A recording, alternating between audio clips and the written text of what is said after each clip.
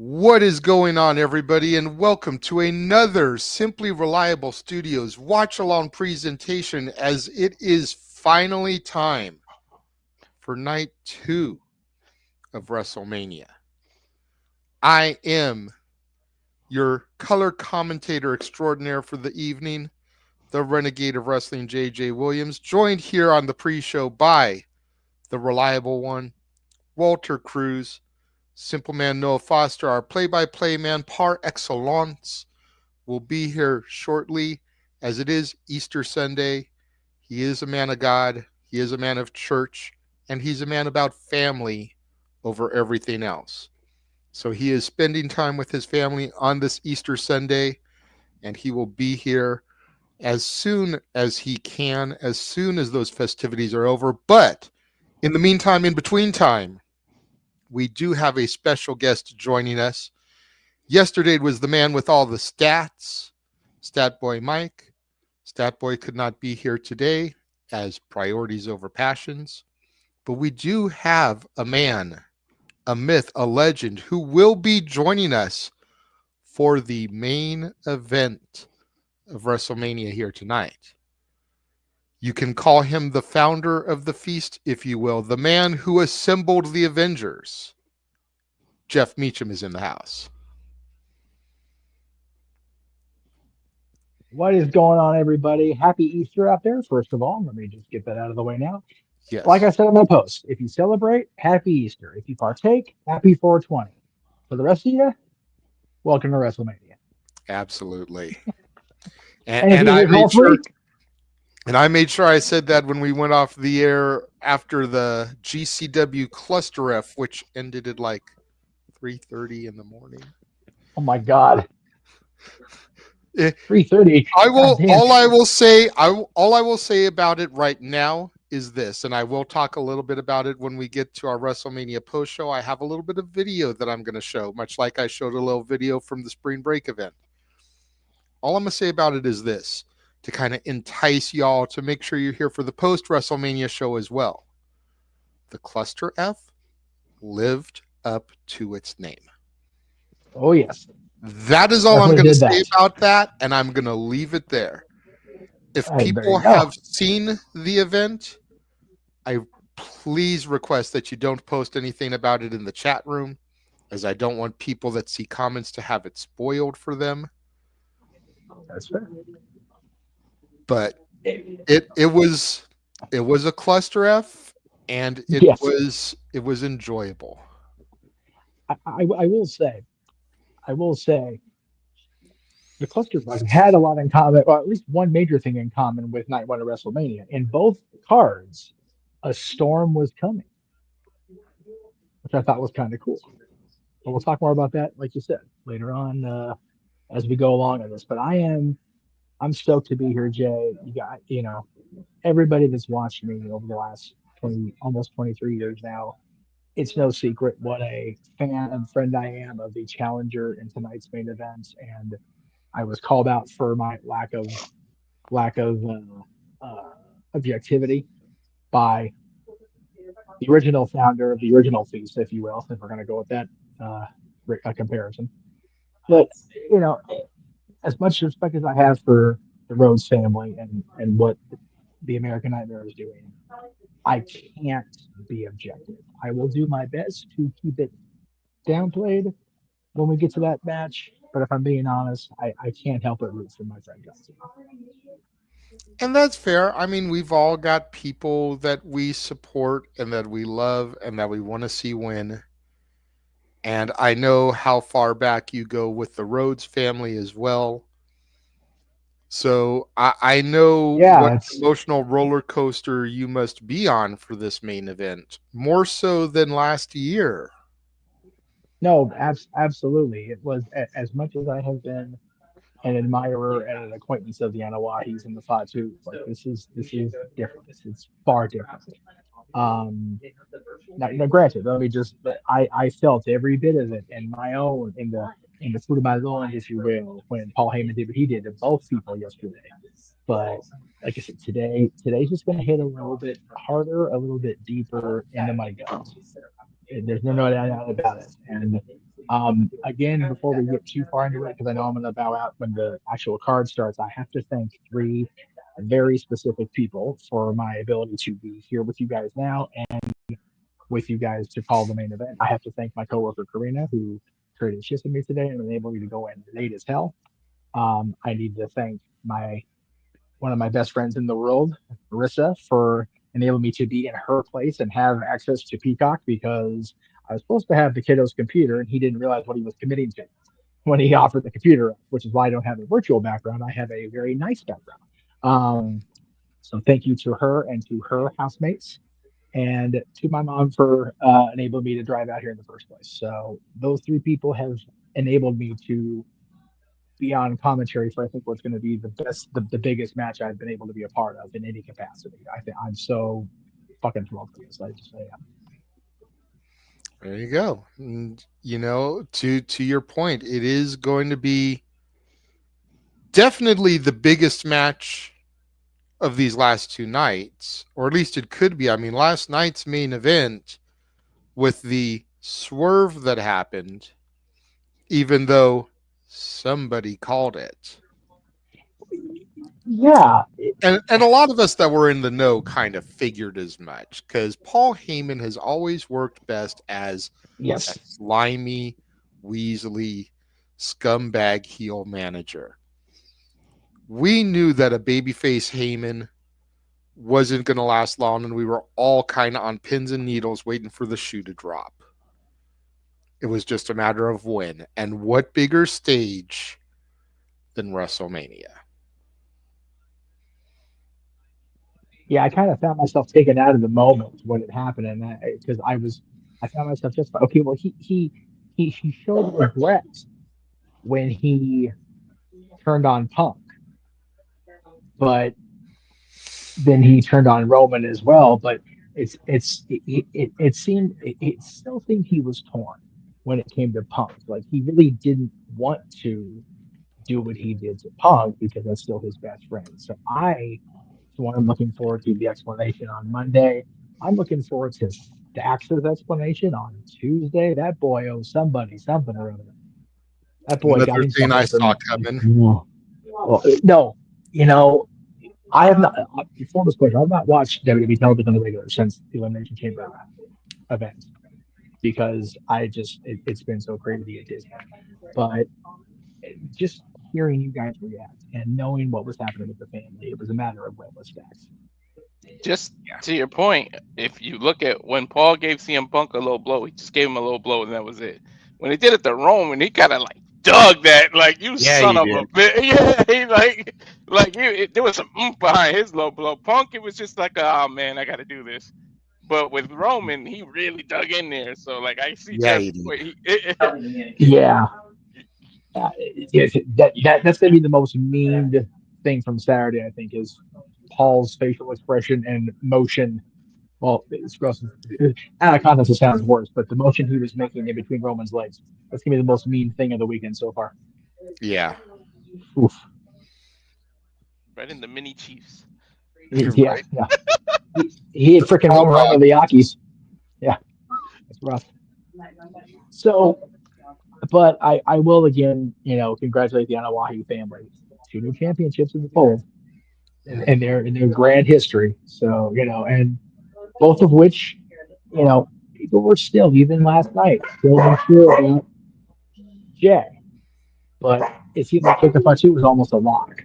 And as much as you and I, especially Jay, love our boy Ricker, it was like Jacob Fatu needed that. He really did. So I'm happy the way night one turned out. I know people were saying the same thing when it was here 2 years ago. That night two didn't deliver as much as night one. I was there. I can't like be unbiased because I was there and it was Mm. amazing. But it's going to have a very difficult time tonight. Not only topping last year's, which night one went well on its way. Night two has an uphill battle. We're starting with the women's triple threat that has been much maligned, I think, unfairly at that. And then, of course, we're going to finish up with what we're going to finish up with. But there is so much meat on this Sunday bone that it's another 7 matches lined up. We're gonna have somebody either return or make a debut against Randy Orton. We're gonna have somebody make a debut or return in a women's tag title match. We've got the 2 championship matches bookending the show. It's somewhere up in that great booking office in the sky. Dusty Rhodes, Pat Patterson are sitting there going, "Yeah, this will work, man. This has been well booked. We did I should have did good today. They did good today because on paper it's good shit." Yeah. And I mean, to your point, is like whenever you're given something like last night, how do you top it is always like that's the key. And for me, I don't know if they should look at attempting to top it. I think they should just look to try to have it on the same par as. Because wrestling is very much subjective. We say it all the time on Dads. Absolutely. Yes. And No doubt so about it. people are going to favor the night that had the match they want to see more than anything. So as long as tonight can be on par with last night, then I don't think there will be an issue. But if it tries to top last night and then fails, that's when they'll get the heavy criticism. It just needs to be as good as.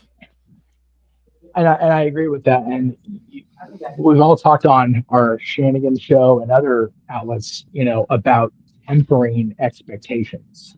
If you go into it with you need to go with any event. If you're an old school fan like you, like me, like Walter, like that have been fans forever, go in low so you're not disappointed because we love what we love. We're Attitude Era people. Some of us were NXT Black and Gold. We finally got Noah back on the light side of the force last night or yesterday. I'm very happy about that. Um, but you go in low. That way, if things don't meet, okay. But if they do meet or exceed, like you said, then it's golden. And I just, again, I make this point every time I make one of these guest appearances. I come in so infrequently on the PLEs. Whoever is doing Kathy Kelly's wardrobe deserves a raise and a big hug from me because God damn it. Her and Jackie Redmond both. I'm just saying.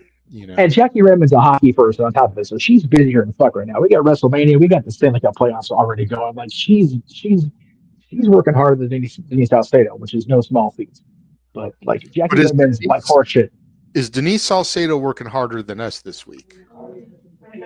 I think that's the $1 million question. Because I think our little circle of terror that we've either backed off of or adopted as podcast family, everybody's working their shit this week, man.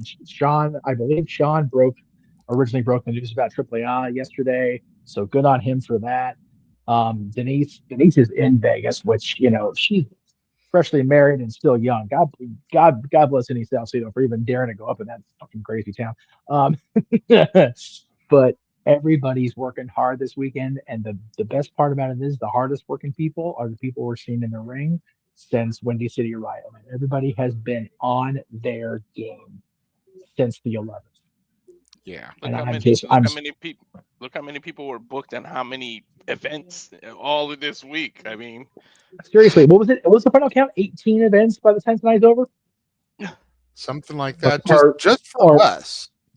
Yeah, just for us. Not even counting all the other shit happening in Vegas, because I did that video on Wednesday.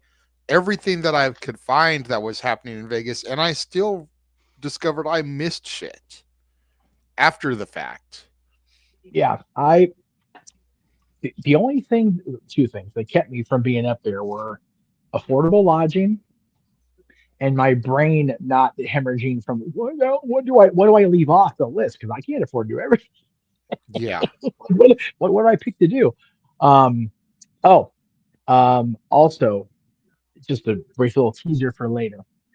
before I come in for the main event, when I come in for the main event, I'm gonna come in a couple minutes before because I have yet another big announcement to make regarding my future wrestling plans. So just little I can't tell any people watching because I'm not in the producer side, but everybody Yes. watching, before John and Cody go live, I've got an even bigger announcement than I had yesterday. I'll put it that way. Wow. Mm. Because that was a big announcement you made. It was, and I this one is bigger for personal reasons, but it's still a BFD. It's a big deal that I'm getting to do what I'm getting to do. What the announcement I'm making.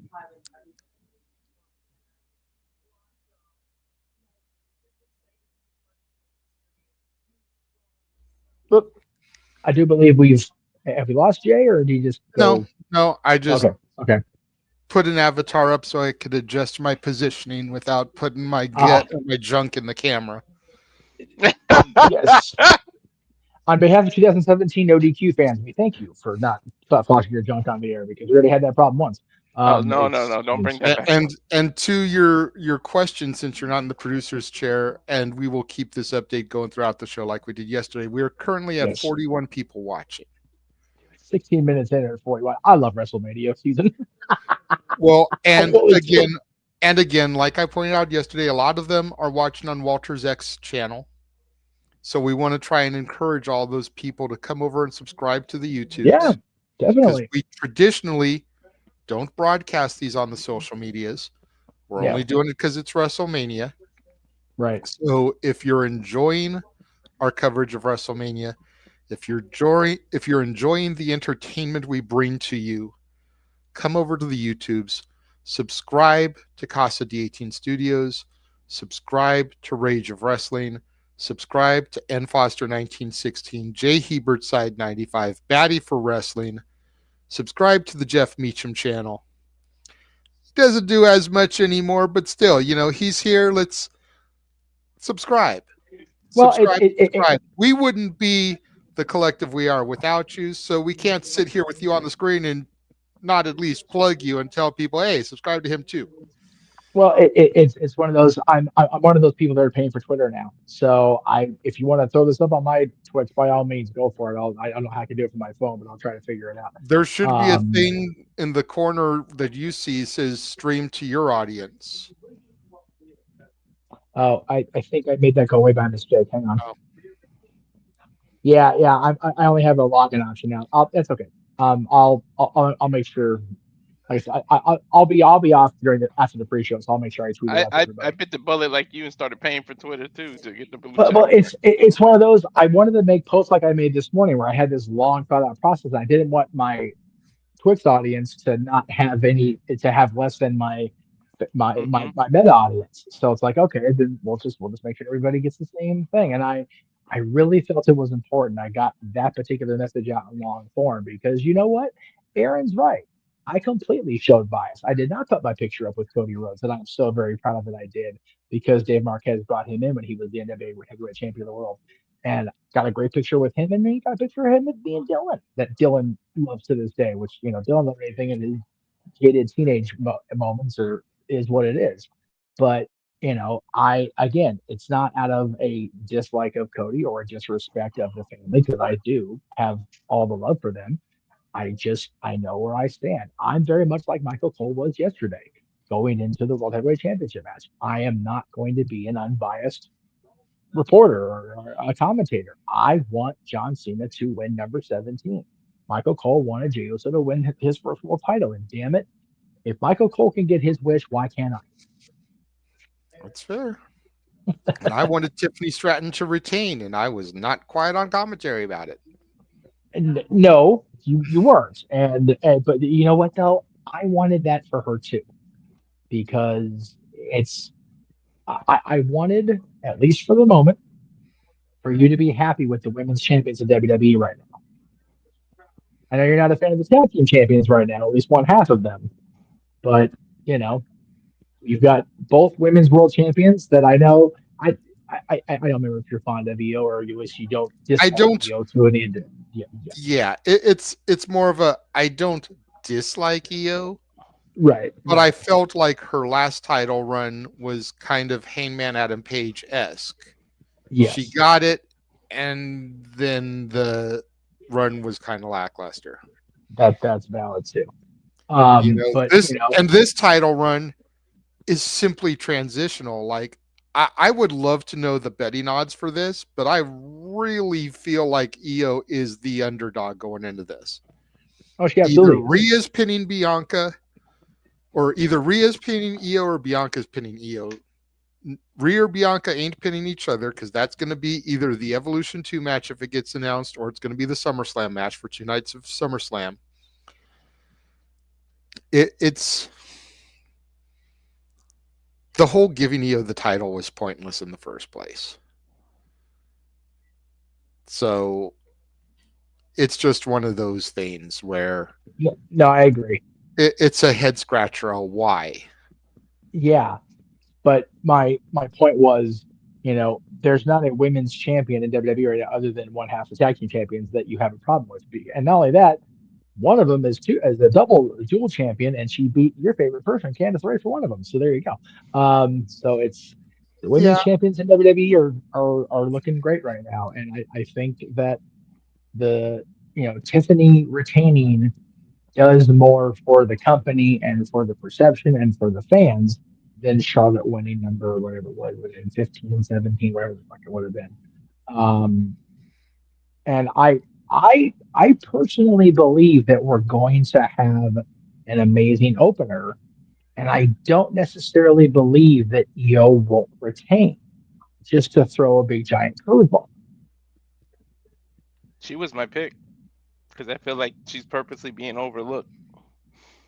I don't think they're going to sacrifice Bianca's undefeated streak this early. You know, she's at like 4-0 at this point. 37, 38, 39, and 40. I don't think they're going to sacrifice it this early. See, this this is going to sound judgier than I mean to, so I don't know why I'm thinking that. I think we need to start reevaluating our expectations about Bianca and her character and her storyline presentation, because we all as a collective have, okay, well, she's going to maintain who she is because she's the one the little girls look up to the most. That's not the case anymore. Oh, well, she's the female John Cena. John turned with vim and vigor 51 days ago. Like laid that poor Rhodes boy open. So if John can turn, so can Bianca. I really think that I think Bianca needs a final moment of defeat to send her over that line where she can't come back. It's also She needs that shot in the arm. Jade is making a Well, big deal out of her being 2-0 right now too. It could be a little like a little hint at it because she keeps going, I'm 2-0, I'm 2-0. She keeps posting that. well, and the thing though is that the other thing the fans need to remember, and we know because of insider information, but the thing that the fans need to remember is that John wanted to turn heel in 2012. John was told no by the powers that be. The fans had already turned on John at that point. Kind of how the fans are starting to turn on Bianca now.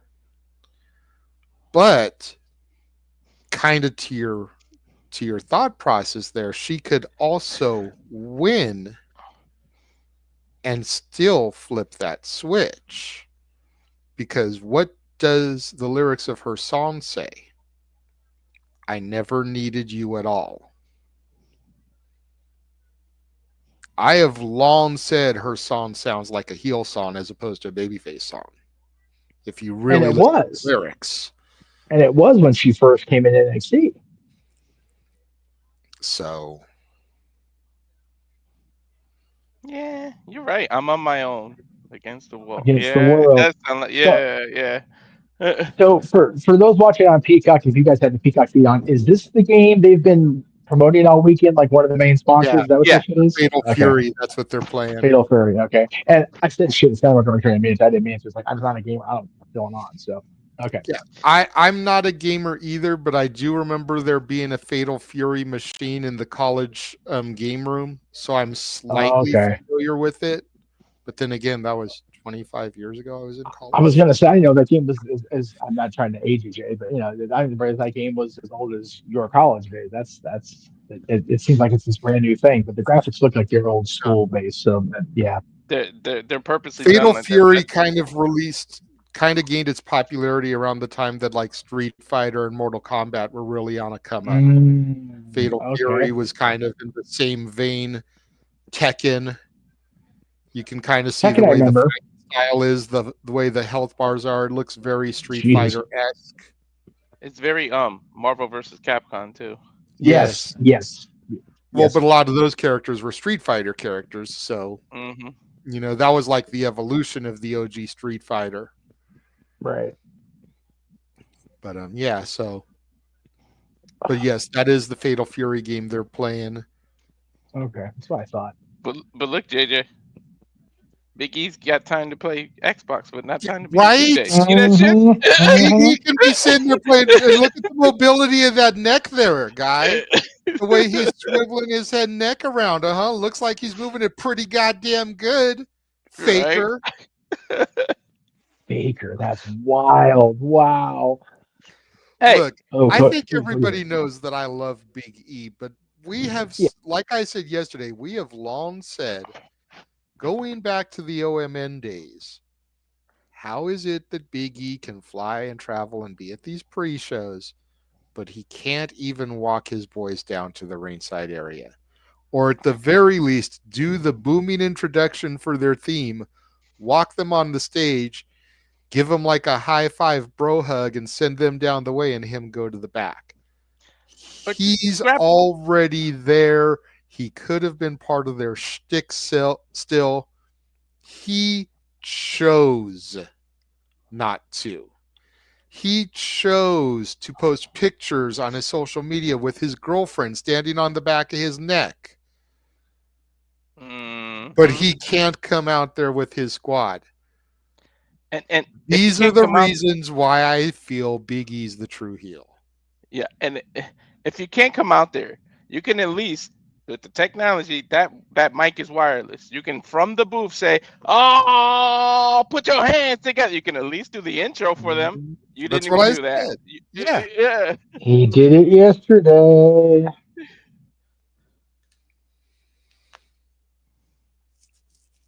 So he gave WrestleMania a Big E intro when they first came on the air yesterday. So he's capable of doing it even from the table.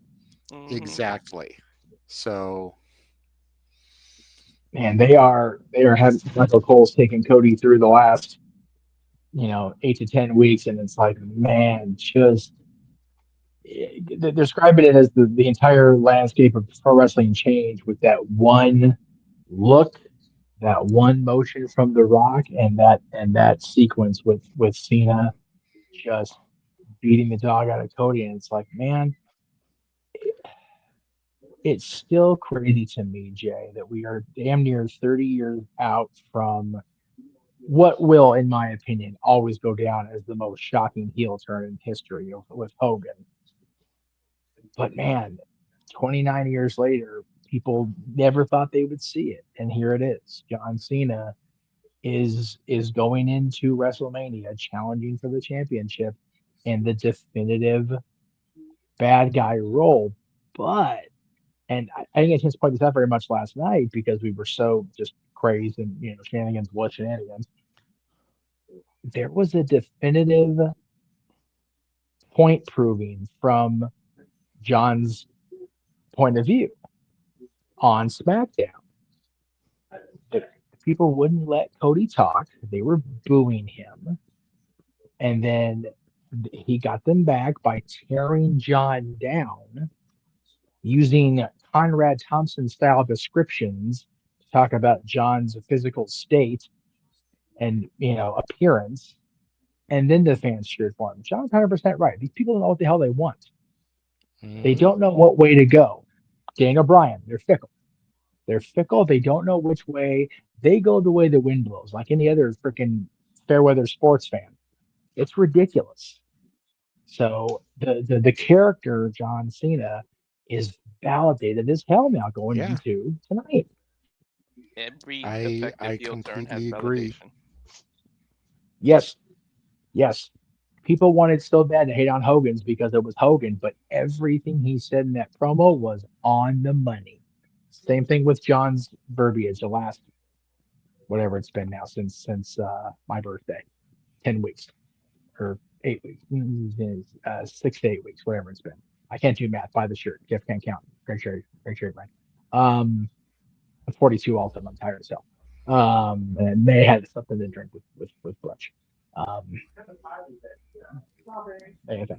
Yeah, believe it or not, I have not had any booze all week, but I will probably have a glass of something during the shenanigans tonight because it'll pretty much all be over. Right. No, and that's the thing. You guys still have to watch along tomorrow and to watch along Tuesday, but this is the moment where we all get that cool down. Like once we get that lower third tonight, it's like, okay, we're good till tomorrow. Really, because we have House of Glory on Friday, TNA on Sunday, and possibly Reality of Wrestling on Saturday if I find out it's going to be on Title Match Network because because the storyline that's going that I might have partially inspired, and you can see that video on my YouTube channel, but La Princesa shoved Queen Charmel to the ground at the last show, and we might be building to a match between the two of them. So, see, Jay, my fear now is you're going to get a Booker T promo cut on you. Hey, Jay, we're coming for you. And it's going to be a thing. And I'll pop fucking hardcore for that shit because I always loved that promo. Dude, I don't know if you still keep in contact with our boy Christian, the Kings/Dodgers fan. He was running that promo on a reel on Instagram story for like 2 weeks straight. It was funnier than shit. Like every morning, first thing you do, Hulk Hogan, we're coming for you. Oh my gosh. Like just it's a beautiful thing. Dude, can I just say I love the Tessitore's part of the presentation with WWE. Now he's such an enthusiastic fan on top of being a knowledgeable commentator of sports. Dude knows his shit and he's enthusiastic about the product, whatever product he's covering. I think it's great that he's part of the WWE family. I'm still not used to him. I'm still kind of like meh about him. He's and not that's fair. You're bad. not a sports person, so He's not bad, but I'm still kind of like jury out about him. Is he there for clout, or is he really there because of a passion for the product? That's my thing. Okay, and that's fair. I really, from what I remember reading, he is a fan, but it doesn't hurt to have a little bit of corporate rubbing elbows. Disney with TKO. Fair enough. Really quickly, since we have a counter on Walter, I'm at 25, 18, 17, 16, 15. What are you at? My clock disappears, so let me know when yours disappears, and I'll okay. Good to know.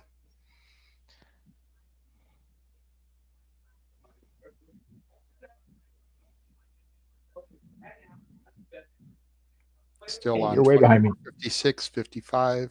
Disappeared. Yeah, you are way behind me and Walter, at the very least. Well, that's good for me being an analyst and not on play-by-play. Yeah, at least we're synchronized now. So, and now we just got to get Noah synced when he comes in, whenever that is. That's why I love when they actually show the clock. I hate when they make it disappear. Yeah, because we get it just synced right there with the click down, and then boom, we're good. Yeah. Yeah, it's that we talked about me doing title fights. Like, no, because that means I have to be on sync. Like, I'd rather just be an analyst and give my opinion. Plus, again, I can't be unbiased. Yeah. I can't do that. Really So quick, It's hard for me too. It's really hard for me too. I think that I have done pretty good in my play-by-play commentary. I know there have been a couple of times where it's definitely got the better of me. Not gonna lie. Be honest about it. But I think for the most part I do pretty good. So yeah, it's the thing we're seeing right now. If you're watching on Peacock, they got a poker table with Jey Uso, Big E, Rosenberg, and I don't know who the fourth person is. Forgive my ignorance. Killer Mike used to Killer do Mike, stuff okay. with Outcast. Oh yeah, okay, yeah.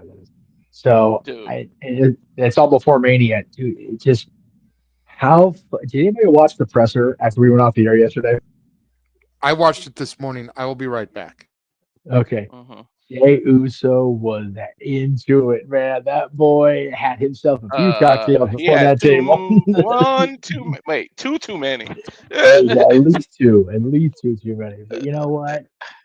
Nobody, nobody in this room, nobody in any room I know as wrestling fans, I don't think ever believed Jey Uso really believed he would be a world champion. So if Which he I'm wants to get okay with. himself, I'm okay with him having some, just as long as he didn't drive. That's all I care.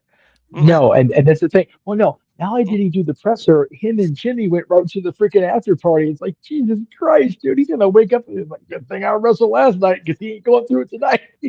There's Uber. There's a bunch of stuff now. So as long as he did No, that, I'm fine. no, Somebody and that's somebody on I think it was Instagram posted a picture of like the ride share area for Mania last night, and holy hell, you've got these cars trying to drive up, and you've got this mass of people out there, and it's like, is that your car? Is that your car? Is that your car? Is that my car? Is that this person's car? Who's riding? yeah, yeah. When Dad and I went to SummerSlam there 3.5 years ago, we parked at the Mandalay Bay and like just took our time and walked back because we weren't about that shit. Like It's everybody I saw post was just it was fucking bananas. yeah. It's events like that and seas like that where I wish taxi cabs, like Walter's business, is more of a thing than it is these days, because rideshare's kind of taken over the Yeah. taxi business. Because you Yep. could just have the cabs in a line making like a little parade through, and Mhm. jump in, jump in, jump in, jump in. Where are you going? Where are you going? Where are you going? As That's opposed to, I'm looking for a white Honda Civic, and here comes 50 white Honda Civics. You know, That's what we do with the cab. We line up at the airport for you, and you just hop in and get out. I think, JJ, if it ends Yeah. up being you and me next year, because I'm confident I'm going to get to 200, please subscribe. We might be better off me just renting a car rather than waiting for share rides and going nuts. So yeah, but then trying to navigate your own vehicle out of that mass is just as insane as well, because not only are you waiting in the parade line to drive your vehicle out, you're trying not to hit the massive idiots that are walking in front of you. You know, given the whole Robert De Niro thing, talking about, hey, I'm walking here. It's like, motherfucker, do you not see me with the vroom vroom? Get the fuck out the way. I drove to WrestleMania last year. I literally waited like an hour after to even try to go to the car. My son was like, "What happened?" I said, "We're gonna sit here. We're gonna chill. We're gonna walk around, hang out, meet people." I said, "There's no point of even attempting to go towards your car."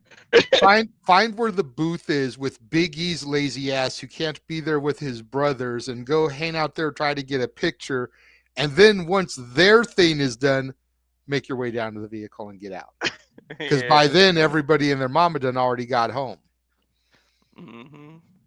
And stand there heckling and be like, hey, motherfucker, why is it you here but you can't be coming out with your boys, man? They turned on me. What about the year and a half before they turned on you, man? My neck. What about you posting pictures with your girlfriend standing on it, man? Damn. Right. Oh, I get saw a my picture, brother's. E? Fuck you, man. I saw my brother's question. What do you think? I got the gimmick waiting by.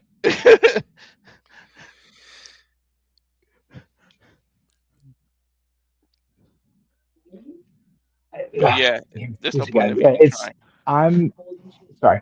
No, I can't discourage you guys enough from not doing your own thing because it is just, especially in New Orleans, like it's going to be cuckoo down there next year. It's already been a couple times there, and it's been, anything trying to get out of an environment like that is always a traffic nightmare. I like the idea of having have what they should do is like they do at the airport, Walter, have different stations for different airlines and just line them up. You should the stadium. There are 465 hotels in Vegas.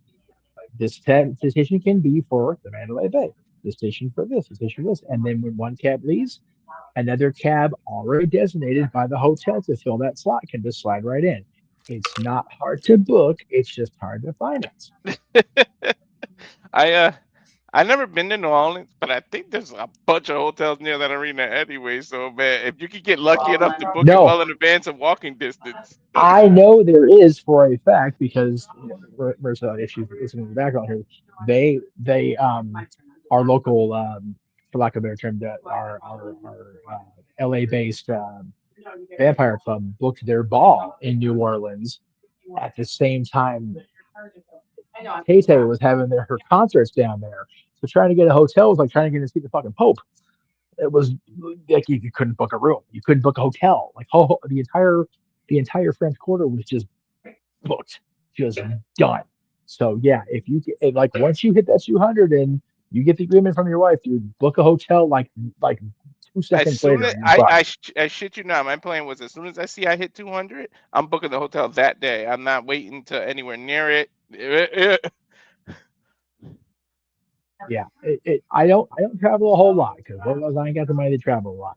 But when I do, like the actual event ticket is the last thing I buy because then if I can't go to the event, I can just go to any other fucking thing down there and I still have a room, I still have a flight. If I have somebody driving me, I still have a car rented. Like I don't fuck around.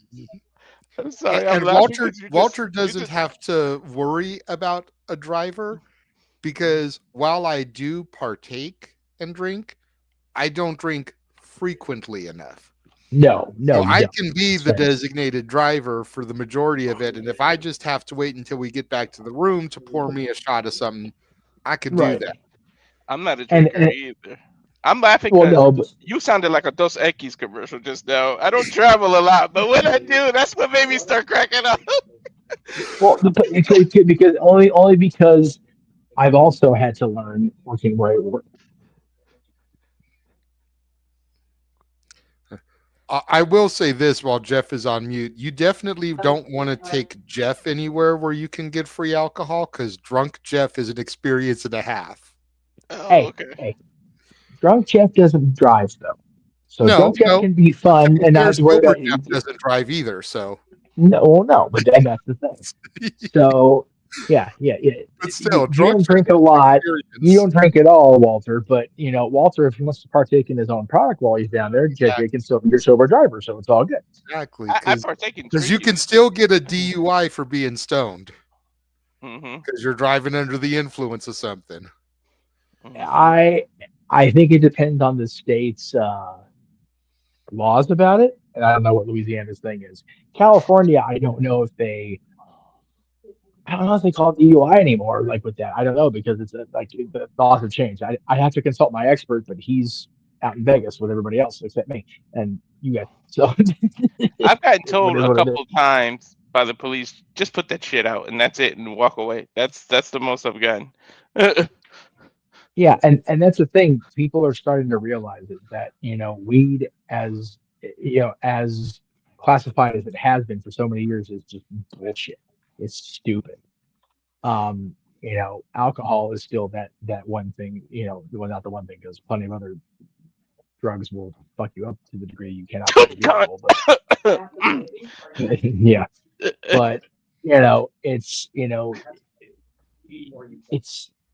just crazy because there's so much more good than bad with WWE.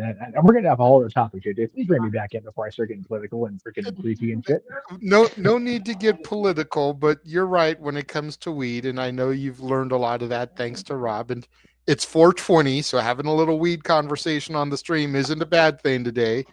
And That's if you valid. are going to indulge in your herbal essences, Cal Fire Farms is the place to go. Mm-hmm. And while you're going to Yeah. Cal Fire Farms for that product, subscribe to Rage of Wrestling as well. Mm-hmm. That's right. If you subscribe to Rage of Wrestling, Cal Fire Farms might give you a discount. Yep. They might. But then Until again, they we won't. might not, Even they might not. Yeah. Hey, you know what though? That's a co-owned business, so I don't know. Well, yeah, but and if we know that you're your in there- brother's in the chat, so he may be like, "Hey, Yeah. if you want to co-sign or decline, bro, that's your prerogative. That's your Yes, business too. we're just trying to get there you your go. brother to 200 so he can get out of his wife's hair for a month." Right? Yeah, right. Which I Right. realized, which I discovered, because a week or so ago was his wife's birthday, so that's part of why she wants to ditch him, so that she can have fun for her birthday without him being there. Okay, Yeah, so her- now her we're getting a little birthday's more of the truth here. Okay, Mhm. Thanks. Making more sense as we go here. I'm trying to find my charger cord because this thing's at 22%, and I'm having issues. It's in the other pocket, I think. Anyway, carry on. I'm gonna be here not talking for a second. I'm trying to do my shit here. Oh, here comes Wade Barrett. Yeah. You know what? We didn't even. That's just we started talking and everything. We didn't really run down the card. Well, we can do it quickly because I'm sure pretty much everybody here knows what's going on. I mean, if you're sitting here watching our WrestleMania coverage, you know it's the biggest show of the year. You know what's happening. AJ Styles, Logan Paul should be a banger. Oh, dude, the green happy shirt guy is coming down with Wade Barrett. He's Happy like shirt? a front row of all the events. The dude behind Barrett in the green shirt with like the happy face. He's like always there, front row for like the big events. I was seeing they're giving away like premium experiences, like Bambley did one yesterday, like going down the ramp with whoever it was. So yeah, this must be a premium. And that's probably one of those on location experience things. They were charging like Probably. $8,000 for like a suite with Hogan or some shit. It's probably one of those. Probably. So we got AJ and Logan. We got the women's tag titles on the line as Liv and Raquel defend against Lyra and a mystery partner as Bayley was attacked backstage and removed from the match. The Women's World Championship is on the line in a triple threat as Io Sky defends against the Women's Elimination Chamber winner, Bianca Belair, and Mommy, who cried, begged, and pleaded her way into this match. Of course, the main event, the undisputed, now disputed, WWE Championship, because there is a World Heavyweight Championship again, so you can't call it undisputed anymore. Cody Rhodes defending against John Cena. Fatal four-way for the Intercontinental Championship as Bron Breakker defends against Penta, El Cielo Miedo, Finn Bálor, and Mysterio, excuse me. We have a Sin City street fight, Damian Priest and Drew McIntyre. And who will challenge the Viper? Randy Orton. Mm-hmm. All that tonight. Did they announce anywhere on socials or anything what the opening? I believe Jeff said it was the women's triple threat. Oh, So it'll be bookended by the two main title matches. Okay. The two chamber winners open and close the pay-per-view. Okay. Which I still have a problem with that on a technical level. The winners of the Rumble should be more featured than the winners of the Chamber.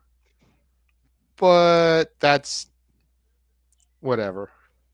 I don't have the book. But then Jay, that means that Charlotte's in a main event spot on night too. That's fine. She, as anti-Charlotte as I am, she won the Rumble. She deserves that slot. Tiffany damn sure deserves that slot. Absolutely. Jey Uso deserves that slot. Yes. Gunther But we've deserves. also seen in Mania's past the World Heavyweight Championship and the Royal Rumble winner open the show, Alberto versus I Edge. know. So I know. it's like we've all said, they just need to change the wording. You get a premium championship opportunity at WrestleMania. Yes. It's not a main event because last night's main event was not a type of championship match at all. It was just for Yep. the soul of the wise man, apparently. What is it about souls being on the line here? That's a valid point. Nice segue. Very nice. I like that. That was good stuff. I don't know. I know one thing. I pointed it out in Shenanigans. I'm pointing it out here. Rollins came up with a damn flamethrower. Who did that at WrestleMania 27 or 28, whatever the hell it was? 32. Uh, And you know what? Aaron, or no, the no DQ account, like I said earlier, had a whole little collage of similar outfits, similar approaches between Rock and Rollins. And it's like, if he hadn't sided with Paul, I'd be more inclined to believe it's going to be that going that way. But Paul could be part of this too. Who knows? I even looked at Raw, and you go back. Rollins held the microphone the way that Rock does when he says, "If you smell what I'm rocking, what I'm cooking." He always holds the microphone like a champagne glass or like this. That day on Monday when he was talking about Paul, go back. He was doing it just like that, like how he was holding the microphone just like if you smell what the Rock is cooking. I wonder, JJ, if it's too many red herrings to be believed in. Maybe he was purposely throwing us on the set. The wise man has been connected to the Anawai family going all the way back to the Samoan SWAT team. Yep. And Now, even further, if you want to talk about 14-year-old Heyman sneaking into the garden to take pictures. But if you want to talk Yep. about a sheer business aspect, Samoan SWAT team. The Yeah, no, only member of the Anawai family he's never really been associated with, except for that short time last year, is The Rock. Yep. And The Rock is the final boss for a reason. Yep. Hey, Heyman is just enough of an ass kisser that he would asphyxiate his lips to the cheeks of the final boss. If for no other reason, job security. At the end of the day, Heyman is a businessman. He does what's best for his he is. own business, for his pockets. That's right. Yes. Heyman does what's best for business, especially his own. Rollins used that phrase the other day. So, and last time he was doing that was when he was with the Authority. So again, there are so many questions that have been raised more than answered after last night, and we've got a whole other 7-match premium event to go. And boys, I will see you. I'm gonna bow out now. I will see you just before we lead into the championship match, but I do have that big announcement regarding future plans beyond tonight. So, gentlemen, enjoy the call. Noah, I hope you enjoy your part when you arrive, and we'll see you guys later. All right, Jeff, thank you for popping in.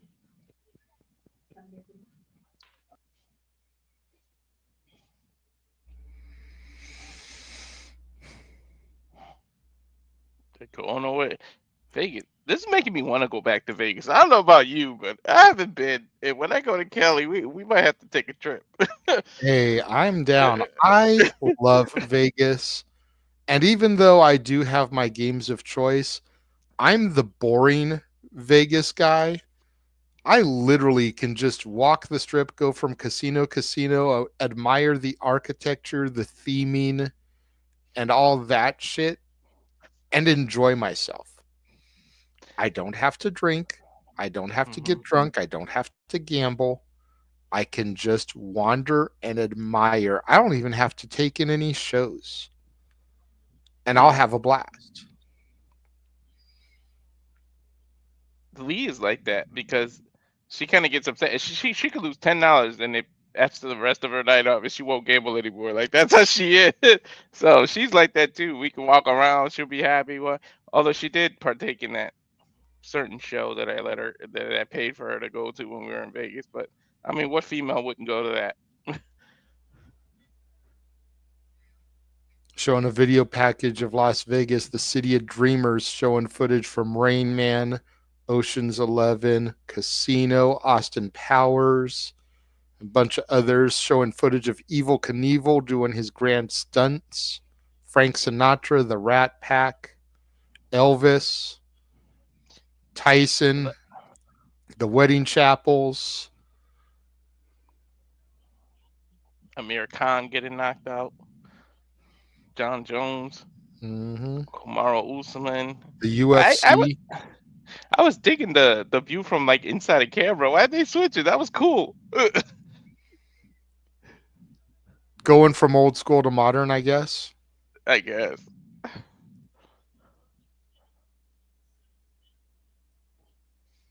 Now Roman Reigns, Cody Rhodes, Braun Breaker, Gunther, Liv Morgan, Drew McIntyre, AJ Styles, Jey Uso, Pat McAfee, Randy Orton, Jade Cargill, Jacob Fatu, Hulk Hogan. So they did America the Beautiful yesterday. I wonder if they're going to do the actual national anthem tonight. We'll see. It may just be another rendition of America the Beautiful from somebody else singing. Maybe. We have about 3 minutes until the actual show begins. Why don't we run our trailer real quick? And that gives me an opportunity to go grab me my drinks and everything. And if I'm not back when the trailer ends, maybe run your video promo from La Princesa. Okay, and I will be right back. Sure. And now for a taste of things to come.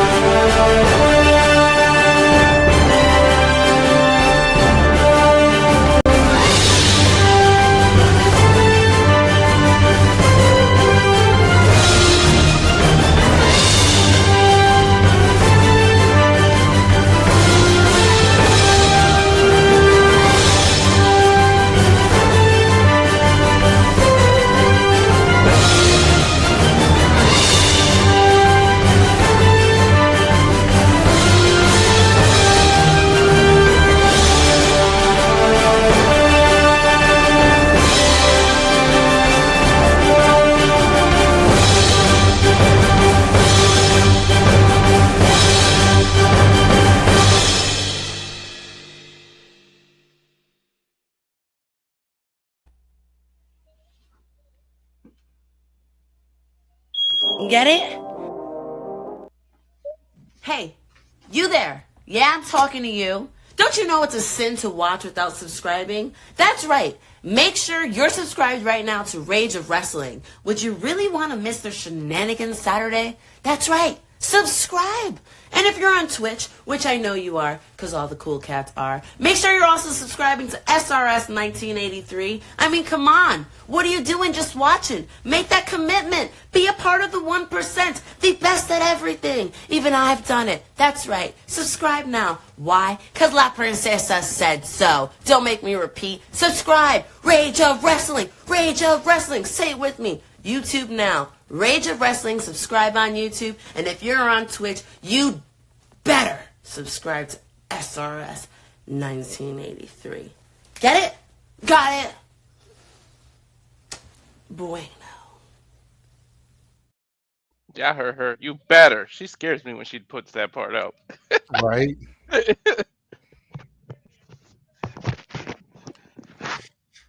All right, we are here. It is time. Just had the national anthem sung. I missed who they announced was doing it because I was grabbing my drink and everything. Ava something. I don't even recognize that girl. This young folks. These kids. They don't even say multi-platinum artist anymore. They just say with over billions of streams. That's all they care about nowadays. The American Nightmare, Cody Rhodes, our champion, arriving here at the arena in his Wheatley American Vodka bus. There's the Judgment Day. Dominik Mysterio and Finn Bálor, of course, part of the Intercontinental Championship Fatal 4-Way match. Liv and Raquel defending their tag team titles here this evening. Carlito, kind of like Big G, just happy to be there. Penta El Cielo Miedo getting his little strut going outside the arena. It still trips me out to see him without the makeup there at the bottom. Oh yeah, yeah. Bron Breakker, full cowboy gear there. Definitely an interesting look for the Intercontinental Champion. Randy Orton and his wife arriving at the arena. Who will be challenging the Viper here tonight in his 20th WrestleMania? Could it be somebody it's their first? We'll see.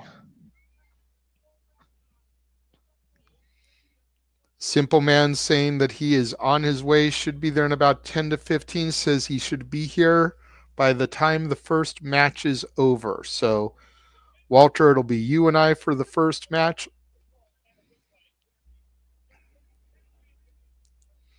See Rhea Ripley warming up. There's the women's champion, Io Sky, taking a deep breath, trying to center herself for this huge moment. Last year, she came into WrestleMania champion and lost it. Will she be repeating that? And here's the woman who you can't spell WrestleMania without the EST, Bianca Belair, looking to get her 5th victory at the Show of Shows. My feed was too low. I was trying to hear if they booed her or not when they showed her. Yeah, I had it too low too. See, and the thing is like, I don't think the fans hate Bianca, but they love mommy. So it's one of those things where it's like they love mommy so much that they're going to boo Bianca, but Bianca actually won her way into this match. Yeah. Mommy whined and cried and bitched and complained and moaned like a heel to get put in this match. Yeah, so you think that would be reversed? That would be booing Rhea, cheering Bianca.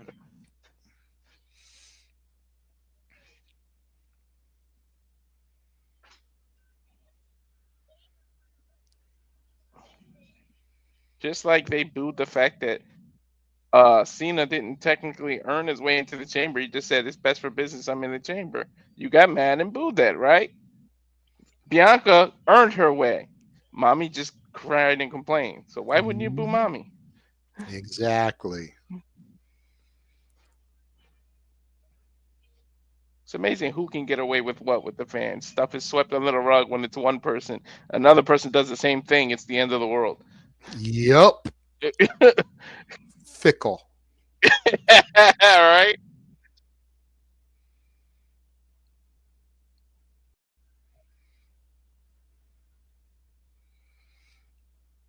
Great video package here to kind of set things up, how we got here.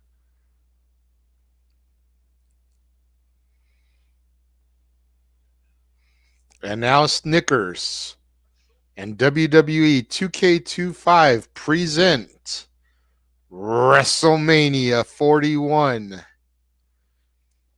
Welcome once again to all of you guys out there joining us, tuning in. Thank you for joining the Simply Reliable Studios coverage here of Night 2 of WrestleMania 41. I am the Renegade of Wrestling, joined for now by Mr. Reliable Walter Cruz. And Stephanie McMahon is in the ring looking stunning and ravishing as she always do. Much like last year, she opened the night 2 when Triple H opened night 1.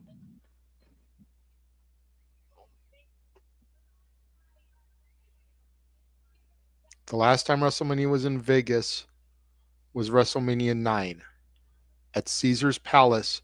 She was 16 years old. Dang.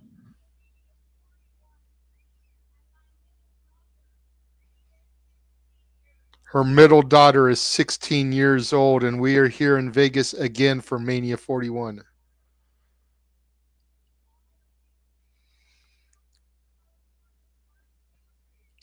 We are a part of her family. WWE is family.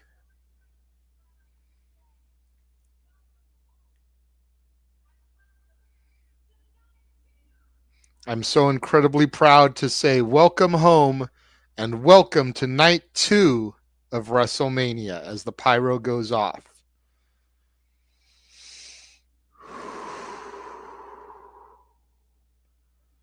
It's here. This last night, but I'll ask you one more time. Are you ready? What was that? I can't get the grovelly voice going again. Are you ready? I forgot the other event. And I don't have the water to like. Yes, on, I'm son. ready. All right. Let's see if we can top last night as far as our number of people watching. So those of you that are watching on Walter's X account, retweet this post, share it to your followers, and subscribe to our YouTube channels, as we traditionally do not broadcast these on the X. Rage of Wrestling, Casa D18 Studios, N Foster 1916, J Hebert Side 95, Batty for Wrestling. Subscribe, and we can continue to bring you guys our live watch alongs for all things wrestling. And first person out the gate tonight is the champion, the genius of the sky, Io Sky.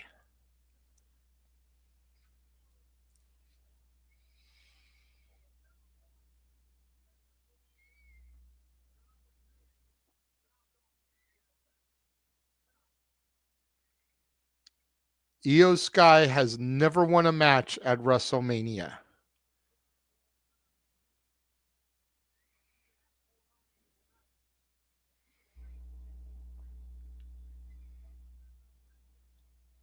Her third WrestleMania match, she's 3-0 in triple threats.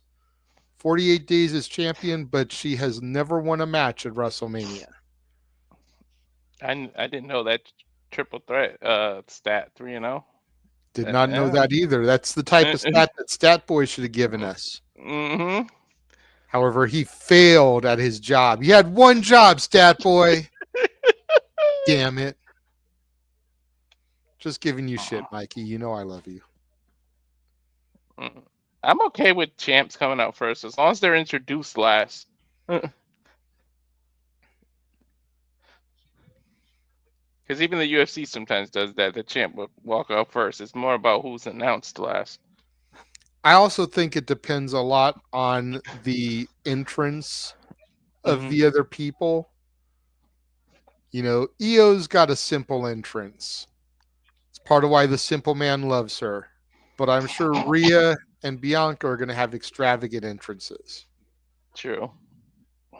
My wife always liked the one that Bianca did with the Step Squad. Yes, out here in LA 2 years ago. Divas of Compton.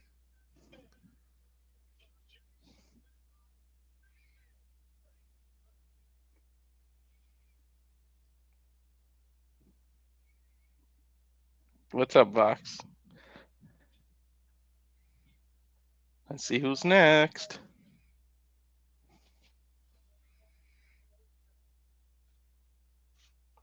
Io's theme, one of our top 10. Go back and check out our top 10 Def Rebel themes. And here comes Bianca Belair. The EST's the second one out. People out here doing double dutch. Yeah. Again, look at all the girls out there dressed like her. The long braid emulating again, to my point. And they want to lose this by turning her heel? I don't think so. Same to you, Cleveland. Same to you. Yeah. I And feel like here that's. comes the EST. See how cute that is? Like, Mhm. I see how cute that is. That's her stepdaughter. Oh, that's That's her Montez Ford. stepdaughter in the silver there. Cool. That's That Montez is Ford. awesome. So obviously Montez's daughter from a previous relationship. That's awesome. That is sweet. Again, man, you really want to give this up. Look at this. 5th career WrestleMania match, 4-0 at Mania, the longest active WrestleMania win streak. She has a tie. A victory here will give her the longest win streak at 5-0. Mm-hmm.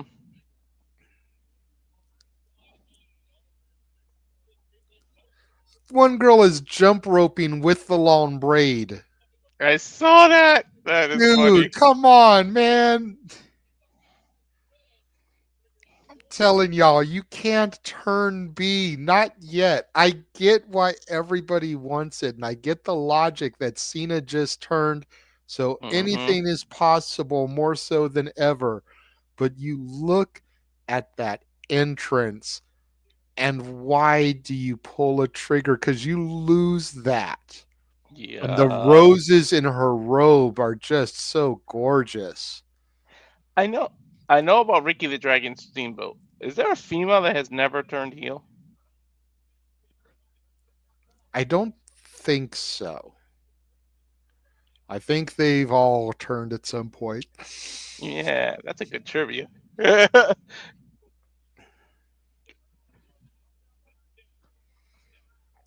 I mean, I guess you could probably go with an NXT girl right now. Thea Hale hasn't turned. Sol Ruka hasn't turned. Mm-hmm. Stephanie hasn't turned. Zarya hasn't turned. Mm-hmm. We'll see eventually in some years. Yeah, but as far as the main roster, I think everybody on the Jade hasn't turned. As far as WWE, she was heel in AEW, but she hasn't been heel here yet. That's true. Damn, mommy's getting 94, 90. Well, never mind. As soon as I said it, it jumped. Mm-hmm. And here comes Mommy. Will Mommy be on top coming out of WrestleMania? Can we get the viewers to match the booming DBA Xfinity counter, people?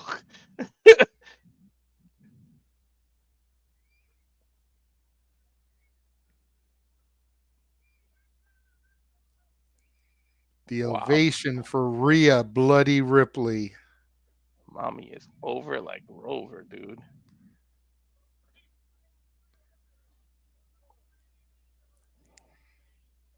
And I get it. I get why Mommy's over. And I love Mommy too.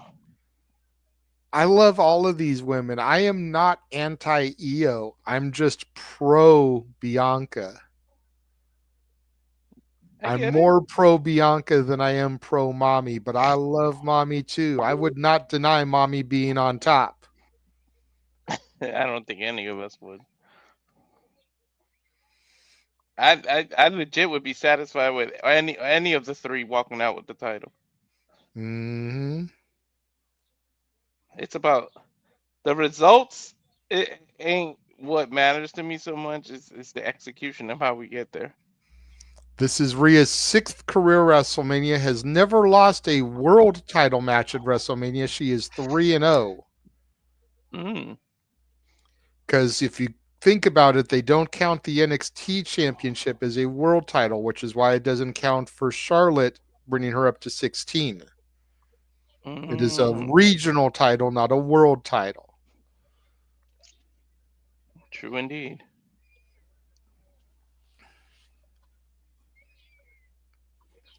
Them and their technicalities. Traditionally, I would be upset at the placement of this match, but I think it just goes to show the faith that Paul Levesque has in his WWE women's roster, and specifically these three women who were foundations and building blocks of his black and gold NXT, and the faith he has in them to get the crowd hot for the opening of WrestleMania. And ladies and gentlemen, as we get our introductions from Alicia Taylor, the Simple Man is here. Hello. Oh, my goodness gracious. Whew.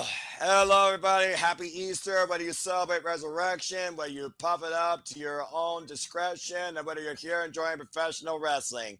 It's good to see you all once again here at Super Baba Studios as we kick things off here with the WWE Women's Championship Triple Threat. I think it's only fitting that we have three wise men here to discuss three incredible female athletes. Noah Foster, Walter Cruz, Renegade Wrestling, JJ Williams here. Welcome to WrestleMania Sunday. Gentlemen, a pleasure to be with you once again. Looks like I came in here right on time. Are you ready to go tonight?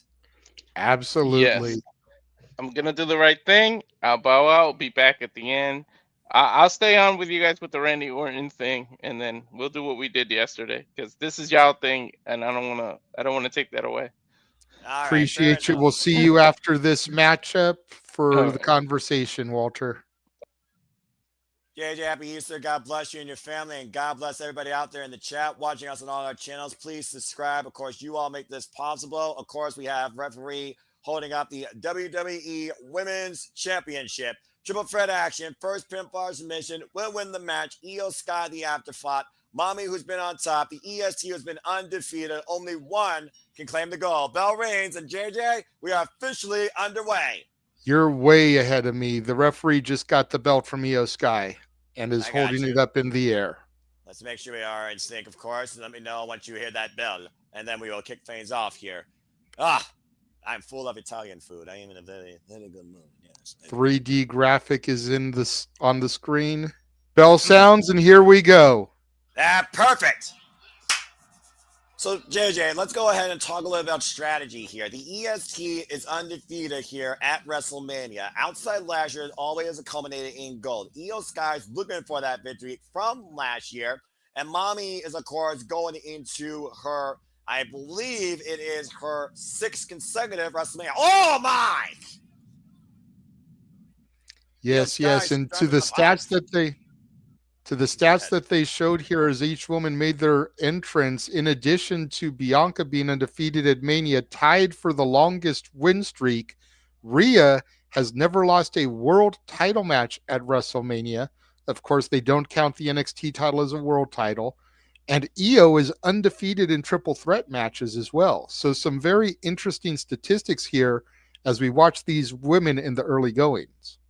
Again, Io Sky's being considered the afterthought. We talk about the format for a triple threat match, Buffer, Fall Purse, and of course the EST and Mommy have been waiting for this one-on-one encounter for a decade, it seems, since coming up in NXT. Nice takedown there by Rhea Ripley. Of course, Rhea held this title literally for about a year before losing it, of course, due to injury. Bianca Belair with the waistlock applied here, and Matthew and Matt Helms, Michael, Nestor, Safet, Josh, Valex, Khalifa Khan Andrews, Sandy. It's good to see everyone. Nathan, Kate Rare. Good to see everybody here in the chat once again supporting what we love, what we do, and engage professional wrestling here on Sunday nights. I just came from Carrabba's Italian restaurant with my family. There we go. Bianca up on the middle rope, going to get some mounted punches here. After that hip attack and telling the fans to kiss her ass, moonsault over Io Sky there, comes back in with the shoulder tackle. She's going to try for both women here now. Been a very polarizing reception for the EST as of late since winning Elimination Chamber, and that's probably new to her, but I do wonder, is any of that maybe driving her attitude here tonight? And I wonder if that's even distracting her or encouraging her. Io Sky grabbing the braid, as we've seen so many times during Bianca Belair's matches. A little bit of tug of war in the middle of the ring. Irish whip to the champion. Mommy with the waistlock push. Bianca in the buckles, gets the boot up. And Io going to the top here. There's Sky takes both women down. Cover now by Io. Double cover here to retain. Gets a 2 count. Another double drop kick there from Io Sky. Imagine though. Go ahead. I was going to say, to your point, Io's been the afterthought here. So you got to figure, even though she's champion, she feels like she's got the most to prove here. neither of the challengers have really respected her in this whole build. And of course, let's keep in mind, Bianca earned this opportunity to be here at WrestleMania. Mommy complained about it to get back to WrestleMania for the title that she believes she never should have lost in the first place. Sky up to second. Walter and I were making that point just prior to this match, is the way Mommy got in here was very heel tactics, yet the fans are still solidly and overwhelmingly behind her, and they've seemingly turned against Bianca, who earned her way into this. Again, the laser focus right now of Io Sky. You wonder if Io Sky has a particular target in mind. Here's a roll through. Double stomp to Rhea Ripley's chest. She knows to get beat Rhea. Cover here. Middle of the ring. With the far leg, it's a 2 count. To your point, Rhea Ripley has never beaten Io Sky. And Bianca Belair. And Bianca clotheslines Rhea over the top to the floor here. Jaw jacking her. Here comes Io. Again, Io taking advantage of the distraction. Focus taken off and gets a 2 count. Again, the animosity that Bianca and Rhea might have towards each other, Io Sky could definitely try and take advantage of. Drop down, cartwheel escape. Of course, the EST of WWE arrived on the main roster scene, beating Sasha Banks at WrestleMania 37 for the SmackDown Women's Championship. Nice waist lock, roll through, German suplex, and again, locomotion suplex. Gee, why does that look familiar? And hoisting up Io Sky in the vertical drop position. Middle of the ring on the Fatal Fury logo. Talk about Bianca sashaying, dancing around here. We talk about Jade Cargill showing off her strength. How about the EST showing off her strength, JJ? A handstand. Right now, Rhea Ripley clubbing blows, sending Bianca to the outside. And again, the animosity between EST and Mommy. Io Sky off the apron. Take over T. Harris. Bianca preventing it, though. Catching Bianca. Pendulum swing. Face first into the barricade. Now, double teamwork there from Bianca and Mommy before Mommy big boots Bianca. We talked about before how sometimes in triple threat you get these unique alliances, and I do wonder, does Rhea Ripley and Bianca Belair more so want this match against each other now that we're on the grandest stage? Rhea Ripley now hoisting up Bianca. Bianca able to escape. The waist lock to Rhea. And a little bit of a jogging for position in the middle of the ring, JJ. Io off the top misses. Boot to the midsection by Mommy. Of course, the Io Shirai came in during the Mae Young Classic, lest we forget, as well as Rhea Ripley. And a razor's edge through Bianca Belair. Like a missile by Rhea. Here's the cover, middle of the ring, and a kick out. Oof. Bianca Belair taken out for now, and Rhea Ripley has turned into a one-on-one exchange for the time being, JJ. Best opportunity for Rhea here. Well, yeah, and again, to the point I made earlier about Io feeling like she's got everything to prove here, Mommy has to prove that she can actually beat Io Sky because she has never defeated her. So what does that do for Rhea Ripley if she's unable to do that tonight? She's got the prism lock applied on Io Sky here in the middle of the ring. What does it do for Rhea if she loses? How does that affect her psyche going forward? We saw it when she lost the title. Oh, look at the power of the EST. Why wait for your applause on that question? KLD denied. Deep arm drag. Oh, looking for the drive that boot. Bianca able to get out of the way. And both women take each other down here first. And all three right now are down for the time being. Oof.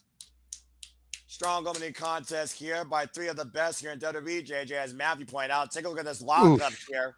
And the collision face first down in the middle of the ring. That's the opportunity that Io needs to retain the championship here. Meteora to Rhea. Yeah, about to say. Meteora to Bianca. From northeast. Another Meteora to Rhea. Follow-up attacks by the champion here. Wise move. Genius of the Sky, formerly a daughter of Stardom, by the way, former World of Stardom champion, member of Damage Control, springing up to the top rope where she's most comfortable. Might be looking for that over the moonsault, but Rhea meets her. Oh. Yeah, I'm about to say, and Rhea and Bianca launching herself into the back of Rhea. I sense disaster. I sense a Tower of Doom. Side belly to belly, Northern Lights release suplex there, combination. Holy hell. All three women down on the mat. And who Looks got like the a worst? pile up on the I-15 heading into Vegas. Look at it again. Yeah, who got the worst of that? Take a look here to your point. Io went face first, while Bianca and Rhea went back first. I would say the champion got the worst of that fall. I agree. I would say Bianca took the least of it and Io took the worst of it. This is our opening contest here. WrestleMania 41, WrestleMania Sunday, Las Vegas, Allegiant Stadium. WWE Women's World Championship on the line. Triple threat action. Champion Io Sky. Elimination Chamber winner Bianca Belair. Previous champion Rhea Ripley. Sold out attendance expected again here tonight. I'm sure we're going to have a great time here tonight. Capacity crowd on hand. Virtual capacity crowd engaging with us here at the Simple Reliable Studios. Great agility here by Bianca. Drives her boot for Bianca's midsection. And watch Io. Oh, man. Beautiful showcase of agility with the shotgun dropkick springboard and a beautiful forward kip up. And Bianca with the spear running through Io Sky. All three women down again. Good grief. And right now, you wonder who could take advantage here. Again, who needs this win the most? Io Sky looking to not go back-to-back years like Gunther, for example, who lost the World Heavyweight Championship last night, lest we forget. 450 splash from Bianca. Cover now by Bianca. Oh, and Rhea immediately kicks her head off to break it up. And now Rhea Ripley with the pump handle. Riptide! Pretzel cover, matchbook, high stand, no! And Rhea in disbelief that Bianca just kicked out of the Riptide. JJ, you could literally call a handful of people that survived the Riptide. The EST just did that tonight at WrestleMania. What does that do to Rhea's psyche? Definitely puts her in doubt. Her best could not beat the EST. That Riptide in that high stack has put away virtually every foe that she has ever had. But there's a reason why Bianca is the roughest, the toughest, the strongest, the greatest, the EST of WrestleMania. Again, as we talk about, you can't spell WrestleMania without EST, but who is the BEST here tonight? And Io Sky counter the DDT from the Riptide. And now again, to your point, Mommy Psyche has got to be screwed. She just went for her best maneuver on the arguably the weakest opponent, the lightest, the not as strong opponent, which is why I use the term weakest. And Io countered into a DDT. Well, again, the agility of Io Sky plays through her strength, but the power of Rhea Ripley, great awareness there. Rhea going for the Riptide off the turnbuckle. This is how she beat Charlotte Flair WrestleMania 39 to win the SmackDown Women's Championship. Mommy on high, and Io Sky countered. Io countered the Riptide for a second time. Going up to the top, she's looking for that over the moonsault, Noah. Genius of the Sky flies! Oh no! The boots up by Mommy. And Bianca Belair catches the champion up on the KOD! And next! 1, 2. And Mommy breaks it up! God damn it. I thought Bianca was going to take it there. KOD connected, hooked the leg, got 2. Look again at the over the moonsault, Noah. Picture perfect execution by a perfect timing countermeasure, rebounding Io Sky literally into the shoulders of Bianca Belair. KOD connects flush, middle of the ring, last split second dive, preserves the title for now. We are witnessing, JJ, what could be an instant classic once again by these incredible 3 female athletes we have seen evolve since NXT. Bianca, determined look, looking down at Mommy, pie faces her, jaw-jacking her, slaps her. Okay, emotions might be getting the better of Bianca here, who's been on an emotional roller coaster since the Elimination Chamber. And some would say that Mommy likes this punishment. That's a whole different conversation. Oh, paintbrushes the EST, clubbing forearm there, rocks me up against the ropes. Big right hand. And to your point, you know, Bianca's been on an emotional roller coaster ever since Jade Cargill came back and her 2 best friends started fighting. You know, Jade got the W last night, but could that feud play a role in this? You almost There's wonder been if heavy Bianca- speculation Bianca was involved all along. Right now, Rhea looking for some high-risk offense again. You wonder if the result of that match is playing on her mind, but she's got to focus on tonight. Rhea Ripley might be looking for another avalanche riptide. Bianca fighting back. Champion nowhere to be found. Both challengers very up high. And right now, both jogging for position. Someone's going to have a dangerous fall. Massive headbutt. Bianca falls off the apron to the floor. There's Io, to your point, coming in at the best possible moment. Big uppercut there. Io Sky. Looks like she's going to go for a poison Rana here, trying to get the fans into it. She's crazy, JJ. You know that. Rhea Ripley. The strength of Mommy countering it. Face first into the steel ring post goes Io. Beautiful counter to the poison Rana by Mommy. Bianca in. Rhea set up. On the shoulders. Oh, went for the KOD. Mommy countered, landed on her feet. And both of these women are fighting it out in the middle of the ring. Oh, and a massive headbutt by Mommy. Pop Penta again to Bianca Belair. Look at the hook up Bianca. Riptide counter. Bianca able to escape. Crack! Oh! Whip! Oh! And once Mommy again, on the shoulders. KOD connects. Cover her. Hook the leg. 1, 2. Io with the over the moonsault. With the moonsault to cover Bianca. 2. Io Sky retains. And she pinned Bianca. Bianca has now been defeated decisively at WrestleMania. What an opening match to kick off Sunday night. WrestleMania 41 in Las Vegas. Io Sky defies the odds and hits the jackpot, retaining the WWE Women's Championship and, to your point, making history, pinning Bianca Belair for the first time at WrestleMania. Congratulations to the genius of the Sky. Io is damn near in tears. Go ahead and call the highlights here, JJ. What a match. Again, Mommy countering the poison Rana, going for the riptide. Bianca lands on her feet, cracks her with the braid like a whip. Oh, God. Sets Mommy up on the shoulders. KOD connects. Hooks the legs, gets over the moonsault, lands on top, breaking up the pin. Io hooks the legs and gets the 3 count. Incredible awareness and timing by all three, with the champion getting the final move needed to prevail. Io Sky did not fail. Corner after fight now, bitches. Io Sky is still the WWE Women's World Heavyweight Champion. Io is still undefeated in triple threat matches. Rhea still has never defeated Io. And Bianca has now officially been beaten at WrestleMania. It's not like Io pinned Rhea and Bianca could say that she's never been pinned or submitted. She ate the L. There's no asterisks left to prove at this point. Io Sky is truly the BEST tonight at WrestleMania. Congratulations. As we have a short intermission here, allow me to first say it is great to be back here once again. Sorry again for the sudden arrival. I'm glad I made it right on time.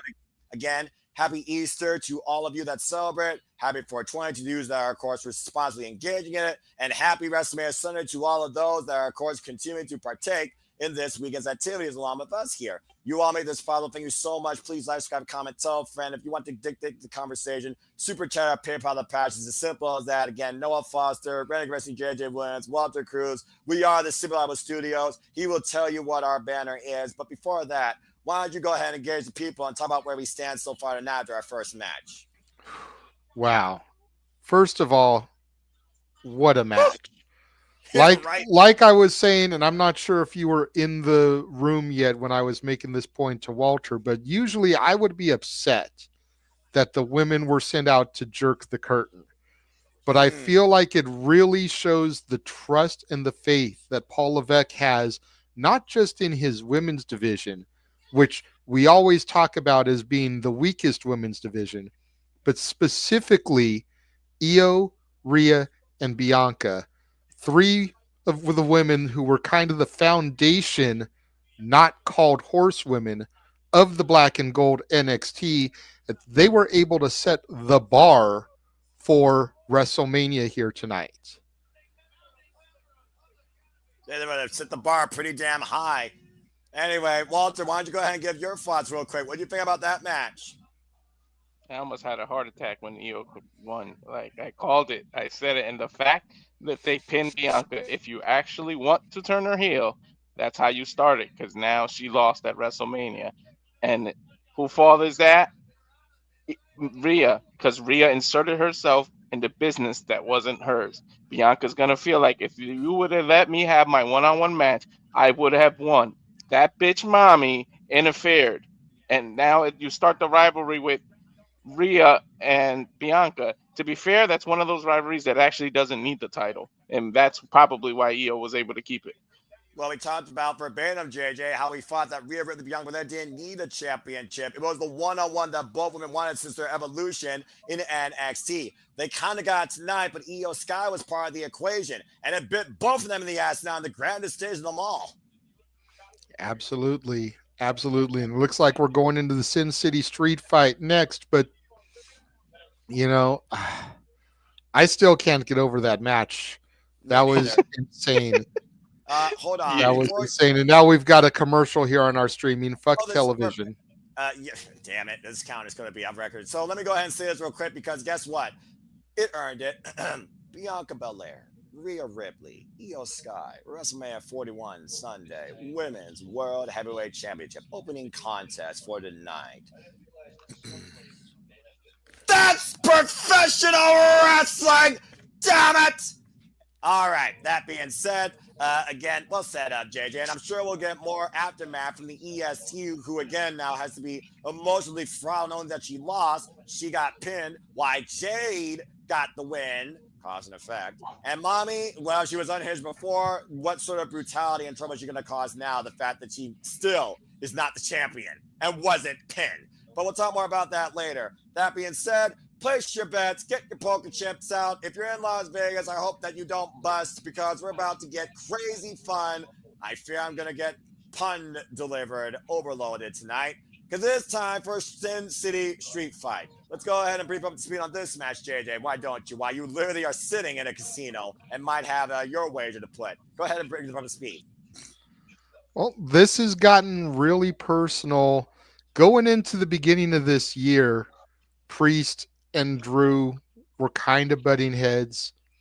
It went to the next level at the Royal Rumble, Elimination Chamber, and then especially the overseas tour. We remember Drew McIntyre getting laid out in London on a hood of a car, very reminiscent of something that happened about a year and a half ago, 2 years ago in London. Especially since CM Punk walked by right afterwards and kind of looked at it, and smirked and chuckled, but it's real glass, cry me a river. Wink. Continue. And now here we are at WrestleMania. Like, you have to remember, I don't have the video packages in front of me to be able to narrate along with this stuff. So I'm just trying to remember and spitball off the top of my head. I'd rather hear you than watch. I have commercials. So I'm looking at an Equinox commercial and now a Consumer Reports commercial. So I don't have the visuals to kind of remind me of stuff.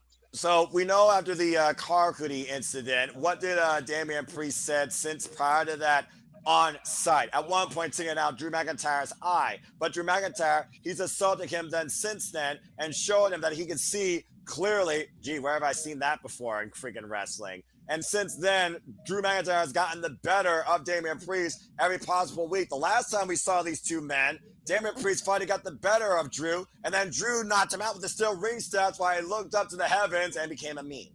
Now we are literally here in Sin City where anything goes. Pinfall or submission has to happen, I imagine. I don't know what's false count anywhere, but these two can use anything from a slot machine to a roulette wheel to a pair of dice on a craps table. And we saw that at Podermania as we saw somebody grab out a bag like you would normally see someone dump thumbtacks out of, and it was poker chips. We saw inflatable dice in the corner of a match. So I'm sure they're looking to say anything Podermania can do, WrestleMania can do better.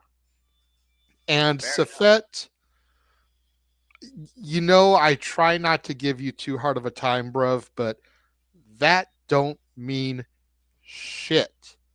There's something called a draft that should be coming here within the next couple of weeks.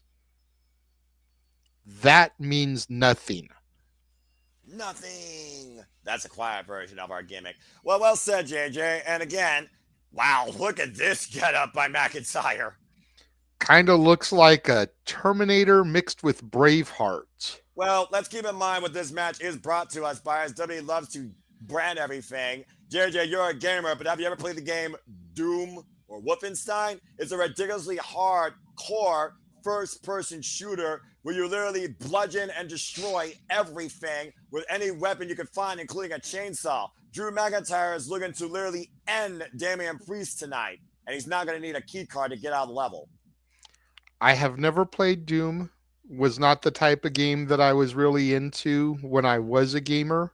I was more of a system gamer as opposed to a computer gamer. That's fair. And if I remember correctly, Doom was a PC game. Yep. But I did go to the drive-in and see The Rock's Doom movie. So hopefully this match and the game is better than that. Man, about to say. Give me 1 second, Noah. People keep knocking on the door here. Oh, you're fine, brother. I mean, again, Drew McIntyre is just making his way down to the ring. DM hug. Freaking Doom Warrior tonight. Drew McIntyre. Again, Drew McIntyre has blamed Damian Priest for a year of sorrow, trouble, failures, and turmoil ever since Damian Priest cashed in on McIntyre after 5 minutes and 26 seconds when he won the World Heavyweight Championship in front of people. Now, 1 year later, after he was eliminated also at the Royal Rumble and also eliminated from the Elimination Chamber, Drew McIntyre finds himself on the grandest stage of them all in a street fight to eliminate what he believes might be the only obstacle right now standing in his way in getting back towards the WWE World Heavyweight Championship, or the WWE Championship for that matter. And of course, we know in a street fight of any particular name, there are no rules. Anything goes. What sort of possibilities of imagination can we witness here tonight from Las Vegas? Sin City has everything, good and indifferent. And these two men can use anything they want against each other. And I'm sure they will. And with it being a Las Vegas street fight, I'm sure it'll be quite entertaining. Yeah, I'm about to say, are you going to get more casino references out here when it comes to the movie, comes to the players, or are you actually going to try and video game one up me and try and break me? Because this is the match where this is the ultimate opportunity for this gentleman right here, my color analyst in all things WWE, our magnum opus, to try and break me. And already yesterday, he succeeded. I don't know what you're talking about. I don't know what you're talking about. The entire time that I was on the air here, you were stoic. You were your typical simple man motif. You know, you were just you. I don't know what you're talking about.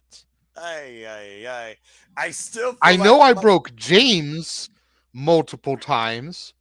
I think I broke Walter once or twice during one of the shows we did. But I have yet to break you. Not for lack of trying. I know you've been as trying. It looks like we've got a performance here. Whoever does Priest's music going to be bringing him to the ring. Oh, that's Kerry King from Slayer. Whoa. Okay. That's... Holy shit. Pardon my French on Lord's Day. That's fucking epic. I'm not even a huge Slayer fan, but I know Kerry King. God damn. And honestly, the Doom Warrior in the video game is a slayer of all things that are infernal and demonic. So literally, Damian Priest might look to be the slayer of Drew McIntyre tonight. All rise. Soon enough. And to your point, that is indeed Kerry King, the Coley Guitars and songwriter for Slayer.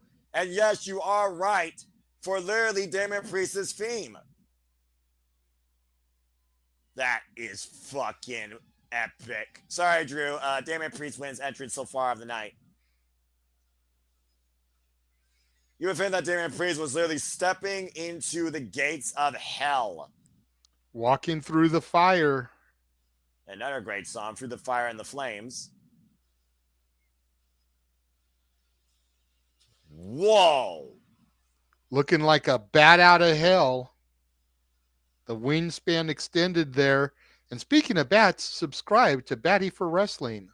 This match is brought to you by Batty for Wrestling. If you are a fan of All Elite Wrestling, New Japan Pro Wrestling, or Zack Sabre Jr., don't be a dickhead. Be Batty. Be part of Batty for Wrestling today. Of course, our Canadian friend, Ash, who of course allows us to be part of their fun here on the YouTube channel. Again, welcome to the family, my friend. You can find more of her throughout the Saturday shenanigans, and soon enough talking about things like Best Super Juniors, Dominion, and even the G1 Climax. Become a friend today. Batty for Wrestling. Well, I will say this, JJ. If the entrances have told us anything, this match has to be longer than 5 minutes and 26 seconds. Of course, Damian Priest became El Campeon last year at WrestleMania. Lost it at SummerSlam, but also this became extremely personal because the last time we saw Damian Priest, Drew McIntyre stole his pride necklace. I think Priest's entrance alone has been 5 minutes and 26 seconds. That actually might be accurate, honestly.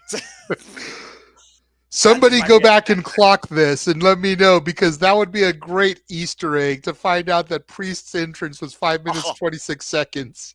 You're on a roll, JJ, as of course it's Easter, while Drew McIntyre looks to resurrect WrestleMania moments here tonight at the expense of Drew McIntyre here at Allegiant Stadium in Las Vegas. But I wish I could have been there yesterday to see what broke you. I mean, you claim that it was me, but I don't know what you're talking about. And I have not partaken in any illegal activities. I did not drink last night. I was 100% sober. And I don't know what you're talking about. They didn't find it in the archives, I guess. But, I mean, I just came from an Italian restaurant where the only thing I didn't do was drink Villam Russo. Yes, I'm 100% sober. But I was going to say, maybe you put yourself into a food coma. You're having some flashbacks here to other stuff. Don't tell me. I got tiramisu, and you know what that stuff's made of. I will eat that, and I will be GTS for an hour. Don't tempt me. I'm trying to save that for after the show. Well, I was going to say, we definitely don't need Noah going to sleep because we need to make sure he's there for the post-show shenanigans. Oh, yeah, that's right. And again, shout out to everybody that was part of the shenanigans last night. Yes, which, again, I do want to go ahead and tease. I do have a video that I'm going to be showing on the post-show shenanigans, stuff from the GCW Cluster F Forever.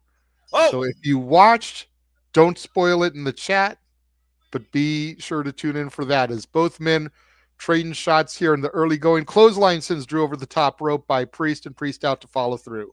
And again, this is not going to be a wrestling match. It's going to be a street fight. Jumping elbow off the apron. So expect these guys to get downright dirty and gritty with everything that is not attached to casino table, including, as we learned, JJ, those reinforced announce tables can be destroyed by a man's back. It's going to face first into the barricade at ringside. Nice super kick there. Again, Damian Priest fueled by hatred, fueled by animosity, and driving Drew McIntyre into the LED barricade once again. And right now going up the entranceway here. I love, by the way, the darker tone colors here for tonight in Las Vegas. Oh, man, a suplex on the ramp. Of course, there's no give there on that. Priest already writhing in pain. I would say I'm surprised, but I'm not. And right now, again, the only thing that limits you in a street fight is like any other match that involves a weapon is your imagination. 73% of you, by the way, went with Drew McIntyre, while only 26% of you went with Damian Priest out of the 71 of you. That's part of the Predictions League, by the way. And thank you for being a part of the No DQ Predictions League. Say yeah, No DQ, and stay tuned not only for our shenanigans, but your WrestleMania recap, courtesy of Aaron Riff, and this week's Marvin No DQ review in Papagino, who won last night's triple threat dance. And McIntyre might literally be out. Good grief. And now McIntyre laid on the floor. That's a rare sight. McIntyre laid out on the floor. Damian Priest on the attack, driving McIntyre into the barricade, almost up into the WWE Universe. And about to say, Drew, Damian Priest wants to take his time here, I think, Jada. He wants to punish Drew McIntyre. No questions. Bringing a table out. This is not 2,000 chairs. That's a straight right hand. McIntyre, though, driving Drew into the steel ring steps. We know how dangerous those can be in Drew's hands. And wait, they moved the English table to the left. What they're thinking? Oh! Face first in the ring post. Since where's the English table on the left and the Spanish on the right? McIntyre right now with the steel ring steps. Since now. That's fair enough. And driving those steel steps off Damian Priest's face. And again for the head of Priest. And once again, Drew with the steps. Oh, driving into the back of Priest. Notice the referee, by the way, is checking on Damian Priest. I believe this is not false count anywhere, JD. We know street fights sometimes kind of devolve in that, but I'm pretty sure the only way to win this is via pinfall submission inside the ring. I'm not 100% positive, though, Noah. I don't think they ever really announced it. I don't think they announced anything. I think they just attacked each other from the bell. And McIntyre just got, what is that? Took somebody's camera, taking pictures of his handiwork. JJ, that's Drew McIntyre's brother. Remember what Drew McIntyre did last year? He took the phone from his wife ahead of beating Seth freaking Rollins. Again, getting distracted, taking his eyes off the prize, in this case, his opponent tonight. Drew looking for something under the rain here. I believe he also won a Slammy, so again, congratulations to him. Oh! And right to the ear that time. That will affect your equilibrium. I hope there's no doors under here. About to say, I mean, you know what? That's ironically enough something we have not seen in WWE, I think, ever. That's weird. It's been a huge part of the GCW shows. You go under the table and you find doors, and they've been making door bridge tables, doors strung up on two chairs, doors wrapped with barbed wire.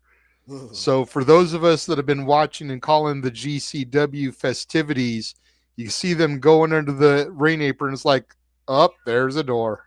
I mean, to be fair, TNA's been breaking doors for the last several years. I saw doors that are unbreakable, so you're not quite, that don't surprise me there. And Priest right now attacking Drew as Drew has set up two tables side by side here. Not stacked, but still dangerous landing could await. Drew McIntyre, who's precariously perched in the apron, finds his way back in the ring. And Priest driven up and over the clothesline. I think he hit jaw first on the apron there.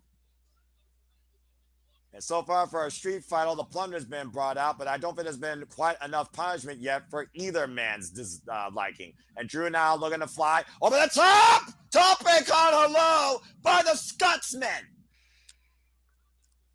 People underestimate the agility of Drew McIntyre. A big motherfucker like that should not be able to fly that gracefully. 275 pounds to your point. Now bringing Damian Priest back inside the ring. At one point, Drew McIntyre literally was the chosen one. Will he be the chosen one to beat Damian Priest tonight at WrestleMania? Betting odds say he should be, but will he? And right now, might be looking to send Damian Priest on a one-way trip to Claymore Country. Is it the final count? Oh, hello! Chair thrown in the face. Claymore still connects. How the hell he do that? Cover now. It's the leg. Two for the win. Kick out. How the hell he do that? I don't know. Good grief. DM Hunk? Maybe that was damn it. Then McIntyre with a chair again. I think the only saving grace was that wasn't a full effect of a Claymore. And now using a chair once again, wailing away at Damian Priest's back. I mean, look here. So we had steps, we've had chairs, we got tables on the outside. What else are we missing? Kendo sticks, ladders. And that's fair, I suppose. And right Those now, are traditional WWE weapons, trash can. I mean, it's a Sin City street fight, so is it really tradition or is it just, another day in Las Vegas? Uh-oh. Drew's setting him up for another Claymore, probably trying to kick the chair into his face. Oh, no, Prince! Shouts from heaven. With one hand, south of him, and choke slam, back press, hook the near leg, kick out to by McIntyre. Wow. To your point, JJ, that was a variation on the standard south of heaven. Take a look at the replay here. He threw that chair to McIntyre's face, and almost an instinct Claymore turned Damian Priest around. One hand, though, he caught him off the attempted Claymore to the south of heaven. Neither man so far been able to put down the other. Back and forth, pendulum swing of punishment and momentum here in this Sin City street fight. And now Priest with the chair in hand, wailing away on Drew McIntyre. And you see Drew McIntyre's spine curve. To your point, though, a moment ago, Noah, even though they've hit each other with one of their moves, neither one of them really got all of it. And I think that's the only reason this match hasn't ended yet. And right now, Damian Priest just welling away against Drew McIntyre. And considering we know that both these men right now have confronted Cody Rhodes, one out of respect, the other one out of warning, you got to consider whoever wins this will be watching our main event very intently tonight, JJ. Absolutely. The chair set up in the corner, and Drew planting Damian Priest with a spine buster. Good grief. And right now we got a breathing moment here in the middle of the ring as a table has come into play. Not quite set up yet. Drew working on it, though. I'm about to say, I think Drew Gotta McIntyre wonder knows what evil intentions the goddess psychopath has. This is the same man that endured hell last year with CM Punk, lest you forget, in October. I'm just saying. We know what lengths Drew McIntyre, to a degree, is willing to go to punish his opponent and find a way to win. But is Drew simply looking for a win, or is he looking for destruction? Yes. Fair enough. And right now, Drew McIntyre, oh no. Up on the shoulders. He's looking for white noise. Whoa. And Priest, whatever he was looking for, able to escape. Now Drew. Now Priest now hooked McIntyre. Razor's edge. Through the table. Hover. Body press. Kick out at 2.5.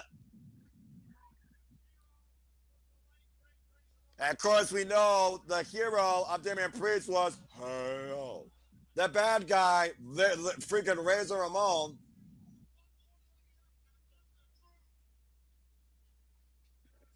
Again, what else do you need to do right now after driving a man through a table? Pick him up and give him the south of heaven. That should be everything. Setting up those steel the stairs there in the ring. Straps are coming down.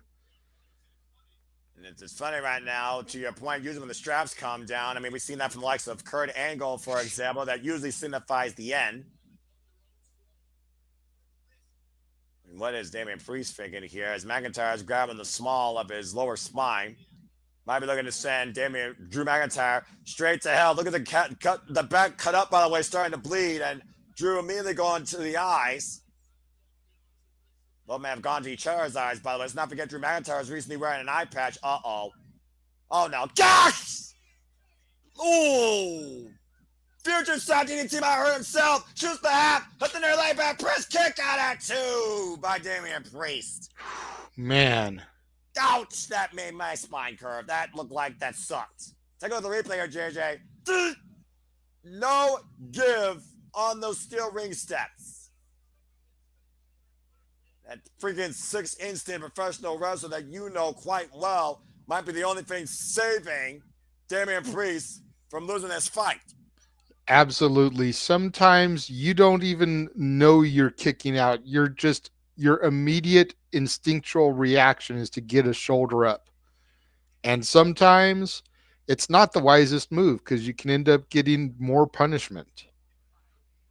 And McIntyre looking on right now. Looks like about to pop a blood vessel. Damian Priest, though. Oh, the slap.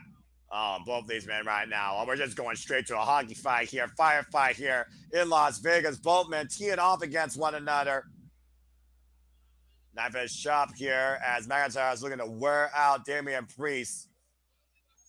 Bang! Open palm strikes now by Priest as a receipt. Oh, Glasgow kiss!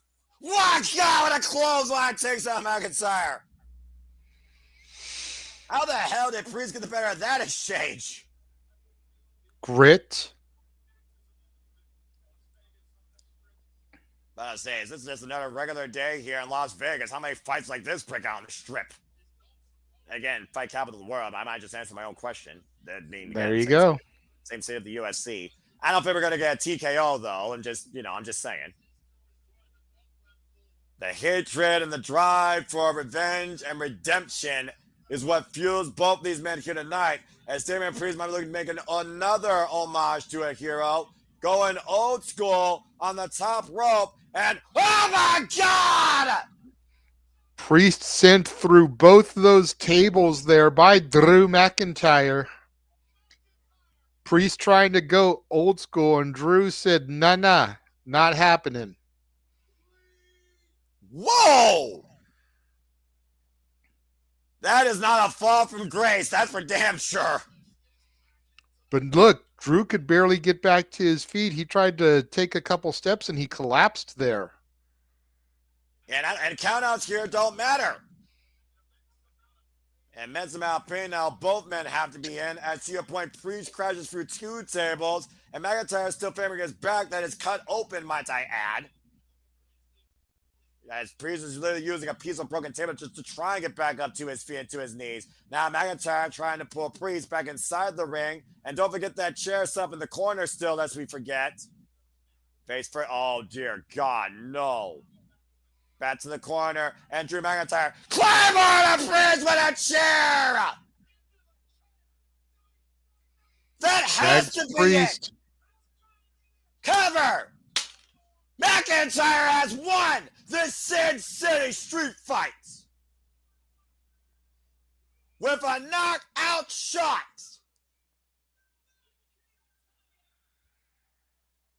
Good grief. That was a physical affair if I've seen one as of late, and we've got a lot of crazy-ass shows. You said GCW, I said TNA. These two definitely turned up the freaking animosity and the intensity. Yeah. I'm about to say, I can't even be mad. I'm speechless, but I'm not mad. Like, that was a hell of a fight. Yeah, as we knew it would be. And Priest right now, literally, I think still not down as McIntyre is demanding the referee to raise his hand. 1 year later, Drew McIntyre on a 2-0 streak at WrestleMania outside that cash-in. Take a look at the replay. Go ahead, JJ, with the highlights. There you go. The DDT there. Hooked the leg. Got a 2 count. The future shock. Went for the old school, did Priest. Got sent off the ropes through the 2 tables. Drew came back to the corner. Charged in, Claymore Priest's head into that steel chair that was propped up in between the top and middle turnbuckle pad. Drug Priest into the ring here. Hooked the leg. There was 1. There was 2. There was 3. And it was all systematic. Yeah. Drew McIntyre spelled doom for Damian Priest tonight at WrestleMania since a street fight. And and Priest looks like Priest is saying, I can't breathe. I can't breathe. And that Claymore again up against the steel chair. You almost wonder if he crushed his larynx possibly a little bit. Might have some internal damage here for Damian Priest. Like, either way, congratulations to Drew McIntyre tonight winning the Sin City Street Fight at WrestleMania Sunday. What a war. Yeah, about to say, tonight, Priest was literally sent to hell, and Drew McIntyre was the Doomslayer. As we have another intermission here, let's go ahead and once again remind the good people here what we're about and acknowledge them. And Walter, you can go ahead and give your thoughts towards this. So either man, please speak. Walter, I will start. Actually, no, I'll start with JJ first because I know he likes to give the stat numbers and remind people where about. So, JJ, why don't you go ahead and talk to the wonderful folk? Oh, hello. Yeah. Ah, Uh-oh. okay. Uh-oh, Noah. About You to know say, what happened last time, but to give the me the 155 of you watching right now, 129 are on X. Please, please, please subscribe to all the YouTubes. I'll scroll it across there. There's the PayPals if you ever want to donate to support us. We don't beg for that, but you know, you can do that. You can also super chat on JJ's Casa de 18 Studios, but also the rest of the YouTube channels are starting across there. The Rage of Wrestling, Batty for Wrestling, Casa de 18 Studios, J Hebert 95, N Foster 1916, all the channels and all the wrestling. But to get back to this, what a war. I hope Priest is all right because that looked brutal. But the the question is it over? Is it now over? Has Drew gotten this monkey off his back and is he on to bigger and better things? Is the world title, depending on what happened tonight, in Drew McIntyre's future? Is he back on track with just one win, or do demons come back and haunt him?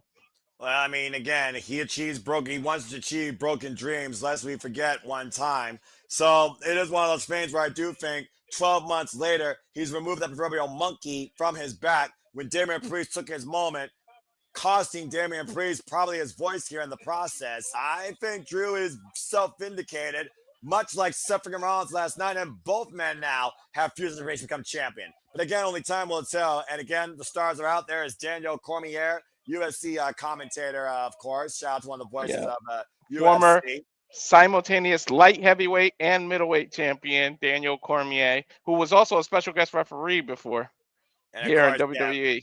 Pit fight with Matt Ridd on Seth Rollins at Extreme Rules a couple years ago. And of course, you're the UFC expert, the blood sport leading commentator. You can expect more of those calls courtesy of Walter Cruz at Rage of Wrestling. Again, capacity crowd on hand. It's WrestleMania Sunday from Allegiant Stadium, WrestleMania 41, virtually here in Las Vegas. And again, we thank you all for tuning in for the ride during your Easter holiday puffing up 420 weekend here. Hope you all subscribe and enjoy our, we all have a good time. Because everyone had a lot of good times here on the Goodyear blimp, taking the sights up above Las Vegas. Talk about showing zero fear as you fly over the skyline of the Strip. Look at Penta. Yeah, I'm about to say, look at that view. Look at that. What experience. I think you would have to have Cero Miedo for do that, but they showed Penta. I think the Intercontinental Championship is next. Yep, and for the first time ever in WrestleMania history, the Intercontinental Championship is on the line in fatal four-way action. Bron Breakker, Penta, Finn Bálor, Dominik Mysterio, Intercontinental Championship. Up next, here at WrestleMania. And of course, this match really picked up when Finn Bálor got in the way of Penta and Bron Breakker. Why don't you go ahead and talk a bit more about what brought us to this match? Because you've also, of course, followed along. I'm seeing the video. They're showing Bron Breakker now. And what happened was with the Intercontinental Champion, he defeated Ludwig Kaiwig. He defeated Sheamus, I believe it was. Correct. He even put away. Unfortunately, he's the one who injured Ilya Dragunov. But Finn kept sticking his nose in business that it don't belong.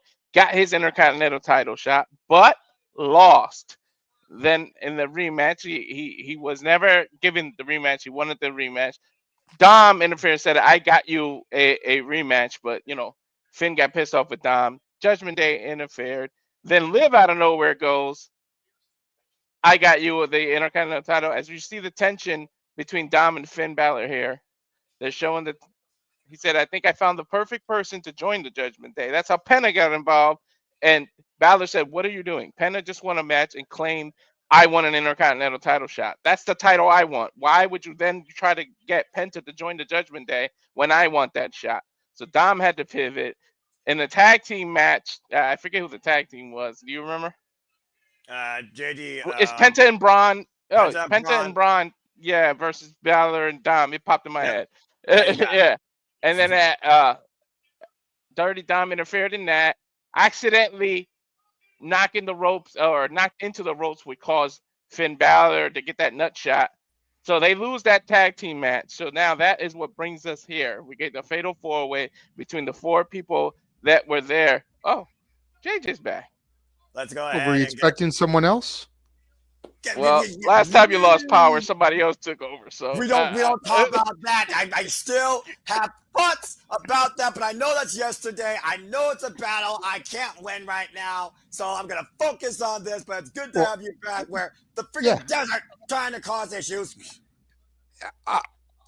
I don't know what happened yesterday. I've said that before. What I'll just say it happened again. now?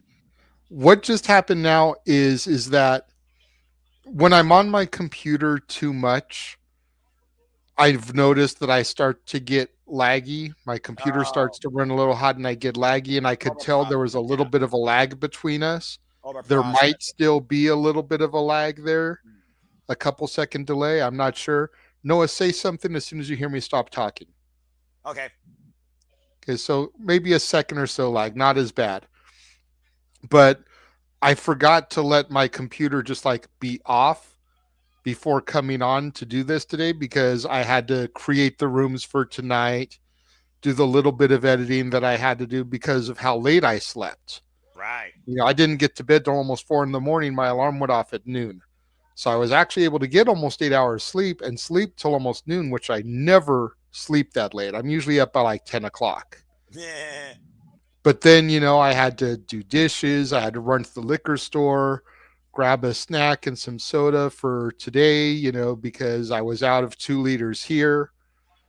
So after that match, because I could tell there was a bit of a lag, I powered down, let my computer cool for a couple minutes while I refreshed my soda and everything, and then came back. And I may have to do it again during the show at some point if we start to have enough of a lag that's noticeable, as I see Penta El Cielo Miedo, another lucha legend, much like El Grande Americano, making his way to the ring for his WrestleMania debut. And again, Walter Cruz, great VTR, by the way, about how he got here. You do wonder, though, JJ, if the damage done last night by El Grande Americano to Rey Fenix is on Penta's mind at all. Troop each other on different brands, but that's still his literal blood brother. And I do wonder if that's at all going to play on the mind of Penta here tonight. Hey, you know what? To answer your question, it very well could be. But shout out to Triple H for all the Lucha Libre legends making their WrestleMania debut this year. Penta in his Mania debut, Rey Fenix in his debut, El Grande Americano in his debut. Hell, we had El Renegado de la Lucha Libre in his WrestleMania debut yesterday. Lots of Lucha legends making their Mania's debuts this year. Shout out. About to say, Lucha Libre is running wild here, in Fuego here. And of course, Penta has been running in Fuego since arriving in WWE. To your point, looking to make this the Cero Miedo era. Of course, he previously was in the ring against Bron Breakker in the Royal Rumble, and their first one-on-one encounter for the Intercontinental Championship. Bron Breakker won. Of course, Dominik wanted to bring him in the Judgment Day, as we talked about earlier. And of course, that didn't work out so well, but Dominik Mysterio did get the better of him in tag team action. And so far, the biggest thing that we've come to know right now here is that Penta and Finn are definitely still at odds ends, and Finn has gotten the better of Penta recently in singles action. So this is truly anybody's ball game. And this is still the first ever fatal 4-way Intercontinental Championship match at WrestleMania. This title, JD, has defined so many incredible matches, going all the way back to the likes of Macho Man Randy Savage, Rick of the Dragon Steamboat. We fast forward, though, more so to this era. We think about WrestleMania 39, Triple Threat, Gunther, Sheamus, Drew McIntyre. Champion was able to retain. Now we have fatal 4-way action here tonight for the first time ever, and the champion is at the biggest disadvantage you could be at. Absolutely. Absolutely. No more needs to be said there. I don't know if you saw on socials. I know you're not a huge social media guy, clicking, scrolling, but Denise Salcedo posted a little reel. She was able to do an interview with Rey Fenix. I forget at what point throughout the weekend she got this interview, so forgive me, but she interviewed Penta's brother here and asked him, what are the 3 matches that you really want to have now that you're here in the WWE? One was against Rey Mysterio, which, of course, any luchador wants to face Rey Mysterio. He's arguably the greatest luchador of all time, especially on a mainstream level. Of course. He also said Randy Orton. And we know Randy Orton needs a mystery opponent here tonight. Could Rey Fenix not only have made his Mania debut last night, but be pulling double duty? What is Dominik wearing? Holy hell. The hell? I'm digging it, though.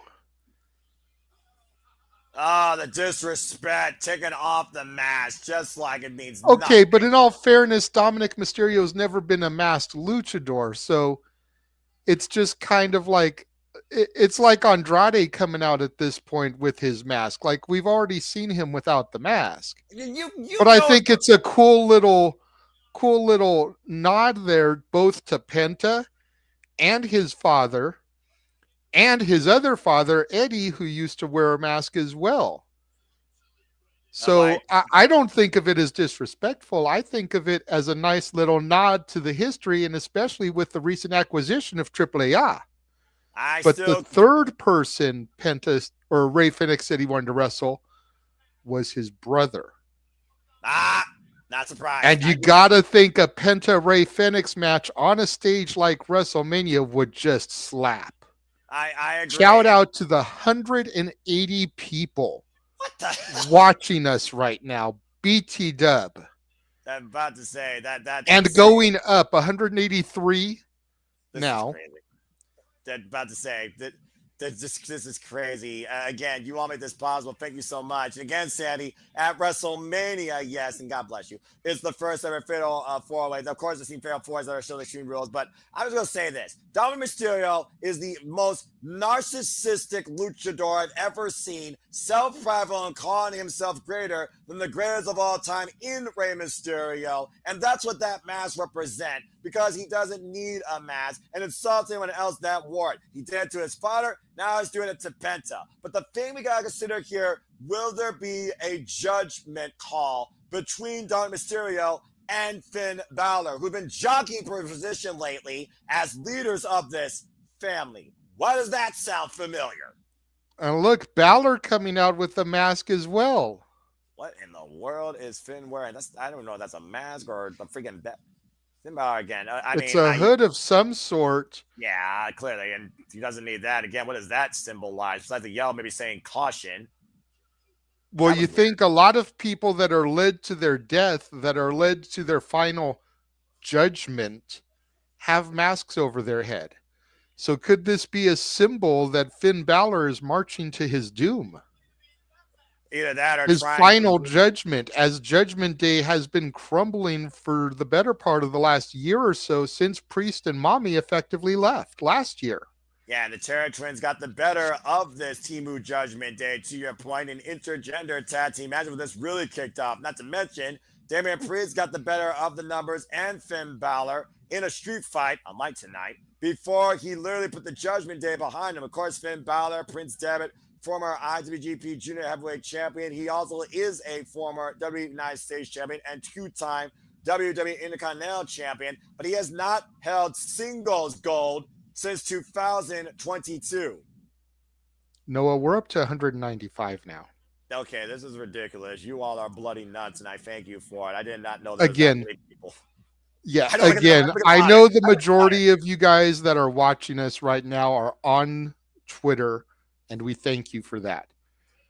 While we have this brief moment before Bron makes his entrance, traditionally, and you know what, I'm going to solo shot myself here.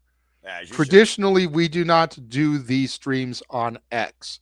So if you are enjoying this, if you are enjoying our coverage, if you are enjoying our passion for this thing called professional wrestling, subscribe to our YouTube channels. Casa D18 Studios, N Foster 1916, J Hebert Side 95, Batty for Wrestling, and Rage of Wrestling. And specifically those last two. Batty for Wrestling, our Canadian friend Ash, who has just started her channel, barely has 30 subscribers. Help get her numbers up. You can find our watch along streams there. Rage of Wrestling, the man who's actually producing this event, as we speak. The man you see popping in between matches, Walter Cruz. His wife is going to send him to Mania next year if he can get to 200 subscribers. There's 197 of y'all watching right now. If we can translate those viewers here on X to his YouTube account, he's going to WrestleMania because he's already at about 130.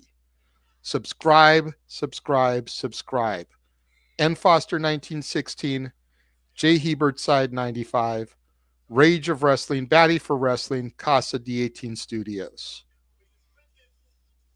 And thank you for that, JJ. And as we got the dog on our screen, and the dogs are out tonight at Legion Stadium, your boy from NXT, the unstoppable, unbreakable, seems badass, and our current Intercontinental champion, Bron Breakker. Bron Breakker, by the way, right now in his second reign, has been champion now for 182 days. You don't have to do the math here to know that he's at the biggest disadvantage so far in his run, even though he's previously defended this in triple threat action. He goes into WrestleMania tonight to his 7th title defense in his first WrestleMania, might I add. Yep. This man was the face of my NXT for a long, long time. And he's definitely young enough and has the pedigree, being the son of a Steiner, to carry the main roster for a very long time as well. And again, you folks voted, 71 of you. The majority has picked Dominik Mysterio as the favorite to win with the championship, 57%. 25% went with Penta, and 17% went with Bron. Nobody went with Finn Bálor. Again, Are you sure? I thought my daughter picked Finn. Outside Finn Bálor, yeah, outside the ones that submitted, I'm not gonna Oh, fair enough. Yeah, it's kind of funny you say that though, because let's say about this: does Finn Bálor feel a little bit like an outcast as of late, not just in Judgment Day, but in WWE? Countless championship opportunities, and he's gotten butt kissed. And yes, Damian Priest just got destroyed by Drew McIntyre, but I still feel like last year alone, Damian Priest had more momentum than Finn Bálor. that's very true. That's very true. You know, the Judgment Day at Mania hasn't really been that successful. And to Cape Rayer's point in the chat here, a Steiner hasn't won at Mania since WrestleMania 9, which was where? Las Vegas, Nevada. In Las Vegas. And Penta over the top of the tope con hello wipes out the Judgment Day. And Penta getting his swagger on as only El Cielo Miedo can. And former Lucha Underground champion, former AEW champion. Wow, God, what the fuck?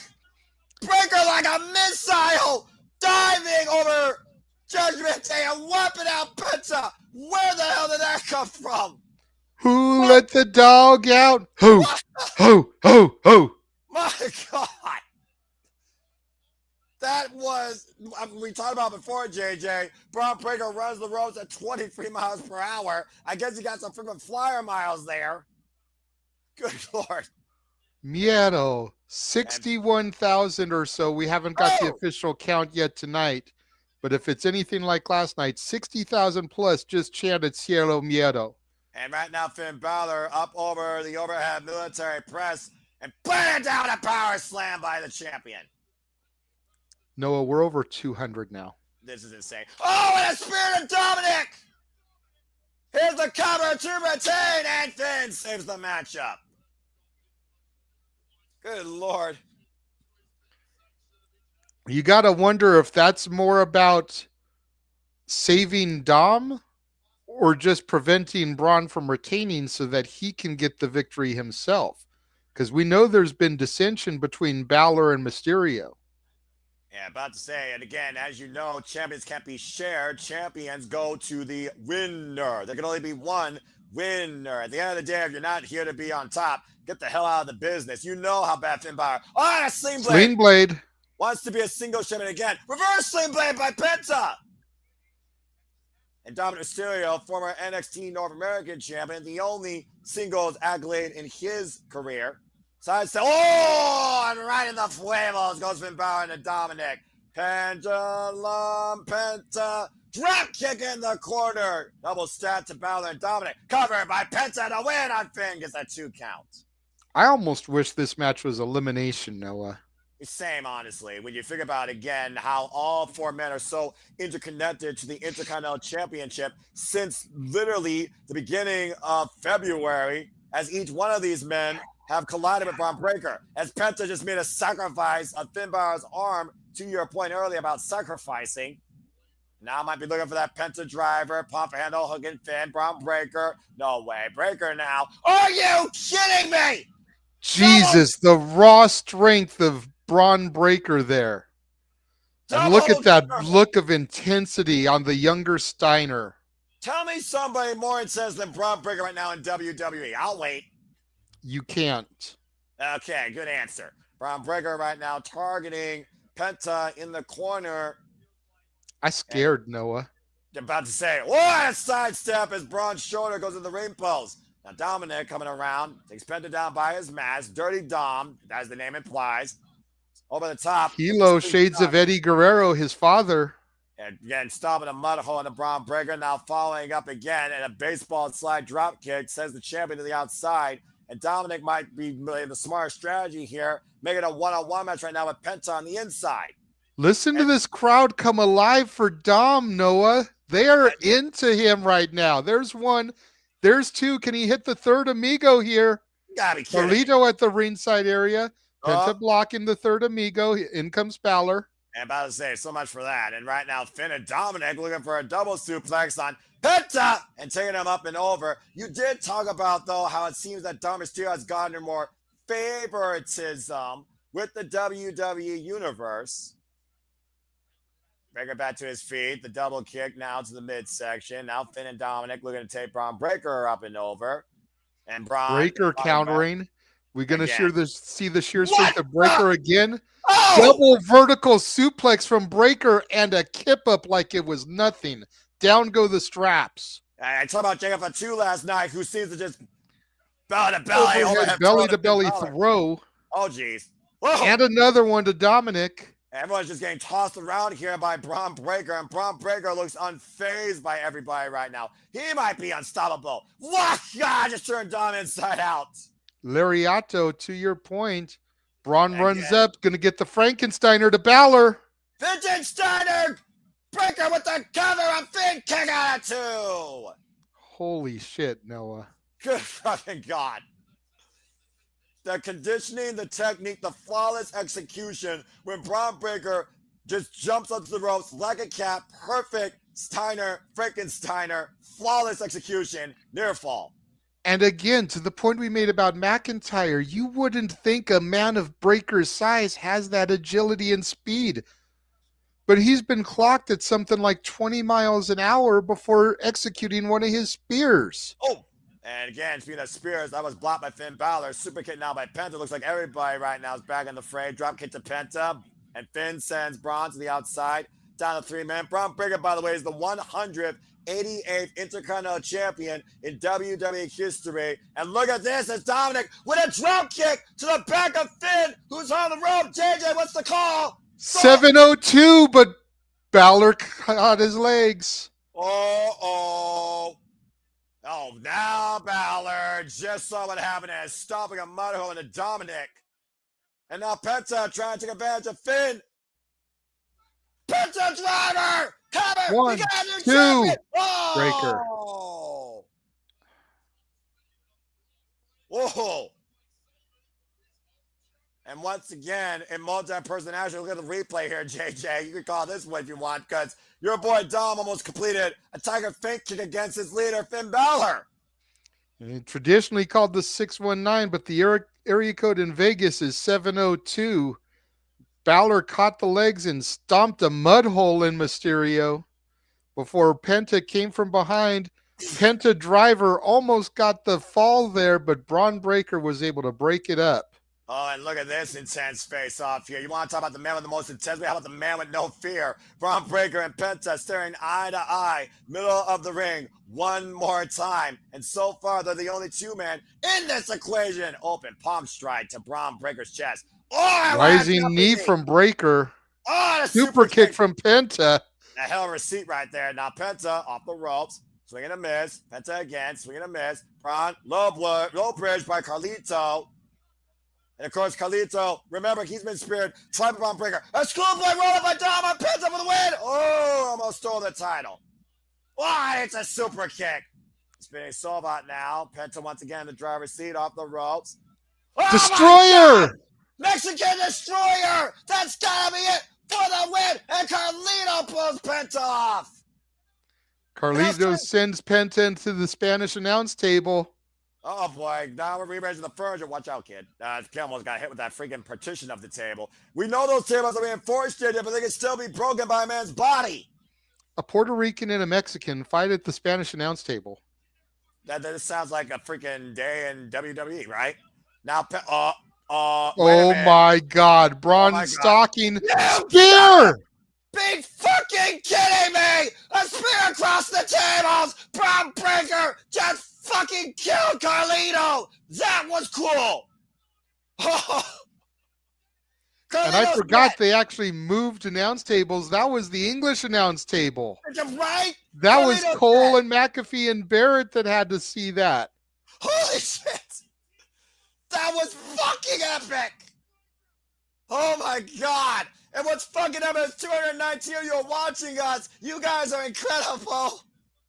That was the greatest spear I ever saw in my life. That Bron Breaker, I gotta regroup myself. Wally hell. And now Bron standing tall in the ring, stalking his prey, who's he got his eyes locked on. Oh man, he's ready to unleash. Oh, Penta!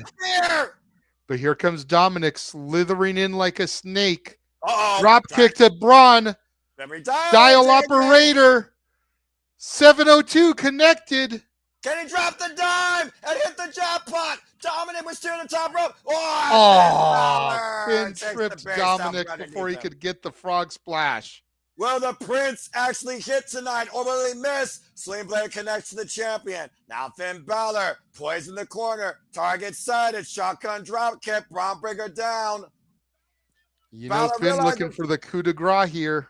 Bálor realizes now's his opportunity. Coup de grace connects to the champion.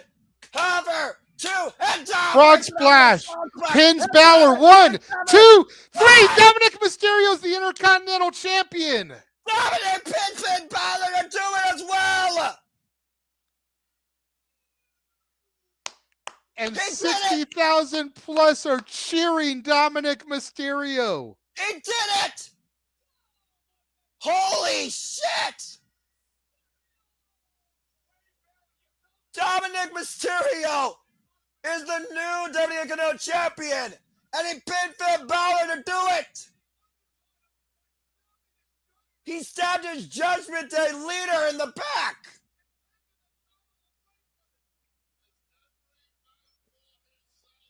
JJ, we talked about it, every man for himself. Dominik found the time at the expense of what I got him as his former friend and probably former, bandmate.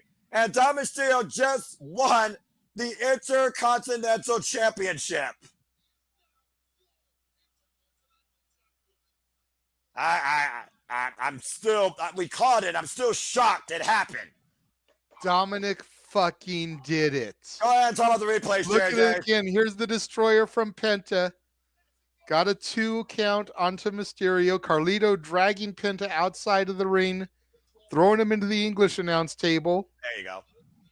There's the spear from Bron to Carlito as the receipt destroying the announce table. McAfee freaking insists. Freaking Bron Breaker with the spear to Penta. I lost my shit. Drop kick from Dom. The 619 connected to Bron. Mysterio went up top for the frog splash, but he was tripped and crotched by his Judgment Day brethren, Finn Bálor. There was the coup de grace, which followed a sling blade and a shotgun drop kick from Bálor. Bron Breaker hooked the leg. Mysterio off with the frog splash, hooked up Bálor, and got the 3 count. And the audience went ballistic as Dominik Mysterio just hit the jackpot in Las Vegas. What a judgment call. And now Dom running back to the ring here, right past Bálor, taking a victory lap of sorts. I may not like the kid. 60,000 plus are cheering Dominik Mysterio. I may not Did like we the kid. ever think we would see the day, Noah? No. I may not like the kid, but damn it, he earned that one tonight. I can't argue with the result. Congratulations on Mysterio. Let's go to Walter for his thoughts before we bring you back to intermission. Go ahead, Walter. And what a fucking match! By the way, Noah, 225. Go ahead, Walter. You all are incredible. Well, I know him and Liv are gonna do some celebrating in Vegas. Hey, but as you know very well, what happens in Vegas doesn't stay in Vegas. Exactly. Sometimes it follows you home. Sometimes, but I'm so happy for Dom. We did call it that he was going to pin Finn, but we called the wrong ending sequence. But it still was great. Oh. It was awesome. So happy for Dom. But people are saying he turned his back on him. No, he didn't. He didn't do anything wrong. The rules are every man for himself. He did not stab anyone in the back. He just followed the rules. Well, and we saw Bálor trip Dom up when he was going for the frog splash, so paybacks are a motherfucker. And you got to consider that if Finn Bálor still believes the Judgment Day is about equals, not leaders, he's proud that Dominik did that. But I do wonder if the game plan was for Finn Bálor to win the championship. Because at the end of the day, you lead by example. And as much as I hate to say it, Dominik just did that. What a match. And of course, WrestleMania here in Las Vegas continues here. Again, unique experiences like the Cosm in Los Angeles, taking in, of course, the sights, sounds, and feels up close of WrestleMania. I gotta admit, that looks like a pretty cool experience. Probably not cheap, but still pretty cool. And I again, think it's so fast. Cheaper than actually getting tickets to the pay-per-view. That's oh probably God, fair. I hate Kobe Covington. All right, they're showing Kobe Covington, UFC welterweight fighter, who every time he gets a fucking title shot can't win, but he talks all this shit like he's the greatest thing since sliced bread. Okay, so he's trying to be MJF. Got it. Continue. Oh, he's worse than MJF. I'll give Kobe one thing. Kobe would make a great wrestler, like professional wrestler. Like if I was the WWE, I would try to sign him, or AEW, because Kobe can cut a hell of a promo. I'll take your word for it. And of course, talking about the Renegade wrestler J.J. Williams, the filibuster. There we see Dean Norris, actor in Law and Order, Organized Crime, of course, you can find on the Peacock. Again, all the stars are out tonight here, and all the people across the virtual world are out engaging in WrestleMania, having a time of their lives as we are virtually from inside. And of course, you will find these two gentlemen continue to bring you the fun times as WrestleMania week will conclude with NXT Tuesday night on the CW from the Fontainebleau Theater, I believe. Stay tuned for J.J. Williams and Walter Cruz to call NXT after WrestleMania as we go back on ringside. And God damn, look at that construction. Well, don't forget, you and Walter will be doing the Raw after Mania tomorrow, as we're now up to 231 viewers. Well, I wonder if Michael Cole, Wade Barrett, and Pat McIntyre are going to finish calling the show standing up. Standing up? Just look down and monitor like that.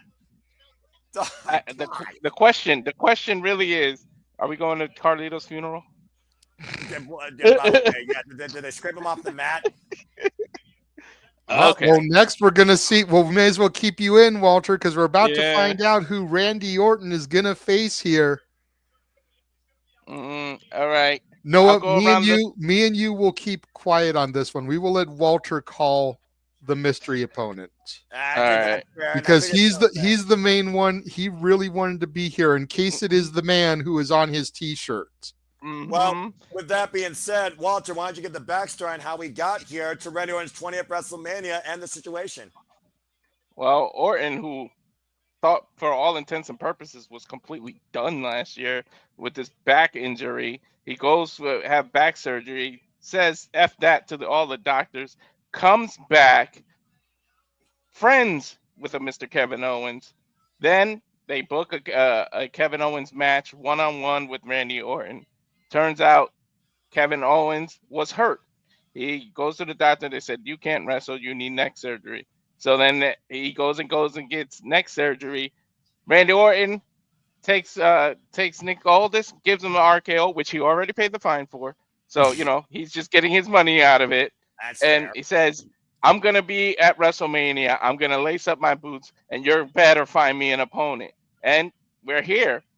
Mystery opponent. We don't know who it is. I'll go around the horn. Noah, we'll get two people each. I know mainly we think it's at least three, but we'll do our top two here, even though it's not a point. Let's see who we think it is, and if one of us was right. So we'll start with Noah. It's really difficult to say because Randy has faced a who's who in this business. Again, 20th WrestleMania. There's not really a title implication. You think about people that aren't here at WrestleMania, trying to make a point, or maybe people that could come back. I've been thinking about the likes of the fact that Nick Aldis wants his respect. I've been thinking about people that may be coming back where it could be an incredible pop, like Rusev. I also thought about people with connections to Kevin Owens in some way, or connections recently with the Viper. We just saw Jacob for 2-1 last night. I still see the jury's up that Solo Sikoa might be looking for a WrestleMania moment because he's not even on the card. So if I had to pick two right now, pure honestly, I got to go with either Solo Sikoa or Nick Aldis. All right. JJ? Oh, I'm not going to go with Nick Aldis since Noah said that, but in the same vein as Nick Aldis, I think about the fact that they've announced that Natalya is going to the Crockett Cup. I think about the fact that following Natalya's Bloodsport match, she got into it with Kenzie Page, the current reigning and defending NWA Women's Champion. And so I think about this NWA partnership and what would make good publicity for that upcoming show. And so I think about the current reigning and defending NWA champion, Tom Latimer. So that is a guess. And then, of course, I've said it all along. I think everybody thinks it. The man on your shirt is appeared at WWE The World this week. Why do you have the current reigning, defending TNA World Heavyweight Champion at your fan convention, and then you don't use him on this show after the insane pop he got at the Royal Rumble?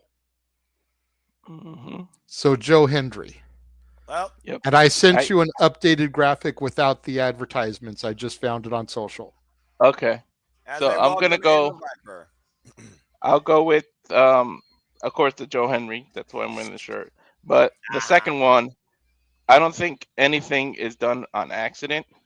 The Rock wore an NJPW shirt during that little ad thing. I think someone who just left NJPW, Jeff Cobb, can be the other person. It's either Joe Henry or Jeff Cobb. What a hell of a way to debut somebody and make an instant star out of someone to go against someone who's been in the game for 20 years. Orton can have a match with a broom and make the broom look good. So no matter who it is, they're about to get a huge WrestleMania moment. That's fair, but it's the same thing that I've been saying as far as Miro and Aleister Black, and you can make the same statement for Jeff Cobb. Do you really want to debut or return somebody like that and have them eat an L? That's why I feel somebody like Hendry would be okay, because we know Hendry is trying to move towards a match with Cena. Orton and Cena have that history. So if Hendry can hang with Orton, even in defeat, we know that Hendry can hang with Cena.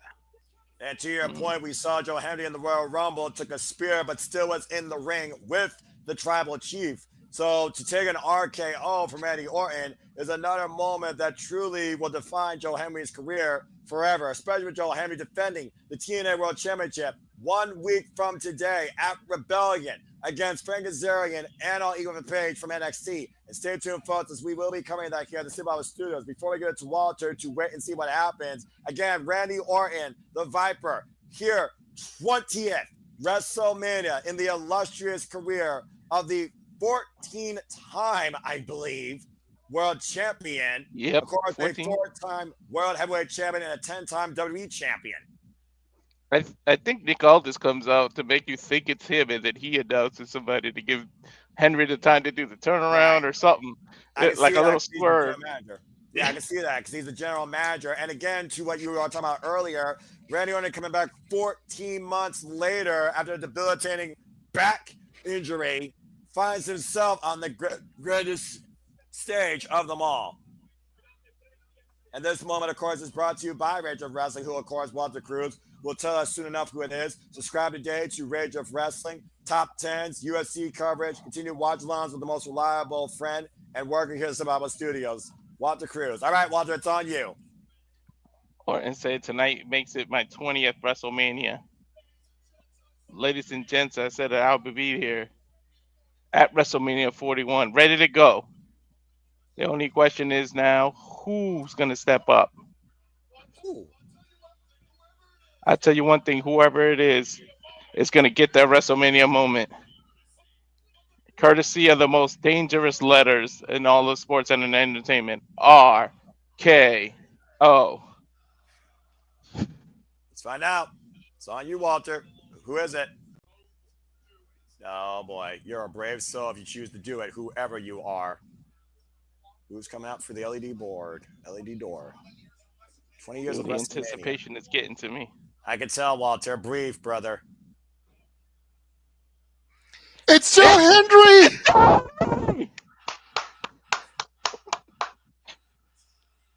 I believe in Joe Hendry. What? Say his name and he appears. WrestleMania t-shirt. The TNA World Heavyweight Champion Joe Hendry is here. Joe Hendry is at WrestleMania. Do you believe? Walter, you were right. Do you believe? What? I believe 60,000 people at least singing this theme song. Well, clearly Allegiant Stadium believes in Joe Hendry as he's motivating the biggest amount of masses he's ever done in his life. The TNA World Heavyweight Champion. Walter, you were fucking right. 60,000 people get to see the TNA title on a WrestleMania event. You talk about cross promotion and brilliant marketing. That's it right there. This truly is a different WWE. Go ahead, JJ. And Noah, you pointed out the title defense next week at Rebellion. That's how you keep Hendry looking strong in defeat. Frankie Kazarian or Ethan Page could interfere and cost Hendry this match here. That's how you keep him strong, because interference had to put him down for the Viper. Yep, that's true. And I believe we have 257 viewers again. Thank you. Joe Hendry has appeared at WrestleMania. Walter Cruz, you were fucking right. The former digital media champion and currently our TNA World Champion for 92 days after beating Nick Nemeth at TNA Genesis. Joe Hendry is here. This is for everybody that told me and Walter that we were fucking crazy when we said the TNA partnership was going to involve main roster talent. Fuck each and every one of you. Okay, Jay, right? Down, for those that said that we were out of our mind, and for those that say Joe Hendry's nothing more than an entrance, did you not just see what happened? Don't tell me he ain't over. All right, well, let's go ahead and get ready to call this, guys. First time ever won a matchup. It's TNA versus WWE. It's Randy Orton versus Joe Hendry. Ballerines were underway. Holy shit! Joe Hendry worked 15 years to get to this and finds himself on the grandest stage of them all. Noah, 60,000 plus are chanting, "We believe." Do you believe? Did you guys ever believe that we'd be calling Joe Hendry's first WrestleMania match? No. Roll up by Hendry. 2 count. 2 count. Okay, we overtalk each other. Orton went for the RKO right out the gate, but Hendry was ready for it, rolled him up with a small package, and got a near fall on the Viper. In less than a minute. This is fucking insane. Okay, He- yeah. This is insane.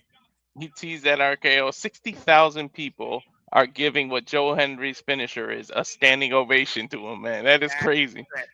Shoulder tackle by Hendry, drops Orton. And right now, again, we got to keep in mind, guys, this is still a wrestling match. And Joe Hendry might be looking to show us what 250 pounds of pure motivation looks like. Kick to the midsection here. And Randy Orton is not fighting for a title. Neck breaker by Hendry. Imagine if he beats the TNA World Champion tonight and somehow Joe Hendry is still the TNA World Champion after Rebellion. You could see these two fight each other for that title at Backlash. 60,000 people doing the We Will Rock You. Sheamus believes. McIntyre believes. Does Randy Orton believe? Looking for the goons on Orton looks on him. Poke to the eye by Orton. Oh, come on. Clothesline. Whoa. Clothesline. Orton starting his moves of doom. And the legend Ducks the killer clothesline, right now. hits that scoop power slam. God. I believe someone's hearing voices, gentlemen.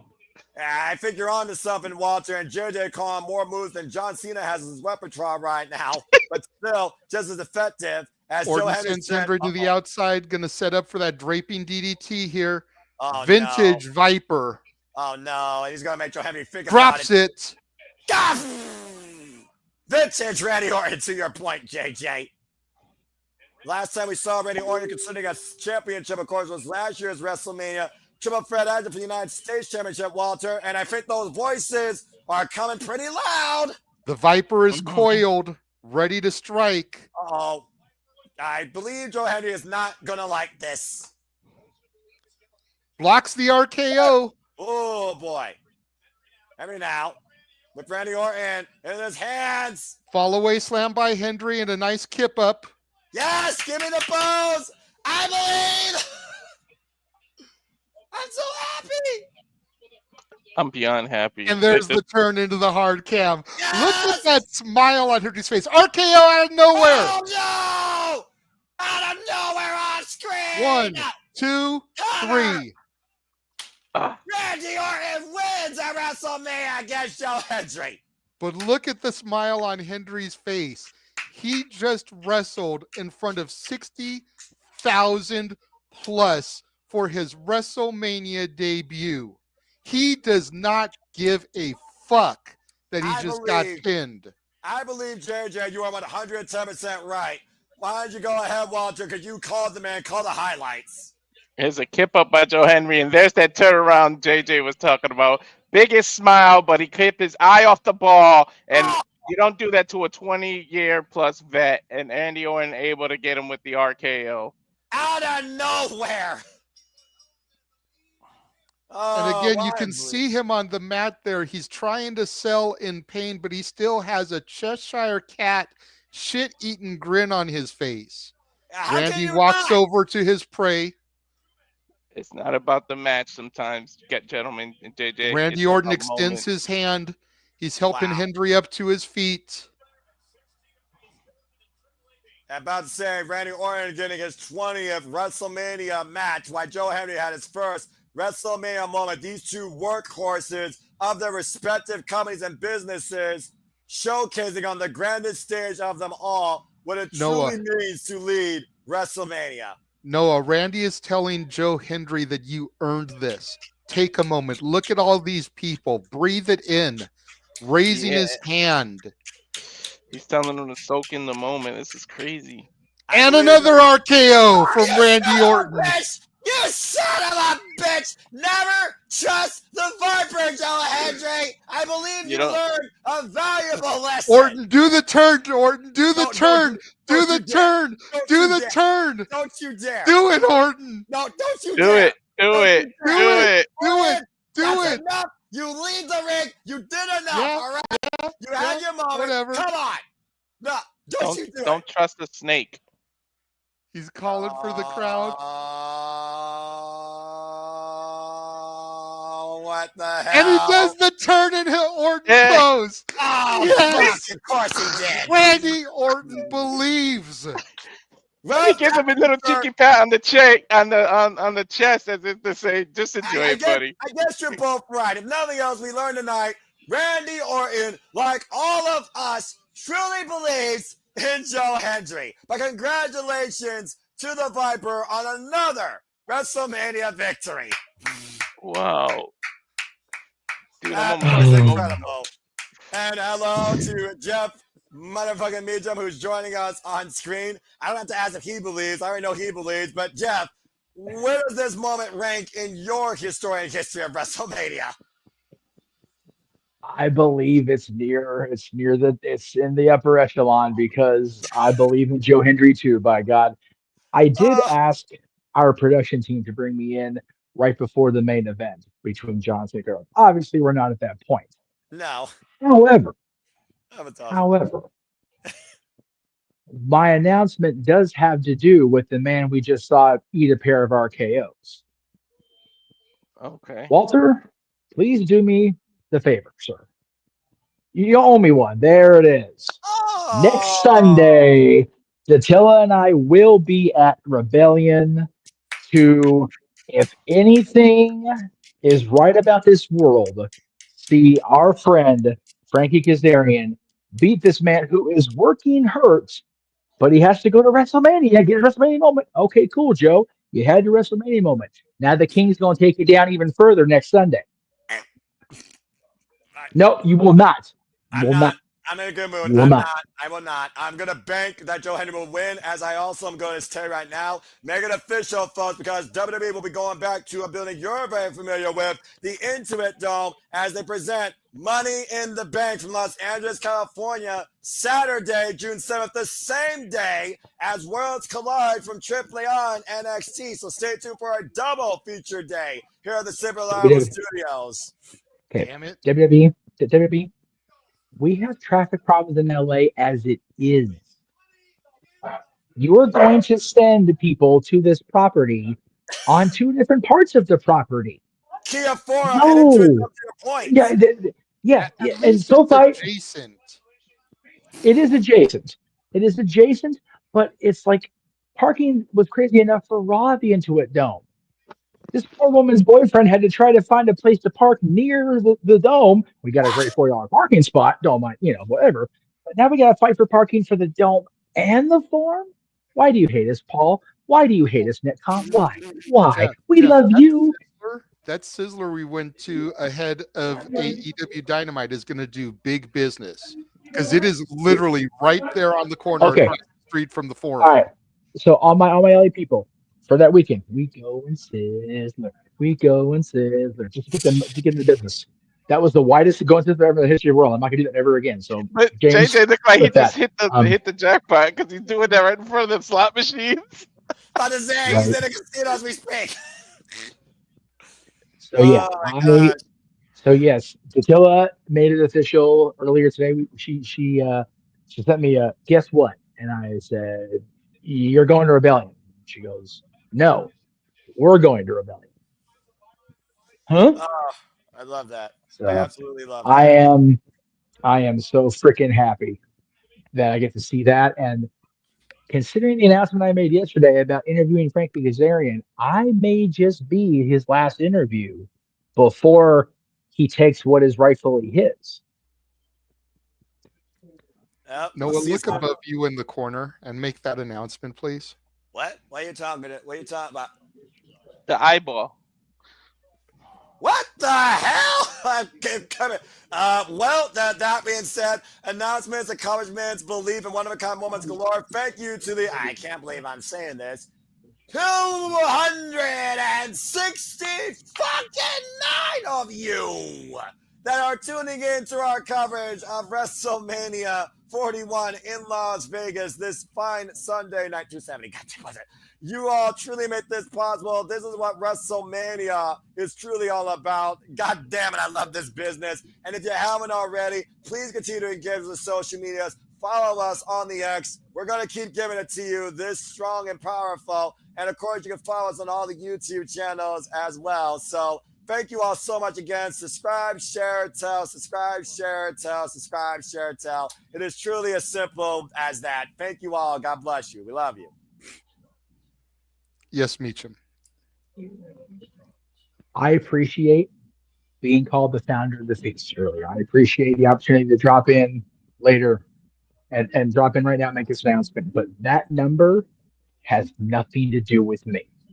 That is you 3 people. That's James. That's Big G. That's Mikey. That's everybody that has stuck with this while I have been getting my ears properly fitted down at the House of Mouse. You guys did this. You guys brought nearly 300 simultaneous viewers to the product. That is to be categorized as something better than I ever could have possibly imagined. You guys have pulled off some serious shit, and we're only 2 hours into the actual proper PLE. I would venture that number is going to spike like a son of a bitch once Cody and John hit the ring, and I'm here for having every one of them triple digit people hear me as an analyst on that. You guys enjoy the call of Noah's favorite viral disease. 2 Japanese legends going at it here, folks.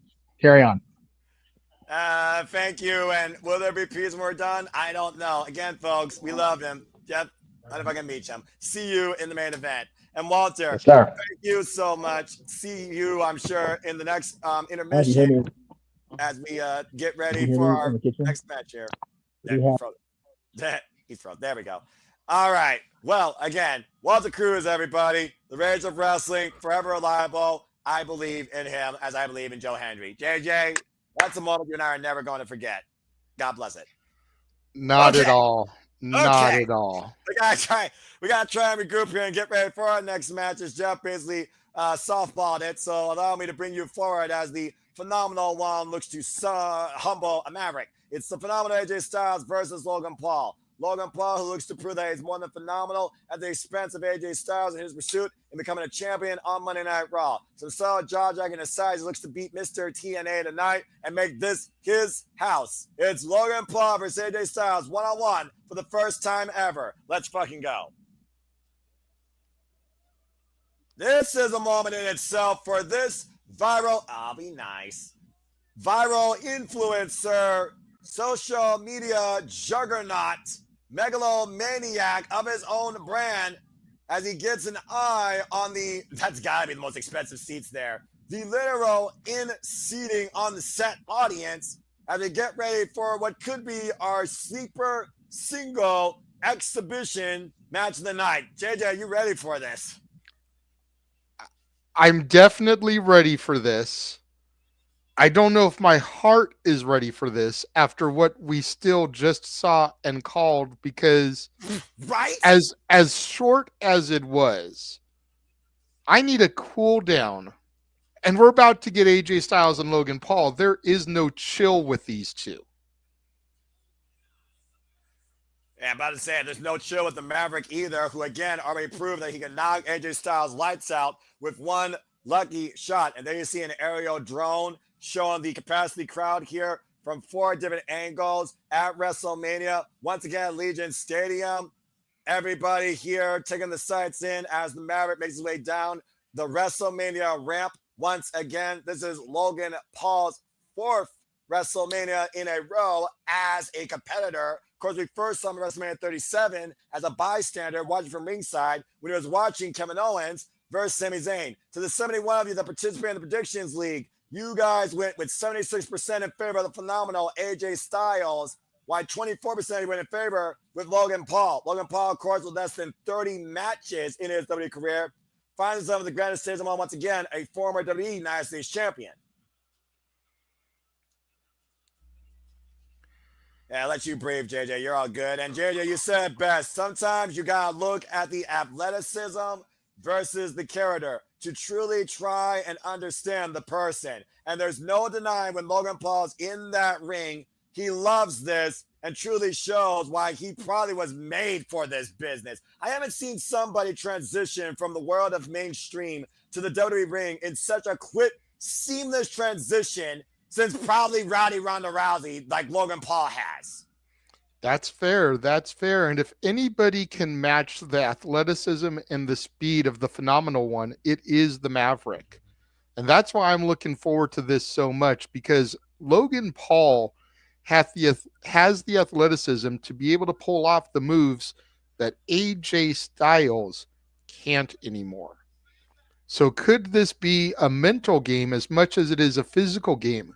Could we see Logan doing AJ Styles moves that AJ can't do anymore? Or has AJ been training to try to resurrect those moves? And to your point, AJ Styles, 47 years of age, 26 years in the game. Simply phenomenal. Logan Paul, 30 years of age, only 3 years in this game. As he takes on a man who wrote the book of what it means to wrestle inside the squared circle. Here we go! AJ Styles, to your point, once was almost, as his own word said, cooked, coming back from injury at this year's Royal Rumble. Looking to prove still why he is phenomenal. AJ Styles, of course, also previously came into this stage, WrestleMania 34, and successfully retained the WWE Championship. He has been a mainstay of this business and has been a figurehead of the WWE since 2016.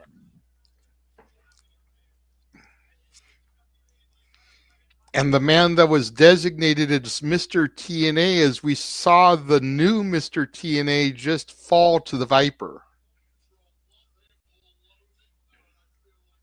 The man that defined the X Division Champion, to your point, a division defined by no limits. While Logan Paul believes there are no limits to his potential in becoming the top superstar in WWE. And to your point, AJ Styles, he has done absolutely everything in his illustrious career. A former IWGP World Heavyweight Champion, multiple-time TNA World Champion, a former NWA PWG Champion of sorts, Rev Pro British Heavyweight Champion, and I believe a Grand Slam Champion here in WWE as well.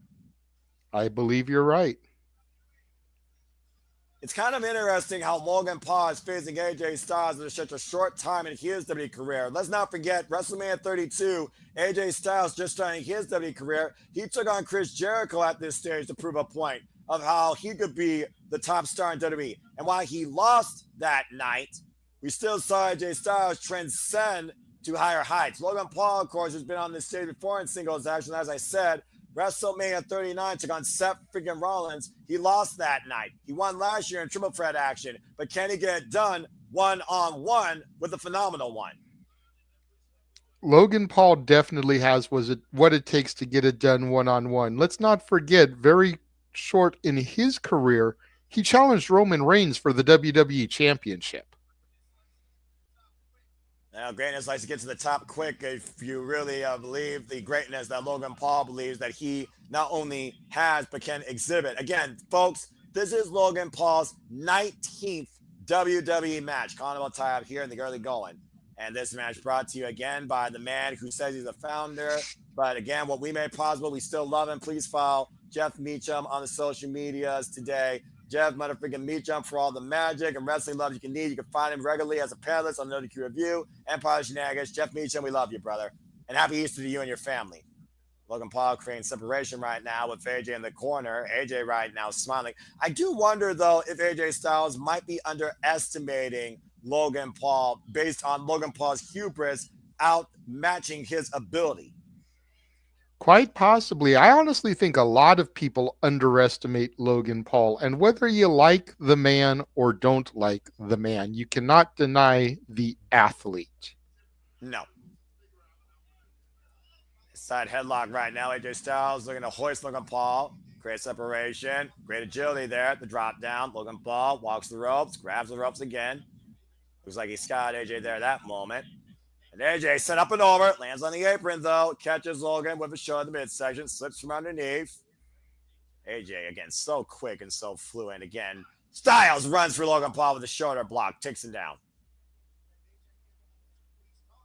And Logan Paul with a drop down now. Trying to keep up with AJ. AJ rolls underneath. Logan Paul thrown off. Taken down with a drop kick. And AJ so foggy in the bed of the Maverick in the early going. Here's a cover. He gets a 1 count. Oh, barely a 1 count. As he's thrown off to the outside. We talked about Logan Paul's WrestleMania career. AJ Styles, again, starting off at 32, 33, beat Shane McMahon. 34, beat Shinsuke Nakamura. 35 lost to Randy Orton, who just, of course, had a WrestleMania moment with Joe Hendry. We all had a moment. AJ using the apron now. Logan Paul stuck between the apron and literally braced up against him with the tarp over his head and attack him. And again, you know AJ's been waiting to do this since that one lucky punch selfie that Logan Paul did on Monday Night Raw literally 2 weeks ago. They catching Logan Paul off guard here. Now Yeah, but he's wasting too much time in between his offense. He needs to not give a guy like Logan Paul the opportunity to get his breath. I don't care how experienced Styles is. This is a rookie mistake. You don't give somebody with the athleticism of a Logan Paul a chance to get back into this, because he will make you regret that decision. Yeah, and again, AJ Styles right now might be underestimating Logan Paul as he drives him into the barricade. Nice European uppercut there by Paul to Styles. And of course, Logan Paul, let's not forget he has that titanium plate underneath his right hand. Almost a loaded fist every time he uses it. Hard edge with the Logan Paul in the barricade again. We've seen Logan Paul, to your point, not only compete against Roman Reigns, but the American Nightmare, Cody Rhodes, both times for the WWE Championship. Right in front of Nick Khan there. And Nick Khan, of course, who was here at last year's WrestleMania, as Cody Rhodes finished his story. We'll see who finishes the story tonight and leads the WWE Undisputed Champion, or WWE Championship in general. Shoulder block miss, and looks like Logan Paul Scott at that time catching AJ and sends AJ face first to the ring post. See, to my point, AJ gave Logan too much time to recover. Logan now with a flurry of offense. And again, that shoulder, we talk about AJ Styles' history of injuries, trying to literally take that shoulder out of its socket. Referee, by the way, for this contest, Jessica Carr. You can see her in a different light, of course, on Evolve. Jessica Carr, by the way, a former wrestler in her own right. And you can check out Evolve every week on Tubi to see how superstars evolve to make their way to NXT before they become part of the mainstream of WWE. And Logan Paul with a plunger to the outside. Watch that AJ Styles. And AJ Styles right now in trouble as Logan Paul has turned this match completely into his favor. And we talk about Logan Paul's athleticism, but again, we could also talk about Logan Paul when it comes to why he believes he truly is must-see. Again, social media megalomaniac, influencing juggernaut, one of the highest follows, of course, on Instagram, entrepreneur, of course, with his Prime brand with Mr. Beast, also his own TV reality show on Max with his family. Mm-hmm. And Logan Paul right now, what's he looking at here? It's his own camera. Ah, that's right. He did. Playing to his own camera here. Probably talking to Instagram right now, or bringing a closer shot to AJ Styles. And again, we talk about AJ Styles taking too long. What about Logan Paul taking too long here? Well, that's the rookie in him. That's the cocky. That's the arrogance. That's why the nickname of Maverick works for him. You think about Tom Cruise in Top Gun, Maverick, cocky, arrogant, young, thought he was better than everybody else. Very much the same with Logan Paul. And again, Logan Paul getting a Styles saves his own man, using the tarp to his advantage for a second. And again, bracing that shoulder, targeting the right arm up against the steel cable. Of course, the top ring rope. Now Logan Paul looking to get ready to fly here tonight at WrestleMania. Split leg, frog splash, connects, cover, hit the their leg, kick out two by AJ. Loving this drone camera shot here that we've got for the moment. Yeah, it really gives you a strong sight. Take a look at the replay here. The height and the reach of that splash. Extra elevation and beautiful execution for a near fall. An Irish whip right now. AJ Styles sent into the corner. Great point, Nestor. And again, you all bring so much to the table as well with your analysis. Again, like we talked about, you don't have to let the person, but you can't deny if they show the athleticism, what it means to be and succeed and thrive in a WWE ring. Ronda Rousey, Bad Bunny, Logan Paul in this era of WWE have proven that in spades. Oh my goodness!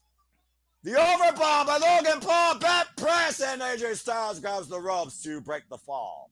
Barely. He couldn't get it with his free hand, had to turn his body to get it with his pinned arm. Look at it again. The overpaw, as Logan Paul calls it, almost a reverse wheelbarrow suplex. Oh, wait a minute. Oh, okay. And Paul with a familiar taunt here.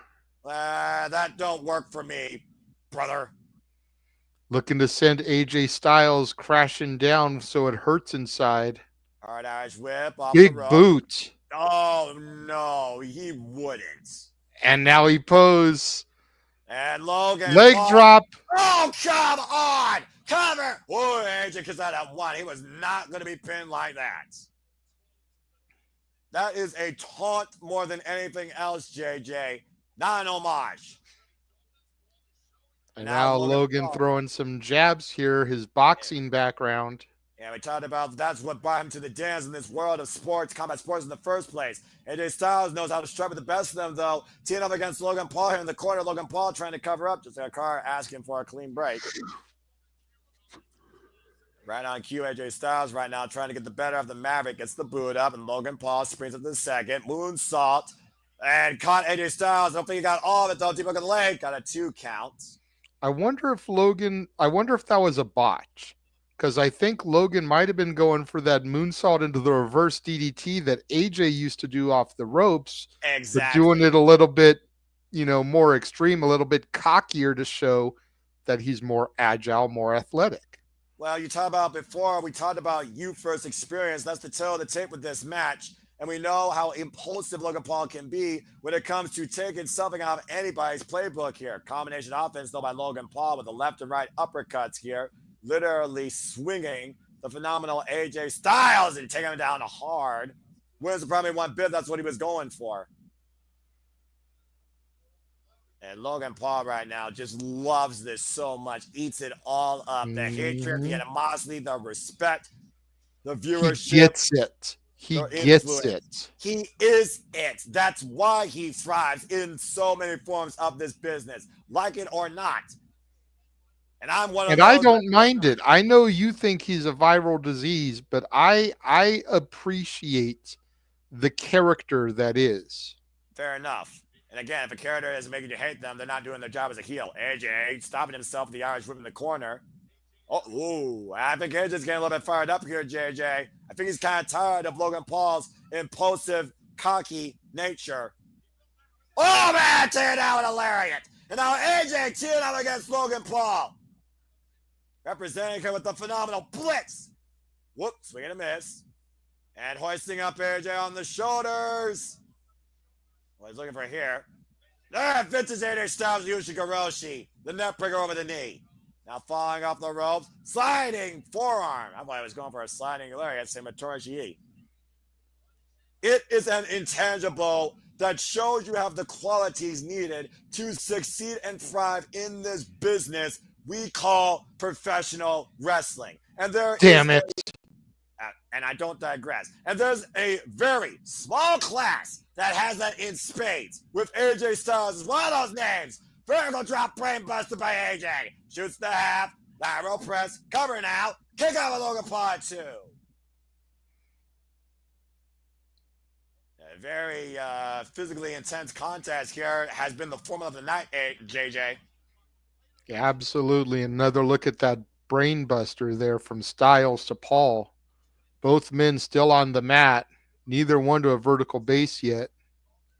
And Logan Paul, AJ Styles right now fighting with Fury. Of course, WWE is being brought to you by Fatal Fury here, as WrestleMania is. That's the central, looks like sponsor here, besides Xfinity. Might be looking for the Styles class. Logan Paul gets in the midsection, turns it around, hooks AJ up. AJ lands on his feet, though. Staggers a bit to the corner, though. And Logan Paul falling into the boot. AJ regrouping here. And Styles might be looking to fly. The man literally endorsed by Sting. Logan Paul looking to get a self-endorsement tonight at the expense of AJ Styles. And Logan Paul catches him, takes him off the ropes. Up in the fireman's carry. What the hell is looking for here? Steamroller. Forward senton. And now Logan Paul off the second. Moonsault. The cover, 2, and KJ kicks out. He covered almost the whole ring there, Noah, with that moonsault. Look at this again. Yeah, He again, went from the reach. far ropes. AJ was all the way over there on the other side. Wow. And he got all of that forward body on top of AJ. Again, we talked about before, an incredible athlete. Sometimes the people you can't stand are the most gifted in some way. And they have a resume to prove it. Mm-hmm. And not necessarily a crime track record to disprove it, unlike some people. Not going to put names out there. And right now, AJ perched up on the top turnbuckle. A fickle world, the world of sports is indeed, especially combat sports. And there's a back elbow strike by AJ Styles, creating separation again with Logan Paul. AJ trying to find his footing. Logan Paul again, clubbing shot to the spine of AJ. But again, AJ is trying to keep fighting back while Logan Paul is celebrating every moment he gets. Still hasn't gotten the 3 count, though. AJ rolls Logan Paul. Uh-oh. Looking to hook him up. Logan, very smart, preventing a Styles clash, grabbing the second ropes, trying to kick back. Oh! And vicious kick to the back of the head and neck of Logan Paul. Jaw in the spine when he was upside down. There's a whiplash effect there. Sent face first in the top turnbuckle. And right now, Logan Paul. Buckshot lariat. Bang! That clothesline, the forward slingshot lariat cover here with the legs kick out of 2.5. Almost put AJ Styles away here tonight, JJ. Look at this again, the Logan lariat. Bam! And double L for the 2 count only. And by the way, smart awareness by Logan Paul to grab both legs to prevent a rope break. Mm-hmm. Imagine what WrestleMania does for Logan Paul to win here, let alone be endorsed here. And again, just teeing off against AJ Styles here like a punching bag. A lot of people assume that AJ Styles could be elite come the end of this year. So you really got to wonder if they're going to give him a victory here, considering that fact. Well, right now, Logan Paul's looking for one lucky punch. Locked and loaded that right hand. Swing and a miss. AJ Styles grabs the foot. Oh, sits underneath. Styles got Logan Paul up again. Argentine prepper position. Spin out power bomb. Cover. Oh, wait, no, wait. Cover. Back press. Lift the new leg. Logan Paul gets the show up at 2 again. I almost feel like JJ that Argentine backbreaker into the spin out power bomb took more out of AJ than it did Logan Paul, and that's why he was unable to get the right position on the cover. Quite possibly. You got to think AJ Styles is starting to wonder what is he going to take to put Paul down. And about to say, who's willing to dig deeper in their repertoire? Who's got more of a game plan in their playbook to get what needs to be the winning move tonight? AJ has hit Logan with everything except the greatest hits. And we haven't seen the Pele kick. We haven't seen the Styles clash. He's setting up for the phenomenal forearm. Nope, that's a 450 on the knees. You forgot that move. Thought he was going to go for the forearm there. Yeah, I know, right? And again, Logan Paul looking to hook AJ Styles. Logan looking to go for the Styles clash here. You have got to be kidding me. Styles has it hooked up. Connects. What the hell? Rolls him over, but AJ rolls through. Oh, and now AJ's looking to show Logan how it's done. Yeah, with one of the champions in the first place. Styles clash for the original. But unable to roll him over for the pinfall. About to say, you're going to try and beat me with my own move. Who the hell is that? One of Logan Paul's entourage here. Yeah, he's got the nuts. Yeah, of course. Logan Paul has to have some sort of goober in his corner with a pair of brass knuckles at every given turn. Wait a minute. Somebody's stopping him. Karrion Kross. Oh! Las Vegas' own, but Kross lost to AJ on Monday Night Raw. Break him in half, AJ! I should have sent him for the Prime Station. I'm a little sad. Now Kross offering the nuts to AJ. We've seen the trying to be the devil on his shoulder there. He's setting him down. You literally talked about how Karrion Kross was trying to be that, wearing his style, hair included, tights included. Cross trying to get AJ to be the devil. It's not about you. It's about everything. Do it, please. And AJ throws the nuts. Oh! Knocks Cross out. Oh, that might have been a fatal mistake on so many levels. Logan Paul slow to his feet. AJ Styles catches Logan with a forearm. Now AJ might be looking to finally hit us with some phenomenal finisher. Springing up. Logan Paul able to get out of the way. And Logan Paul, one lucky shot connects. Paul with that loaded right. Pulverizer! Shoots up! Hook! Up both legs! Logan Paul is beating AJ Styles! And Karrion Kross's plan may have backfired, but it cost AJ Styles everything also. Noah, look above your head. Why? Well, what a milestone number here tonight, and what a victory for the Maverick here at WrestleMania, as Logan Paul only needed one lucky shot and his new pulverizer to beat AJ Styles. You might say Logan Paul gave himself a phenomenal effort. Talk about the highlights, JJ. Went for that 450 splash, but Paul got the knees up. Paul locked AJ in the Styles clash, rolled him over for the pinfall, but AJ rolled right out, hooked Logan up, trying to show him what the master does to the student. Bam! But it was so much that AJ couldn't get the pinfall there. Then one of Logan Paul's lackeys with the brass knucks, caught by Karrion Kross. Yeah, look at that. AJ Styles was given the knucks by Kross and decided not to use them. Threw a right, knocked Kross out. There was Scarlett. Didn't even see her in the initial shot. AJ went for the phenomenal forearm, missed, rolled through. Bam! One lucky punch, and then the pulverizer. Whoa. Logan floated him over, hooked both legs, got two, got three. And that's a hell of a finishing move, too, if I'm being perfectly honest. You wonder how many people are going to really put stock into this victory for Logan Paul. Again, it is Styles, though. He had an opportunity. It's one of those things where sometimes you have to be a little bit naughty. It was best said in Matilda when I saw a playbill by my little Ella. And AJ didn't do it. I think if AJ would have done it, though, he would have gotten the win and probably what he was looking for in the end. How about Logan Paul? AJ just got beaten by Logan Paul at WrestleMania.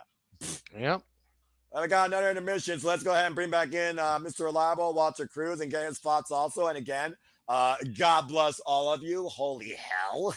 Walter, I'm going to let y'all two chat for a moment while I run to the facilities. I have to take a liaki. Got you. Walter, please unmute and please speak after you're done with your call. I acknowledge that. I'm not working. Okay, go ahead. Continue. I'm off. I just didn't realize I was on mute. I acknowledge that he has to take a liaki. If you get it, Noah, the connection. But see, what a hell of a match. Wow, there's going to be more out of Karrion Kross and AJ Styles. I think you might toe that line again. Everybody Karrion Kross has something to do with effectively went heel. There's even a photo of Seth Rollins when Kross was back there talking to him way in the back, and now what happened last night. But scrolling across the bottom as we started doing something new, there's the recap so far of what we've seen tonight. If you want to go ahead and update people. Yeah, absolutely.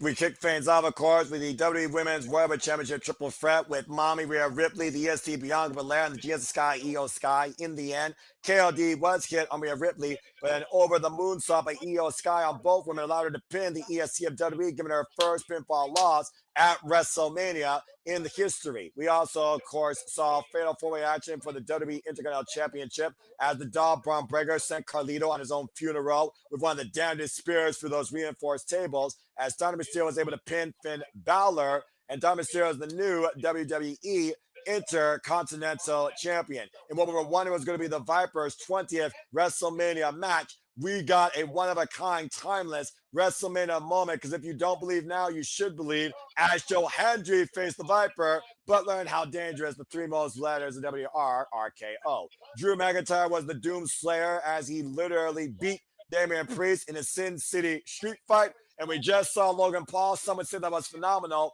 beat AJ Styles here at WrestleMania after AJ refused what Cross was trying to suggest. As we are back here at WrestleMania, the stars are out. There's Vanessa Hudgens, actress, singer, and WWE fan. And again, all the stars are out. Actors, rappers, playwriters, you name it. Netflix figureheads, social media influencers, corporate juggernauts. Everyone's here at WrestleMania. We thank you all for tuning into our coverage here tonight at WrestleMania. You talked about, of course, UFC. Well, there's unified welterweight champion, WBA junior middleweight champion, 41-0 record, Terrence Crawford, also taking the sides from the fight capital of the world. And 314 of you is absolutely beyond phenomenal. And we 15 truly now. can't thank all of you enough. And dadgummit, I can't freaking get the stat. I assume the women's tag match has got to be next, right?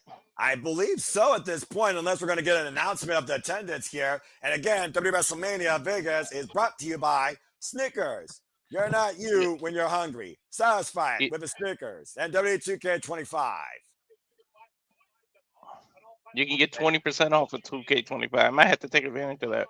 Well, again, Super Reliable Gaming will be back up and running here next week, if not the following week. So stay tuned for more on that as we do wrestling, gaming, and rankings, so much more here at Super Studios and ranting. And to your point, Walter, we saw one moment happen with an unknown. Will we get another as the WWE Women's Tag Team Champions on the line? Judgment Day, Liv Morgan, Raquel Rodriguez defend against Lyra Valkyria and a partner of her choosing or somebody else deciding. Women's tag titles are on the line next at WrestleMania.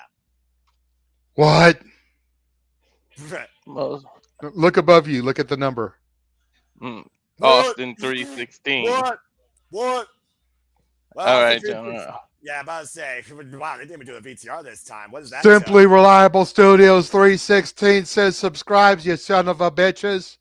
All right. What? And that's the bottom line, because JJ said so. That was a really weird Stone Cold. Red might be my new favorite color. Okay. Control yourself, Walter.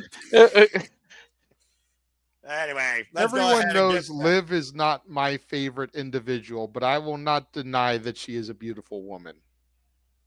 Well, you also can't deny her effectiveness as a tag team specialist. Of course, now a 3-time WWE Women's Tag Team Champion alongside Raquel Rodriguez. And we saw Judgment Day gain gold earlier. In fact, we literally saw Liv squeeze become champion. Will they both be celebrating that here in Las Vegas with gold after hours in private quarters? Of course, Liv Morgan and Raquel Rodriguez regained these titles, as we know, recently on Monday Night Raw. And Lyra Valkyria and Bayley ran through the gauntlet. But Bayley was apparently taken out yesterday prior to WrestleMania starting. We have no idea by who or by what, but we know there have been influences in Lyra's careers in the early going. And one of those might be responsible, and one of those might show up tonight. Or has somebody else maybe some jealousy, not being able to stand and deliver, or be on the grandest stage of them all? Stuck it to Bayley. More details to come later on. But for right now, Lyra has to figure out how she's going to tackle this without a tag team partner. Well, and let's not forget, whoever wins this match has to face Gigi Dolan and Tatum Paxley on Tuesday night for the NXT after WrestleMania, as they defeated the Meta Girls, Cora Jade and Roxanne Perez, and the Fatal Influence contingent to become the #1 contenders. And again, if you don't have pizza tonight, I hope you all had a good food. And to your point, of course, you and Walter stood and delivered and saw what happened. We saw Roxanne Perez literally leave her own partner, Cora Jade, saying, I'm above this. This is the project that led NXT to the point now La Primera will defend the NXT Women's Championship against Roxanne Perez at a later date. Meanwhile, a Valkyrie is about to rise tonight into battle. Our inaugural WWE Women's Intercontinental Champion, looking to soar over the skies tonight of Allegiant Stadium and possibly add another title. 60,000 strong, doing the woo along with Lyra's music. Oh, look at that. Soaring, bright and golden. Lyra Valkyria, the inaugural WWE Women's Intercontinental Champion, making her WrestleMania debut, might I add. This is Lyra's first WrestleMania. Of course, walking in Walking in as the women's inaugural Intercontinental champion, to your point, trying to become a double champion here in her Mania debut. And we've seen that before in the women's division, so it wouldn't be the first time ever it's happened. Of course, we've seen also the influences of Lyra Valkyria. And to think again, JJ, Lyra is doing this just maybe a tiny bit over a year later since being drafted to Monday Night Raw. Absolutely. And there's heavy speculation as to who the partner could be, but let's not forget who Liv Morgan defeated for her women's title. It's been MIA ever since. Lyra Valkyria, of course, defended that title recently against who was supposed to be her tag team partner tonight, Bayley. Let's see who's going to be out, who's going to step up to the plate. Who's does Lyra have in her corner? What? It's the man. The man has returned to WrestleMania. The man has come back home. The man is back in town. Becky Lynch. Talk about straight fire. Well, I'm glad I changed my pick. Oh, wait, that's right. This match doesn't count. And JJ, let's not forget, one of the biggest influences in Lyra's career outside Bayley was the first person she saw wrestling was Becky Lynch in Ireland. Not only did Becky lead a way for other Irish lasses, Lyra beat Becky for the NXT Women's Championship. Lyra is ecstatic. Fans in the crowd are crying. Liv looks like she's seen a ghost resurrected on this holy day when he was risen. And talking about a ghost, to your point, Liv Morgan beat Becky Lynch for that WWE Women's World Heavyweight Championship last year at Night of Champions to start her illustrious reign that went through all the way to the beginning of the year. Fellow countrywoman, fellow champion, fellow tag team specialist, back in business, the man Becky Lynch. Oh, it's going to be so damn good. I am so happy to see Becky Lynch back in a WWE ring. The man's come back around.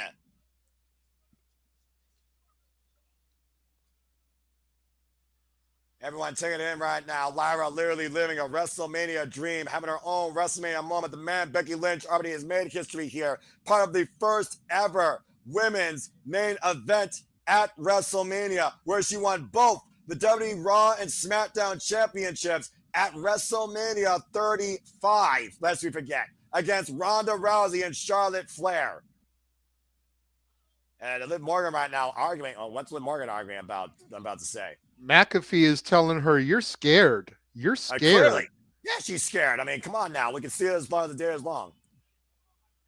I mean, why would she be afraid? Why wouldn't she be afraid? You know how long Becky Lynch has been waiting to get her hands on her? Remember the last time we saw Becky Lynch, we literally saw her walk out the door saying the man will be back around. This is not goodbye. This is see you later. Did you really think Becky Lynch was going to be done just letting Liv Morgan beat her for a title and not getting the better of her? Hail to the no. And now we have the WWE Women's Tag Team Champions on the line here. The man, Becky Lynch and Lyra Valkyria, challenging Judgment Day's Liv Morgan and Raquel Rodriguez. And to JJ's point, the winner of this match will face Tatum Paxley and Gigi Dolan this Tuesday NXT. Bell rings! And we are underway. And Liv going to be the one to start it off. Gotta say, though, Becky deciding to start it off for her team. Unfinished business here. Yeah, almost a year we have not seen Becky Lynch, by the way. First match of in-ring action. So we'll see if any ring rest comes into play. Tag to Raquel. You pussy. Liv saying deuces. And right now, the powerhouse, Raquel Rodriguez. And of course, Becky, the man, isn't intimidated by any man or woman. Big mommy cool. Becky Lynch again with a shot right to Raquel and Liv running away while Raquel grabbing the man by the hair. Back elbow strike. Blocks the shot. Looking to become a women's tag team champion. Taking Raquel down. And a sleeper hold applied. And Raquel Rodriguez, though, again, the strength and the stature. Too much leverage. Able to get back up to her feet. And tag from Lyra. And Snapmare here. It's the first time ever we're seeing Becky and Lyra as a tag team, though, JJ. two Irish lasses that love to fight, beating up Raquel Rodriguez. Good cartwheel there. Step Enziguri by Lyra Valkyria, of course, trained out of OTT, Over the Top Wrestling. Previously involved in NXT UK, Aylor Valkyrie, who was virtually undefeated there before facing Michael Satomura, the final boss. And Lyra right now looking to soar like a phoenix through the ropes with a drop kick. How fired up is Lyra tonight, JJ, with Becky Lynch in her corner now versus Bayley? Dude, she is ecstatic. This is a dream come true for her. This is a WrestleMania moment in and of itself. Boot from Lyra to drop Liv there as she tries to charge in. And try for a cheap shot on Lyra. Oh, man, sending her into the boot of Raquel. Very distracted, though. Now sees the cover. Goes for the count, 2 count only. And right there, they're going to have cost judgment day. And again, right now, referee has to maintain control, focusing on the 2 legal participants. Take a look at the replay here of this kick. Good God. And right now, Lyra in enemy territory. This is dangerous here for the challengers. Tag made to Liv Morgan. Again, JJ, you don't have to like Liv, but you can't deny that she's been, outside Mommy, one of the most dominant female superstars on the main roster of WWE this past calendar year. And she did it on her own Liv Morgan Revenge Tour. I don't know about doing it on her own. She definitely had the Judgment Day's help there, so... Yeah, well, still, I wonder how much he instigated that. And again, it started shortly after WrestleMania injuring Mommy. And Liv Morgan is very familiar with holding on and winning these tag team championships. Now putting the boost to Lyra Valkyria. Again, Raquel Rodriguez previously challenged Lyra for this championship. Lyra, again, the inaugural champion. Champion now for 98 days. Nice German. Oh, give me a break, Liv. Going for a trio. The 3 amigos. And shout out to her. Gets it. Yeah, so far. Bringing her own. And there's a Guerrero shimmy. Yeah, she's learned a lot from Dominik Mysterio. Cheap shot to Becky Lynch. Shining Wizard to Lyra. Here's the cover. Hooked in their leg. Back press by Liv. Gets a 2 count. Now Becky trying to come in. And again, the red hot attitude of Becky Lynch right now might be getting the better of her here. And Liv is exploiting that. I'm not sure the rest did see the tag made to Raquel. Liv waited for the referee to be over there so that he could see and not try to get accused of cheating. Slingshot vertical suplex from Raquel. Hook the leg, gets a 2. Yeah, about to say, slingshot power slam of sorts. I thought she was going to go for a jackhammer almost. Another quick tag to Liv Morgan. Lyra, by the way, has had 4 successful defenses of that Intercontinental Championship. Defeating Raquel, Ivy Nile, Dakota Kai. Defeated Dakota Kai actually to become the inaugural champion. And most recently, Bayley. German suplex by Liv again to Lyra. And Lyra's been the only one involved in this match for the challengers, might I add. Trying to keep the rather fresh and red hot tempered Becky Lynch out of the equation. Again, right now, Lyra trying to fight back here. Big elbow drop by Raquel missed. Critical moment for her to possibly make the tag. And once again, no tag made so far, JJ. Oh! Nice and Seguri rocking Liv Morgan there. Lyra trying desperately to get to the tag. And right now, and Liv drags Becky off the apron. And right now, Becky has set her sights on Liv. Liv running back around the outside, running for her life. Getting back inside the ring. Becky in hot pursuit. Runs into Raquel's boots. Classic cat and mouse game here by Liv Morgan. Has been her MO for quite a period of time, being perfectly honest. Letting her heater take care of the business. There's a big slam by Raquel. Hook of the far leg, back press, and gets a 2 count. Current run by Liv Morgan and Raquel Rodriguez has been 56 days as the WWE Women's Tag Team Champions for the 3rd time in Liv Morgan and Raquel's careers. Of course, beating Bianca Belair and Naomi for these championships on Monday Night Raw. And Lyra again fighting back. Kick to the shoulder blades of Liv. Double boots to Raquel. And back elbow strike now. And Lyra Valkyria just looking for some reprieve. And Raquel shoulder first to the ring post. Tell me, Becky Lynch legal. Here comes the man. And you know what? How many times would have been wearing the man's shirt? I kind of should have saw this coming. And right now, just turning up on Liv Morgan. Again, she's been waiting for this for nearly a year, JJ. Mm-hmm. Like the boots, Temazaguri got the shoulder blade of Raquel.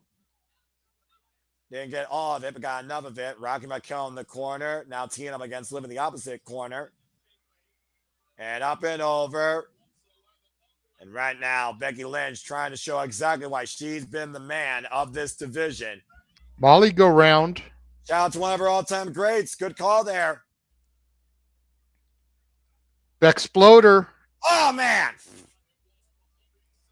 Becky's starting to feel it here now. Former NXT Women's Champion, 2-time Women's Champion, 5-time Women's World Champion. The man looking to sort tonight. Baseball slide takes out Liv Morgan. And right now, Becky Lynch acquiring her target, running off with the elbow strike from the apron. Liv back in the center of the ring. Liv Morgan is legal, by the way. Liv and Becky get to the midsection. And right now, double under hook. Oh, and the disarmer! Disarmer! Toss arm breaker! And both Morgan will over the roll up. Try to reverse it. And now she's going with the disarmer. Excuse me. Fujiwara armbar applied. Got it locked in the middle of the ring, JJ. Is Morgan going to tap her at WrestleMania? Nope. Raquel in there to break it up. And again. Now Big Boot drops Lyra on the outside. She almost got her foot caught up on that top rope. And Raquel, low bridge by Becky. Raquel's an up and over to the outside. Again, Raquel is not legal. Liv looking to send Oblivion. Becky. Oh, no! Good night, Becky. Covered by Liv. Lyra with the save. Good grief. I don't know how Lyra was able to come back in. I don't know where the hell she came from. And Liv coming up again. Kick the shoulder blades. Becky and Liv are still legal, by the way. Oh, went for Oblivion again. Lyra, suicide dive. Caught by Raquel. Uh-oh. Oh, and Liv Lyra turned to a DDT. Tornado DDT by Lyra to Raquel. And drop kick between the ropes by Liv to Lyra. And the manhandle slam! Cover! We have new women's tag team champions! The man does it again!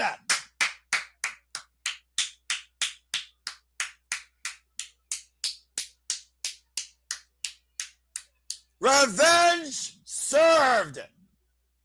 And Lyra just won another title! Lyra 2 belts. Does that sound familiar, JJ? Mm-hmm. Becky Lynch wants Becky 2 belts. Just help Lyra become Lyra 2 belts. Your new women's tag team champions are Lyra Valkyria and the man, Becky Lynch. Go ahead for the highlights, JJ. The Oblivion dropped Becky Lynch. We thought she had it here, Noah. But Lyra was able to come in for the save. Good grief. And then Lyra went for a suicide dive, caught Raquel, turned it into a slow-mo tornado DDT, dropping the big girl on the outside. Becky with the manhandle slam, got the 1, 2, 3. Woo! Possibly a little bit of foreshadowing here there, Noah, because the manhandle slam looks like another move known as the rock bottom, and we all know that Seth just aligned with the wise man last night. Yeah, something to possibly think about there, Noah. Again, did Becky attack Bailey? Either way, Lyra and Becky with the victory. Congratulations. And we have another intermission, and we bring you all back in to everybody for the commercial break. I'm extremely happy because Liv Morgan just hit rock bottom. Judgment Day falls at WrestleMania, at least in one match. All right, let's go ahead and get some words from Walter Cruz and Jeff and go around the horn before we get back into things here. Let's go ahead and start with Walter first. Walter, your thoughts on the man's return in that match? You're muted, Walter. I'm about to say botch. It was the obvious one. We pretty much all called Becky Lynch. Like, I freaking updated the banner before it even happened because we kind of knew it. However, interesting enough, what happened last time, she had a title and went down to NXT to defend it. she lost that title to an NXT star. So it'll be Yeah. interesting that she's got to defend these tag team titles. And it's interesting that she comes back to this big pop face a day after her husband went heel. So let's see if she loses, blames Lyra, and it turns out she actually attacked Bailey. And now you get this evil heel couple in Becky and Seth. But who knows? Hopefully it was Roxanne that that actually attacked Bailey, like you said, Jeff, JJ, because that just went away and we never really got the results of it. And Perez really deserves to be on the main roster. Right. But Well, and let's not forget, as they show us the commercial here, May 10th, there will be a backlash. Could Roxanne and Bailey be the backlash of Bailey missing WrestleMania? And of course, we'll be covering that Saturday, May 10th, here at the Silver Studios, virtually from, of course, the home of the Viper, St. Louis, Missouri. After WrestleMania comes Backlash, courtesy of the WWE. Stay tuned for more on that, folks. Anyway, JJ. Hello, Hef. Hey, hello. JJ, look at that number right quick. I see. There's a free frame for you, blah.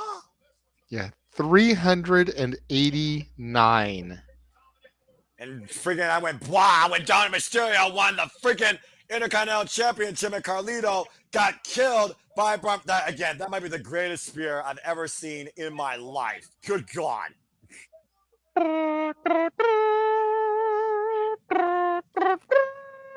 Carlito's dead, man. That was cool. That was cool. I don't care. That was cool. Anyway, Walt, do you have anything further to say regarding what just happened, or you want to pass it off? Nah, pass it off to Jeff. Senior Heath, your thoughts. You're muted. Wow, I'm all over the place with the delays here. I am just, first of all, so stoked for Joe Hendry. Like I said that when I came in my announcement earlier. But, Right. man, it's awesome. I love it. Yeah, it's the numbers are crazy. I think that's wonderful. So that's very cool. Thank you all again for reinforcing my faith in the team that we put together, and then I had to bounce. So that's very cool. They're showing the different reactions all over the world. I was telling people here with me, man, I really want to check out an event that's positive. It wasn't so bloody expensive. I would, because the Kings have had watch parties there. They're having Mania here. They had a few other things here recently. So definitely want to see how things play out. But man, it is time, guys. We are now at that moment. Like I said, WrestleMania is truly the global juggernaut, immortal showcase of this world of professional wrestling, combat, and entertainment. And again, buy that shirt today. Subscribe, support my friends today. As we go back inside WrestleMania here, I think it's about time to get our attendance record before I hand off to JJ to talk a little bit, before we talk a little bit more about what's ahead. What? Did glass just break? Yes. Oh, hell yeah! What? Stone Cold! Stone Cold! Stone Cold! Stone Cold Steve Austin! And that ramp is super long. Can we get an ATV? Oh, Jesus. I mean, it's not as long as Texas, but the Texas Rattlesnake is here in Las Vegas. All hell is about to break loose in Sin City. Lord help everybody in that building. Oh my God, I can't believe that just happened. You say that like freaking not. There you go. Your wish is granted, Walter.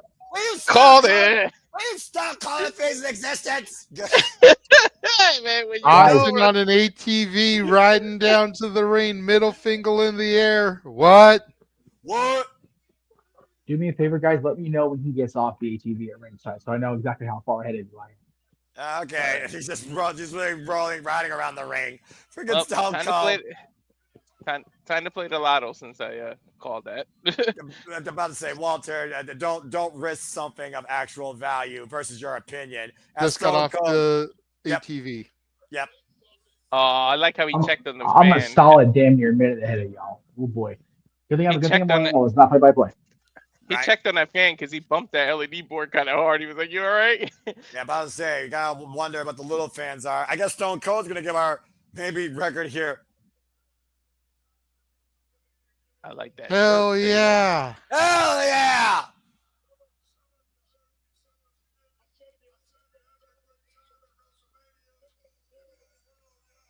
Stone Cold, you son of a bitch! You choose the WrestleMania I don't go to come back. It's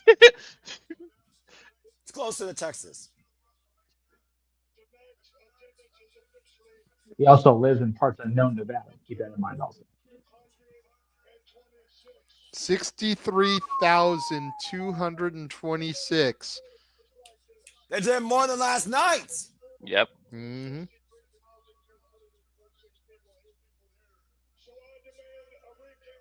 He demands a recount. What?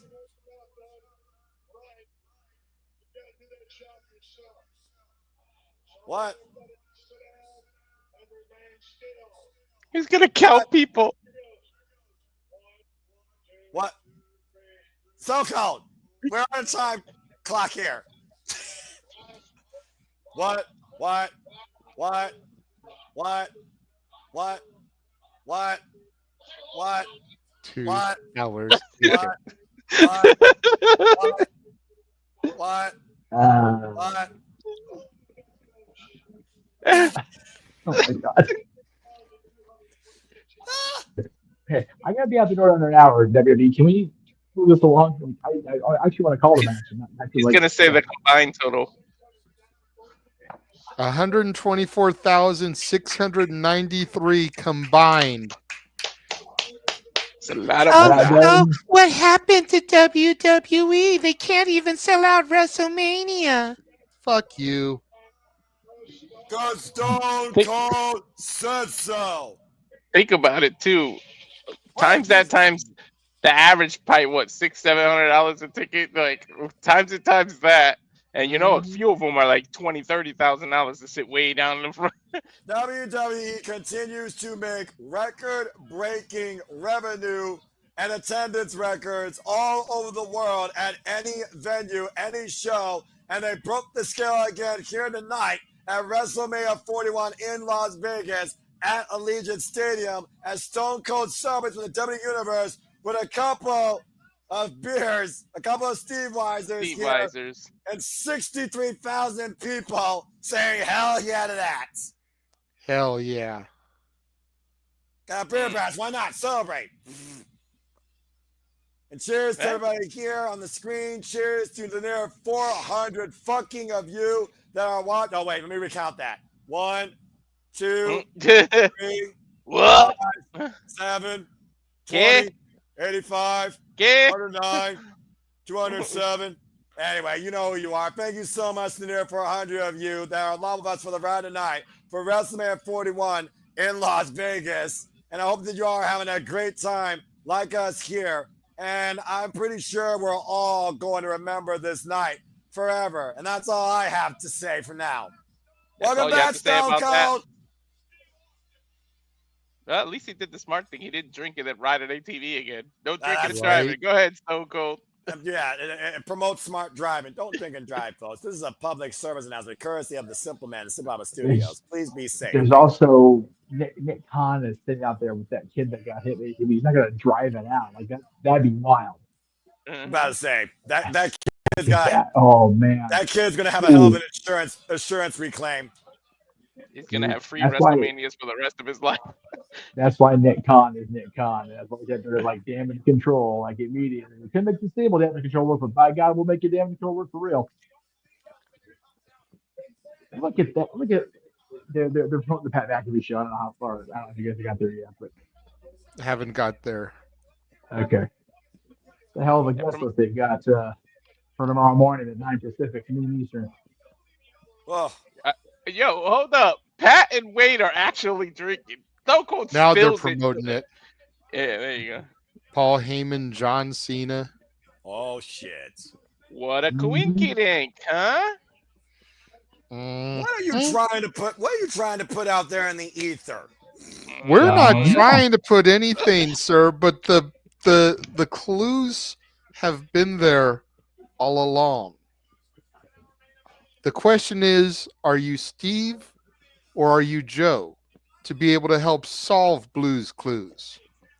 Well, here's one more question for you. The last time is now. Will the last time be 17? In what's been an incredible two-night extravaganza, it all comes down to this. Cody Rhodes, John Cena. It's the undisputed WWE Championship. It's a WrestleMania main event as Cody looks to preserve history and John Cena looks to not only create but take history. There is so much we could say about this. You and I have talked for Bam Agnosia about this. I think it's only fair if we have him on the call. Jeff, do you want to give some backstory towards this match and how we got here? First thing, let me know when you guys get to the end of the hype package so I can sync up. We're on I'm on a commercial.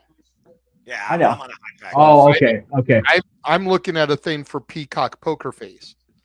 So, and now I've got the animated baseball commercial with Otani looking like anime and everything. All right, okay. I don't have the video package, so. Okay, well, since you guys are doing the primary actual call, that I'll just let it be the way it is. It's fine. I'll just. Well, but I'll I think know Noah has the video package, so you can still synchronize with Noah because Noah and I are still pretty much in sync. Yep. Well, what I'm saying is, if I know what's coming, I can better prepare my responses, my analysis once it hits for you guys. So there you go. Okay. Fair enough.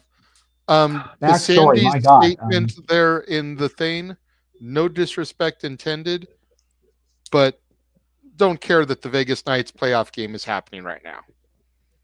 We're hockey guys. We love the Stanley Cup playoffs, and I even can support the Vegas Golden Knights, but don't care. No offense. Go ahead, Jeff. All right. I mean, God, backstory. What more needs to be said? But I guess I'll add my Jeff Meacham flair to it. Please do. At 22 years, almost his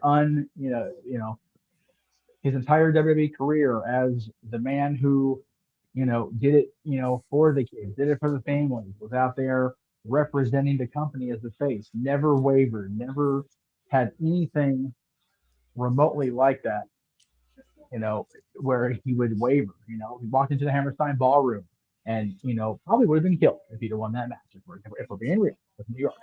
Yes. Still, walked into the Rosemont Horizon with everybody in the city, let alone the arena, chanting CM Punk at him, walked in there defiant. And now he's coming in as what feels like to some people, not me certainly, a bitter legend who feels like, just like he had with Roman Reigns at No Mercy, 8 years ago, a guy that was supposed to, step up and take the top spot, and he's just not ready.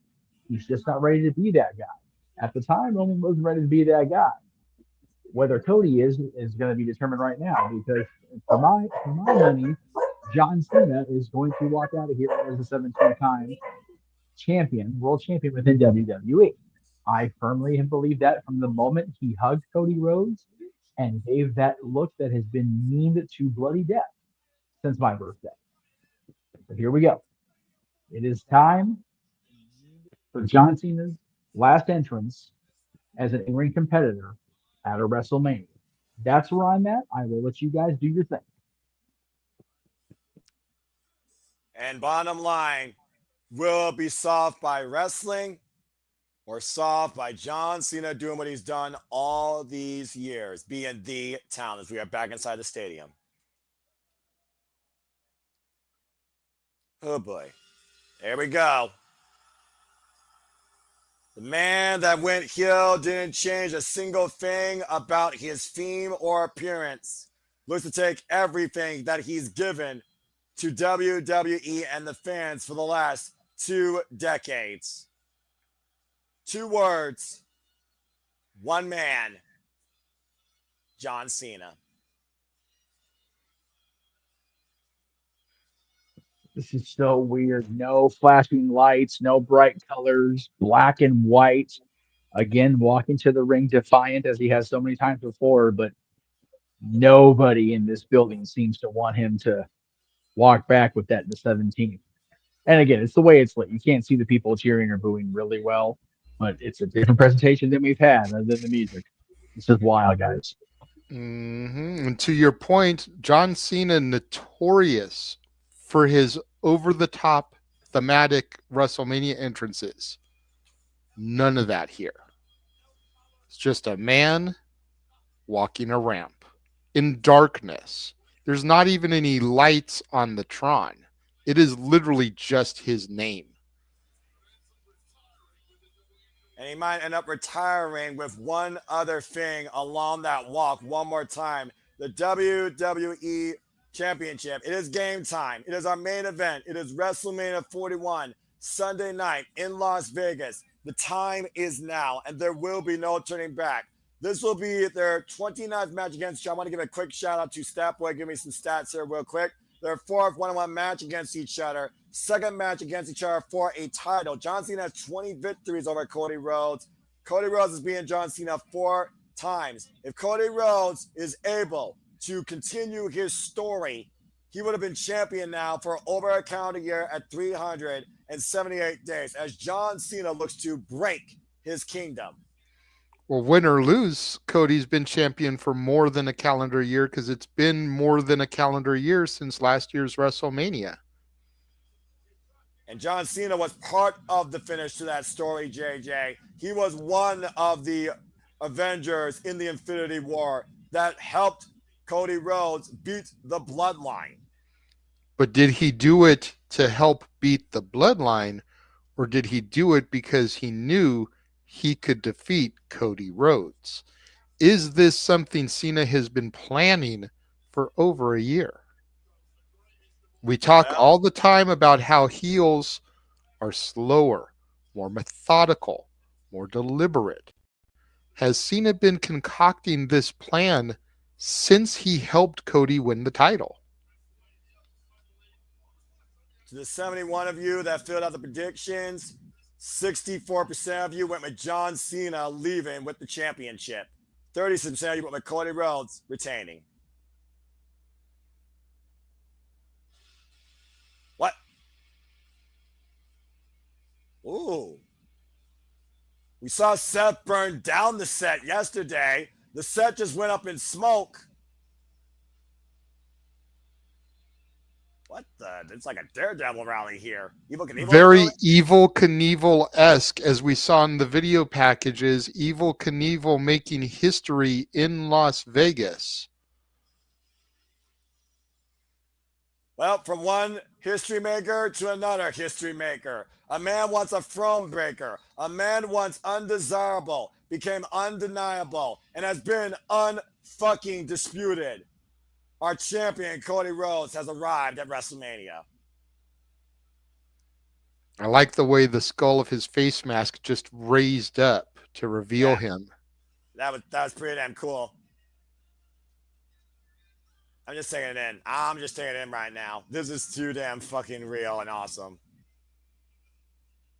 Last year, coming in as challenger.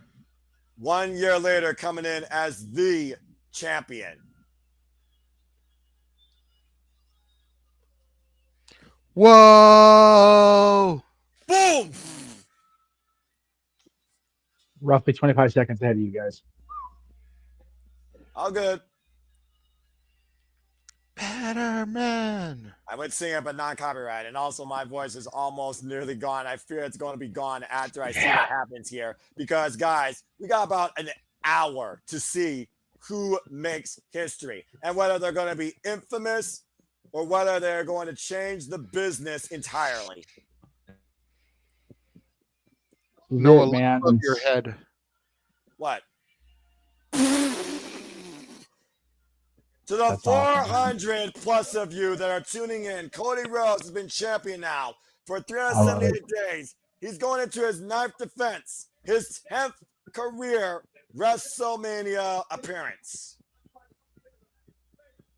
Jeff, you have taught verbatim about your love, your respect, your absolute admiration in the Rhodes family. You've also talked ad nauseum about your connection, your bond, your friendship with the man that nobody else probably can't see. And now it's surreal to think that this is the last time we'll see both those men together in that ring. What's going to your head right now where the pressure might be more on Cody Rhodes to defend what he created versus what John Cena said he led in creating? It's emotional watching Cody be at ringside with the family, and just like you said, I have so much love and respect for this whole family, and just watching Cody embrace them, especially Michelle and Brandy, and God, it's a lot. It's a lot. Um, and the fact that I am sitting here knowing that what I want most out of this match is for that man to be left in a pool of his own everything with John standing over him is very hard on my brain and my heart right now. If I'm gonna be honest. It's our main event. It will define the business forever. It is for the undisputed WWE Championship. It's Cody Rhodes versus John Cena. Alicia Taylor, give us our introductions. One fall! The biggest fight feel we have seen all year. JJ, 1 year ago, you called the pin that finished the story. You're about to call a pin that finishes something else.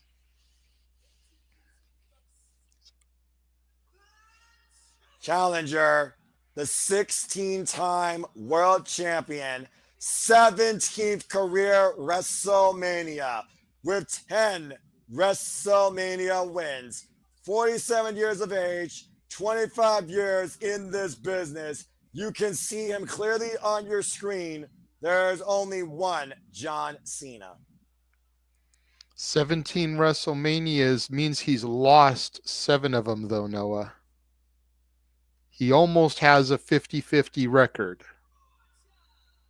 And of course, on the opposite side, as we talked about earlier, the man that came home at WrestleMania 38 and finally got to hold this piece of gold last year at WrestleMania, the American Nightmare, Cody Rhodes, who stands 39 years of age and has wrestled 18 years in this game.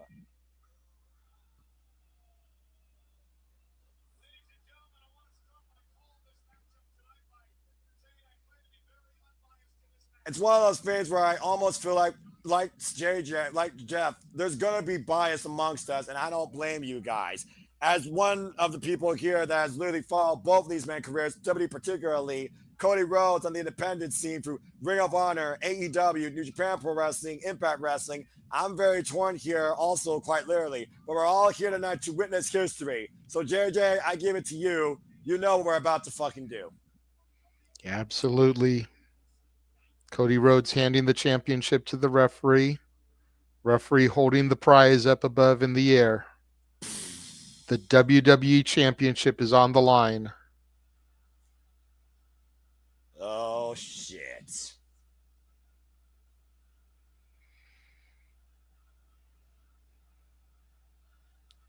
Bell sounds, and here we go. Rhodes and Cena one-on-one, one last time. So let's go ahead and talk strategy, guys. We talk about the personal ties. JJ, what does Cody Rhodes need to do to keep the championship? Does he need to simply wrestle John Cena, claiming he can't wrestle? Or will he have to do more tonight to beat John Cena here? Well, you definitely would assume that Cody could out-wrestle John. John has never been portrayed as the greatest technical wrestler. He can go. I will not take away from his ability. But you almost got to figure Cody Rhodes has more of a chip on his shoulder than even John Cena, because John Cena thinks he's in a league above Cody Rhodes, as we get our inaugural collar elbow tie-up here. And to Jeff, I ask this to you. You talked about what you're looking for out of John Cena by the end of this call. John Cena says he doesn't bury talent. He is talent. What does John Cena need to do to prove that he is still that talent and win number 17? He's got to wrestle his match. He can't sit here and say one thing and do another. John's never been about that. John's always, meant what he said and says what he means. He's not a hypocrite. John Cena has always gone out there and done what John Cena can do in this ring, WrestleMania, at the big shows, the big fights. He needs to wrestle his match and not let Cody wind him up. Because when Cody winds him up, he falls him with the crossroads. It's happened 2 times now. John plays the long game. He plays a smart game. He knows what he's doing. He just has to do it. You hear the crowd right now. It's got to be 50-50 at this point, despite my pull not being. Of course, we talk about the literacy of the WWE Championship going all the way back to 1963 with Buddy Rogers, held by the all-time greats, Pedro Morales, Bruno Sammartino, Hulk Hogan, Roman Reigns, Undertaker, Diesel, Brett, Shawn Michaels, Triple H, a who's who of this business that John Cena wants to take away forever tonight in claiming that he will be the last real world champion. They're calling a tie up here in the middle of the ring, the side headlock here by Cody Rhodes, as Cody Rhodes looks to continue to preserve that legacy. Hammerlock here as John Cena looks for the rope break. Cody Cena Rhodes saying, "Get off me." He knows he's got the 5 count, and he's using every bit of that to back the champion up. that familiarity, again, to tell the tape to your record, JJ. John Cena has been on this stage in a top echelon of WWE superstars that Prey wanted to be on this stage for one time. This is Cody Rhodes' first time being in this spot as champion, as the main eventer, where the biggest pressure is on him more than anybody else. Maybe the first time as champion, but this isn't Cody's first main event. And I think that's a key here, because a lot of people think that he may have butterflies being in this situation. Cody is no stranger to the main event, regardless of company. Cena needs to keep the pace like Jeff talked about here, and so far seems to be dictating it. But again, amateur backman by Cody Rhodes, trapping John Cena now into the head hold. And of course, Jeff, we talked about John Cena. We talked about, of course, his pedigree for this business and for this stage WrestleMania. But unlike Cody Rhodes, John Cena has only done it here. Does that play on all to Cody Rhodes' advantage with the discipline that he's had on multiple stages in this business? I think both of them representing what they have, right? God, this is representing what they do. You know, Cody is his father's son. He is a traveling wrestler. He is a territorial wrestler. He's been in every territory there is. He helped create one of them. You know, his father helped create many over the years, you know, including NXT. You know, so just let me just be clear on that. Triple H may have been the creator, but Dusty was the innovator. You know, John Cena is a WWE talent. Yes, he was in UPW. That's where he was found. But he is a WWE construction, flat out. That's what John Cena is. Both of them have their strengths there. Both of them do have weaknesses there too. And John Cena's showing me this right now. He's getting way too flustered. He's getting out of his game. Not good. And again, right now, driving Cody's on a top turnbuckle, sidestep by John Cena, taking advantage of the champion here now. Irish whip, big Jordan, not boot, to the face of Cody Rhodes. And Cena with an arrogant curtsy to the crowd, almost like a fuck you.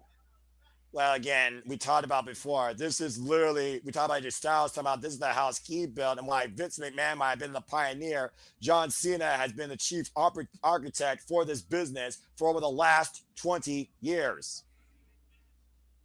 For better and for worse. There's a lot of people that would say that John Cena being the architect of this house has not been a good thing for it. Compared to business strategies. Go ahead, Dom. I'm sorry. No, you're good. You compare the businesses. Yes, John Cena was the guy for 10 years, but in the last 5, WWE's had its best boom period, arguably since the boom period. So and Cena was not at the forefront of that. No, he was not. Oh. He was not. And I think whatever presentation John puts out there, that rents space for him. He was the fucking pack mule for over a decade, and they were running in stagnant water. They hand the ball to Reigns, a guy that, couldn't match him promo for promo if his life depended on it, which it did. And now all of a sudden it comes back where it is. As much as John wants to talk about, kid, you're not ready to show that. John definitely resents the fact that Roman Reigns brought this company back where he should have brought it. Kind of goes back to what John Cena was pleading about back at WrestleMania 31 and what Stephanie McMahon told him straight to his face. It's not what WWE would be without John Cena. It's what John Cena would be without the WWE. Yeah, it's kind of like what happened back in the Monday Night Wars. WWF got very stagnant, very stale, was doing some of their worst business. Granted, in the Cena era, there really was no competition, but some of the greatest of all time, Bret Hart, Shawn Michaels, Kevin Nash, were champions at some of the worst periods in WWF history. Same thing could be said for guys like John Cena, Randy Orton. They were the only destination, but now to Jeff's point, Roman Reigns, Cody Rhodes, Seth Rollins, Drew McIntyre are some of the champions in arguably the best time in company's history. And Cena's name isn't on that list.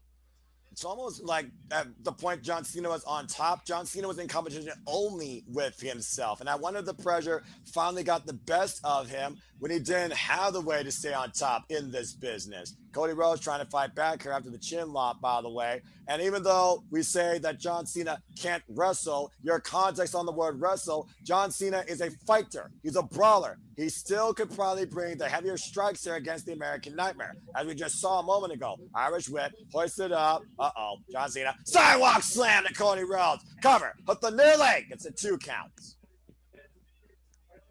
Hogan and Flair had this argument their entire in-ring careers.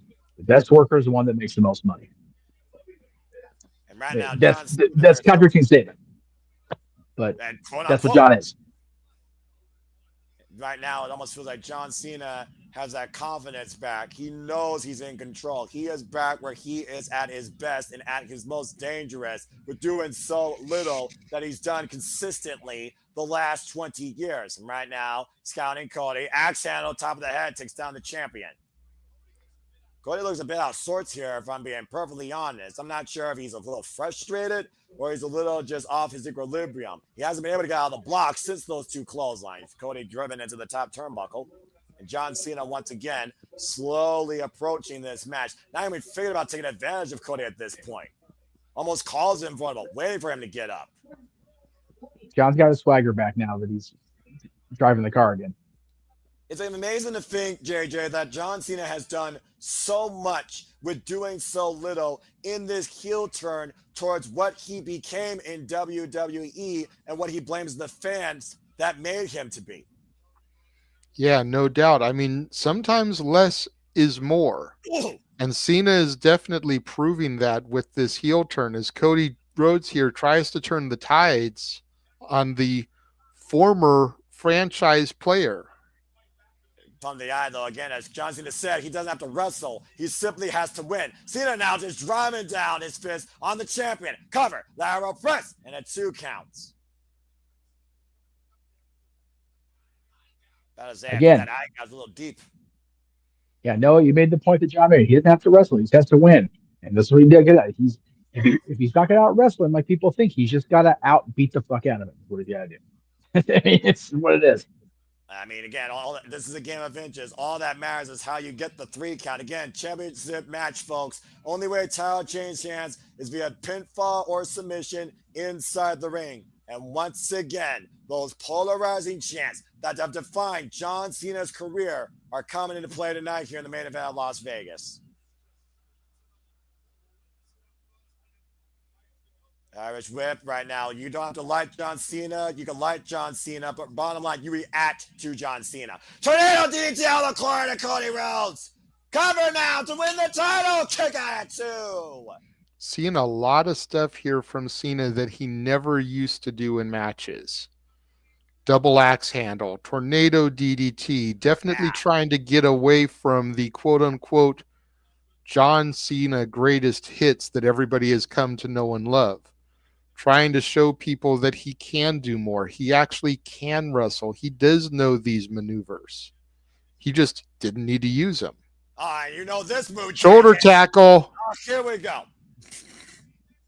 We've seen this before countless times, countless WrestleManias. Wait a minute. He didn't go for the usual trifecta. Nope.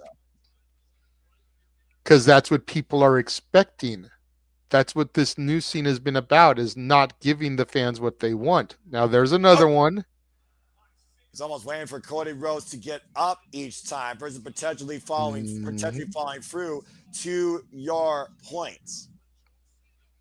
Again, this John Cena, is this what WWE made him, or is this the John Cena that WWE didn't let him be? Yes.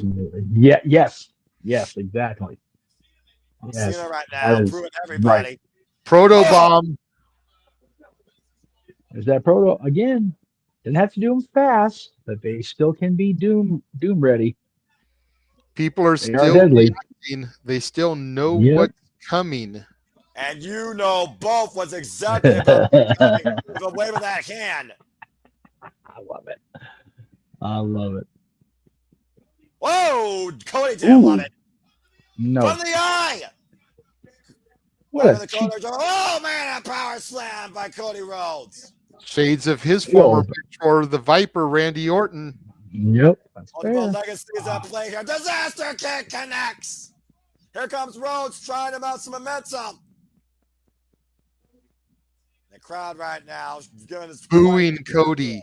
Yeah, very visceral reaction. Talking about John Cena never going heel, wanting to go heel. Cody Rhodes chose to never go heel. Off the second again. Cody Cutter connects. Cover now to retain the title. Kick out at 2 by Cena. That was too close. Take a look at the replay here, JJ. That Cody Cutter has ended matches for Cody in the past.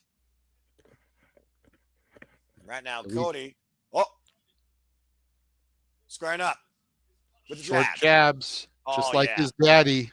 A little bit of flip, flop, and fly, if you will. Drop no hold. Looking for the STF. Cody Rhodes able to scout it, though. Double leg kick sends John Cena off. Off of the shoulders! Hey, Cody! Hey, Cody! Covered with a title kick out at 2! That And close! Cena's laughing about it. He was that close! Look at it again here. Quick scoop, attitude adjustment, hook of the leg, 1, 2, Cody kicked out. 2.5, and a Cheshire Cat smile on John Cena's face. God, that may have been the kill shot that needed a hit. I'm not gonna lie, I'm a little worried now. John Cena now, once again, letting the fans think about it, but still know about it. 5-knuckle shuffle. And once again, Going Cody up to for it his again. feet. Up in the fireman carry. Wait, Cody Rhodes out the back door. Might be looking for a roll-up. Cover now on John Cena. And a 2 count. Swing and miss. Cody blocks the right hand. Answers John Cena right hand. Irish whip reversal. Cody sent up and over. Lands on the apron. Catches John again with a right. Not sure he got all of it, though. Now goes up to the top rope. And again, John Cena meets Cody and takes the base out from him. By any means necessary, Noah.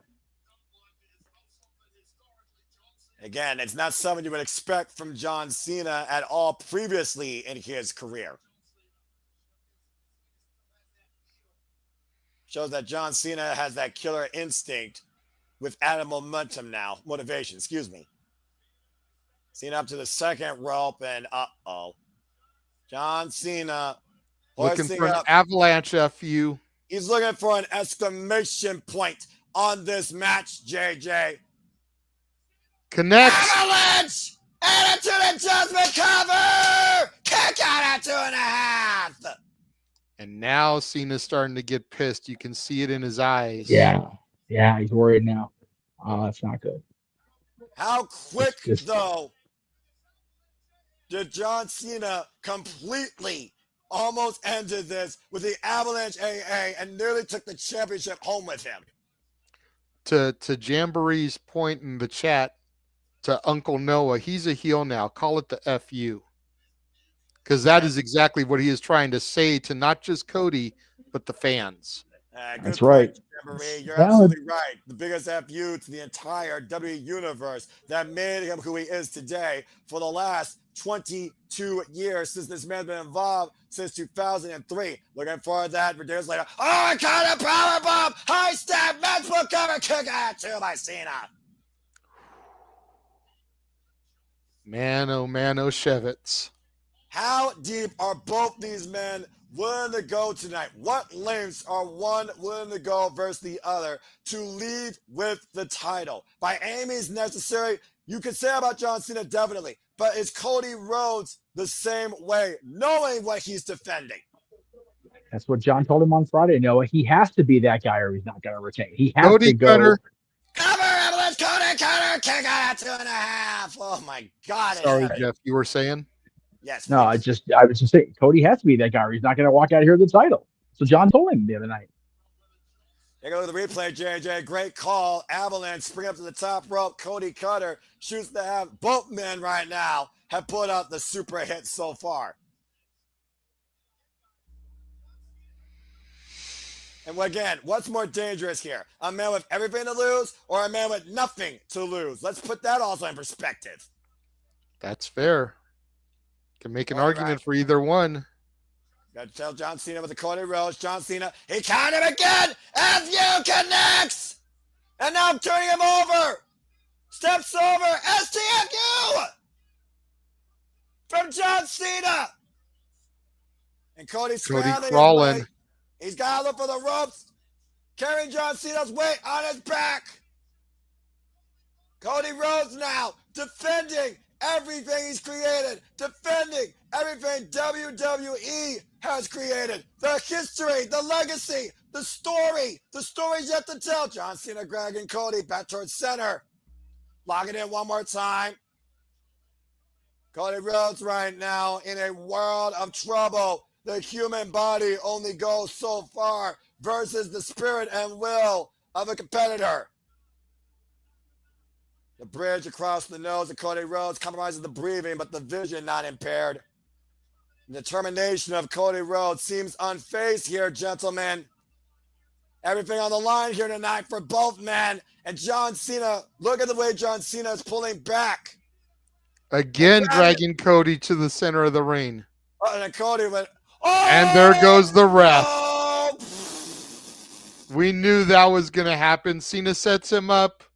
Cody, from behind, got John Cena on JJ. Crossroads, cover. 1, 2, 3. God damn it. We don't have a referee. Hey, there's no referee. What do you count? There's no referee. Get Charles Robinson out here. Charles Robinson has to sprint down the ramp. He ain't going to do that sprint no more. He did it freaking at 24. I can do it again at 41. Now what?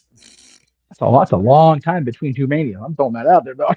Well, at this point now, we're at a standstill as Cody tries to get the referee back in play. He does. Got to wake that referee up if he wants to do anything. Give me that championship.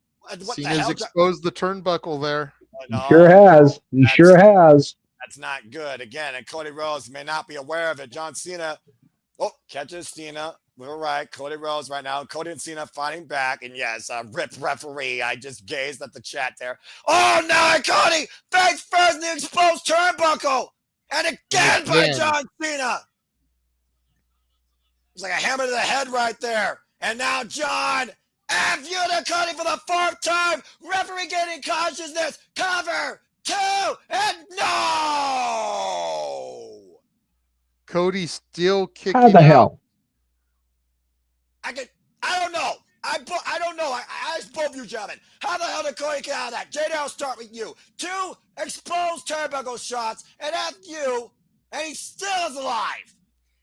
Instinct at this point. It's just the gut. Duh. Oh. No. Oh, yes.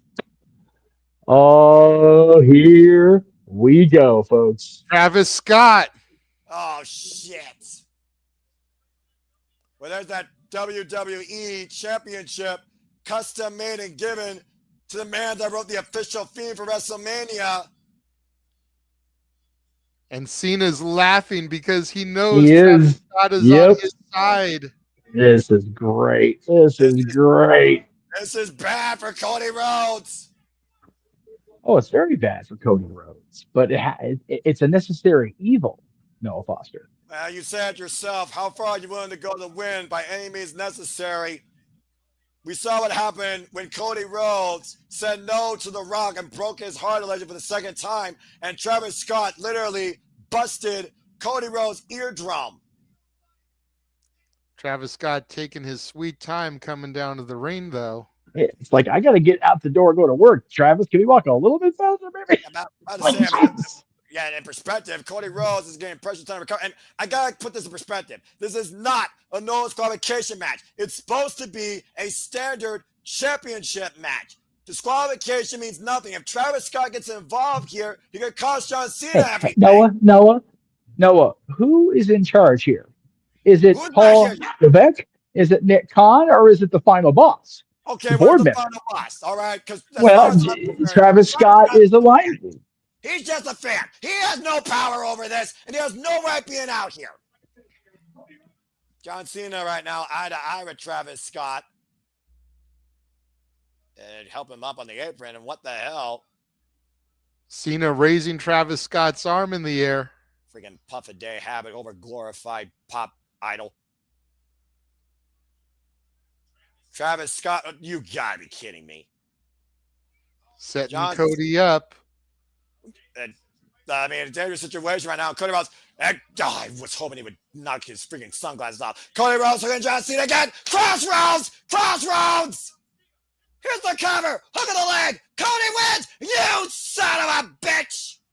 Travis Scott just drug the referee out of the ring.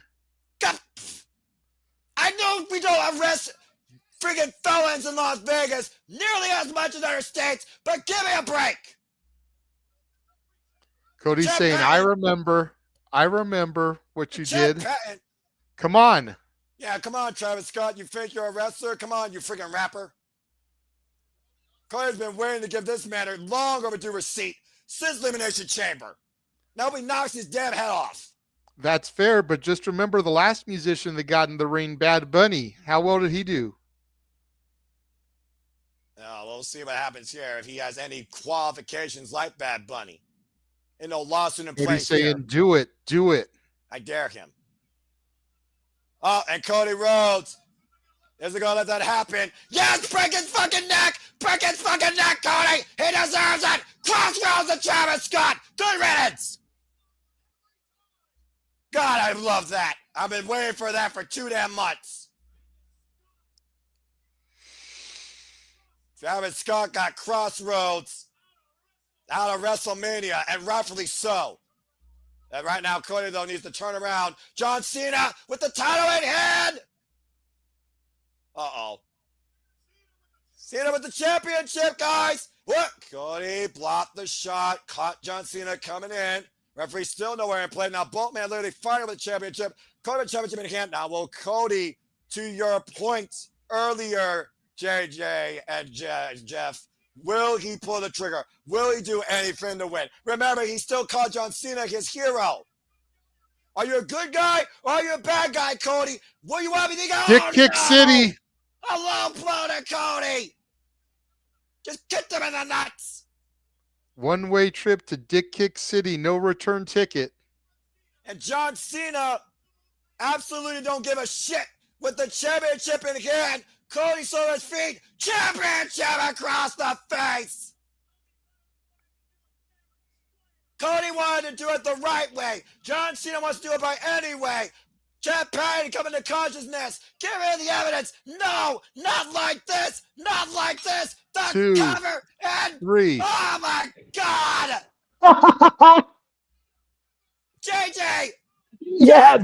Cena is the 17-time WWE Undisputed Champion. Damn right. He's the greatest of all time. I want to hear Michael Cole's dumbass say it too. You may not approve of it, but Jeff and JJ, we talked about both men. We talked about their pedigree. We talked about their legacy. We talked about their we history. did. There is no denying now, as far as WWE, that John Cena is truly the greatest of all time. Now, a record-setting 17-time WWE Undisputed Champion. And make that distinction clear. 3,000 are still cheering it. Yep. And think about this, gentlemen. Yes, Travis Scott is there almost representing him. No Dwayne Johnson. There was no Rock sighting tonight. True, we haven't had the lower third yet. I was gonna say yes. Yes. The lower third is yet to happen, but right now we haven't seen him. And John sealed the deal. John is the champion. Oh, I'm going to go to Disneyland with a smile. I'm going to the happiest workplace on earth, knowing that my friend is the WWE champion, that my friend's going to be the TNA champion next weekend, and I get to be there to watch it in person. Oh my God. Mary, JJ, call JJ, the highlights real quick. When we see the crossroads there on Cena, only got a 2 count. Travis Scott pulled referee Chad Pound out of the ring. Travis Scott went for that slap. Cody trapped him up. Crossroads connected. And all that did was give John Cena time to recuperate. He has the championship belt in hand. Went to crack him with it. Cody blocked. As Cody wrestled Cena for the title and had the opportunity to pull the trigger, he chose not to do it. Walter, turn your feet in. Dick Kick City, one-way trip from Cena to Cody. Fucker. And then the championship to the forehead. What Cody was unwilling to do, Cena was willing to do. Noah, you kept making the Avengers analogies. The key phrase in Endgame was whatever it takes. And Cena did whatever it took to got the 1, 2, 3. Hustle. John is going to take this. Go ahead. No, you're good. I was going to say hustle, loyalty, respect, be damned. John Cena wins. Go ahead, Jeff. There it is on the freaking stage. Take a screenshot. You want an Avengers analogy? Half your world is now gone at home. You've got Jey Uso on Raw. Congratulations to the folks that eat at home. But the last real champion has been crowned. Ladies and gentlemen, we have our executive producers. We have our state credit. The lower third is in effect, at least on my end of things. So I'm going to keep talking until you guys get the lower third. That way I can make sure we sync up enough to go off the air because I got to go out the damn door as soon as it's over. Ladies and gentlemen, you don't have to like it. You definitely don't love it, apparently. But you're going to have to deal with it. Much like Ric Flair, much like Hollywood Hogan, there is a new WWE champion, and his name's John Cena. The entire landscape of WWE has changed as we know it. We may have seen John Cena for the last time on the grandest stage of them all, but will we say the same to Cody Rhodes, who failed on the grandest stage of them all? Either way, John Cena, the last real champion, is taking that title home. No.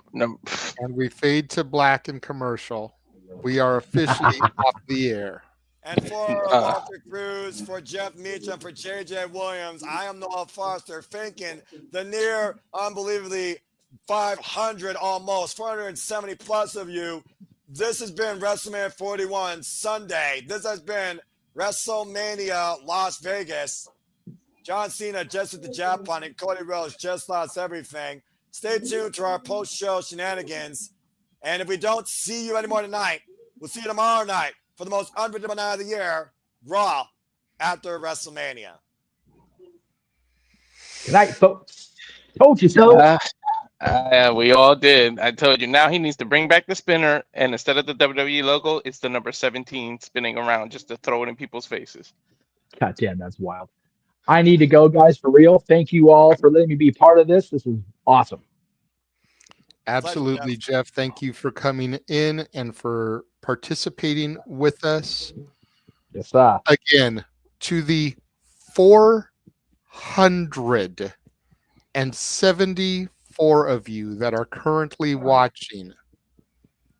We don't do this all the time on the X platform. So if you have enjoyed this, subscribe to our YouTube channels. Casa D18 Studios, N Foster 1916, Rage of Wrestling, J Hebert Side 95, Batty for Wrestling. Subscribe to our channels because as soon as we end this stream, in about 15 minutes, we're going to be on our YouTubes discussing the events of WrestleMania post-show coverage. We will no longer be on YouTube. Gentlemen, I will let you wrap things up so that I can reboot, refresh, rest this thing for about 10 minutes before we come on the air. I will see y'all on the post-show shenanigans. Thank you for that, Simple JJ. as that. Yeah, Walter, I just want to put this out real quick. Look at the symbol of John Cena wearing the WWE title as Backwards. first. Kiss my ass, WWE Kiss my Universe. ass. I'm leaving with the champion. But what a night, what a week, and it still keeps on going because we got Monday Night Raw, NXT. We got so much still coming. And again, for the 472 of y'all that are sitting there, I'm gonna show you. Subscribe. It's the at. Let me get rid of that banner because it's in the way. Yeah, go ahead and do some last minute progs. And if you want me to send us off officially, then let me know, as I'm still dumbfounded. F you, John Cena. John Cena's won. There's Batty for Wrestling. At Batty for Wrestling, guys. Let's subscribe. Let's show her some support. Let's get her. There's Jeff Meacham. Good old Jeff Meacham, who you just saw on the call, following his boy. His boy just won number 17, even though I'm all decked out in the Cena outfit. Right. Facebook, Jeff Meacham _ Jeff Meacham on Instagram, Jeff Meacham on Blue Sky, the YouTube, Jeff Meacham Network. Noah, a simple brand. At Noah Foster 1916 on all things social media, and on Facebook, Noah Foster. That's not the right James.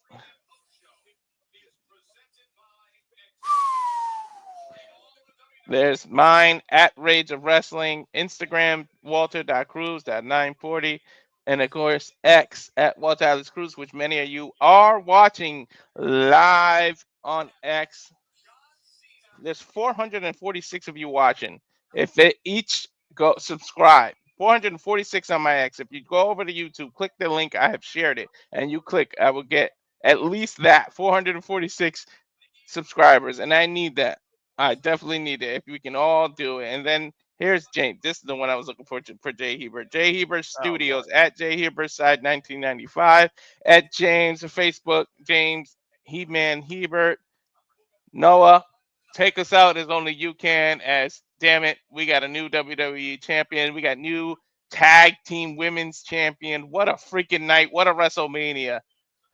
WrestleMania 41 as a whole in Las Vegas gave us everything as Cody Rhodes loses everything and John Cena heads home as we are bringing this thing home to everybody that was part of this incredible weekend of this two-night extravaganza event. First time we're continuing. Thank you all. You made this possible. Again, we hope to see you in the shenanigans. Otherwise, we hope to see you down the line as soon as the Raw after WrestleMania tomorrow night with both of us. We are Super Reliable. We represent Super Reliable Studios. For Walter Cruz, I'm Noah Foster. For Jeff, for JJ, for Batty, for James, for Big G, for Sapboy Mike, for Renegado de Lucha Libre, for every single one of you, casual and new. God bless all of you. Thank you for tuning in. Until next time, make a positive impact in your life and have a good night. This has been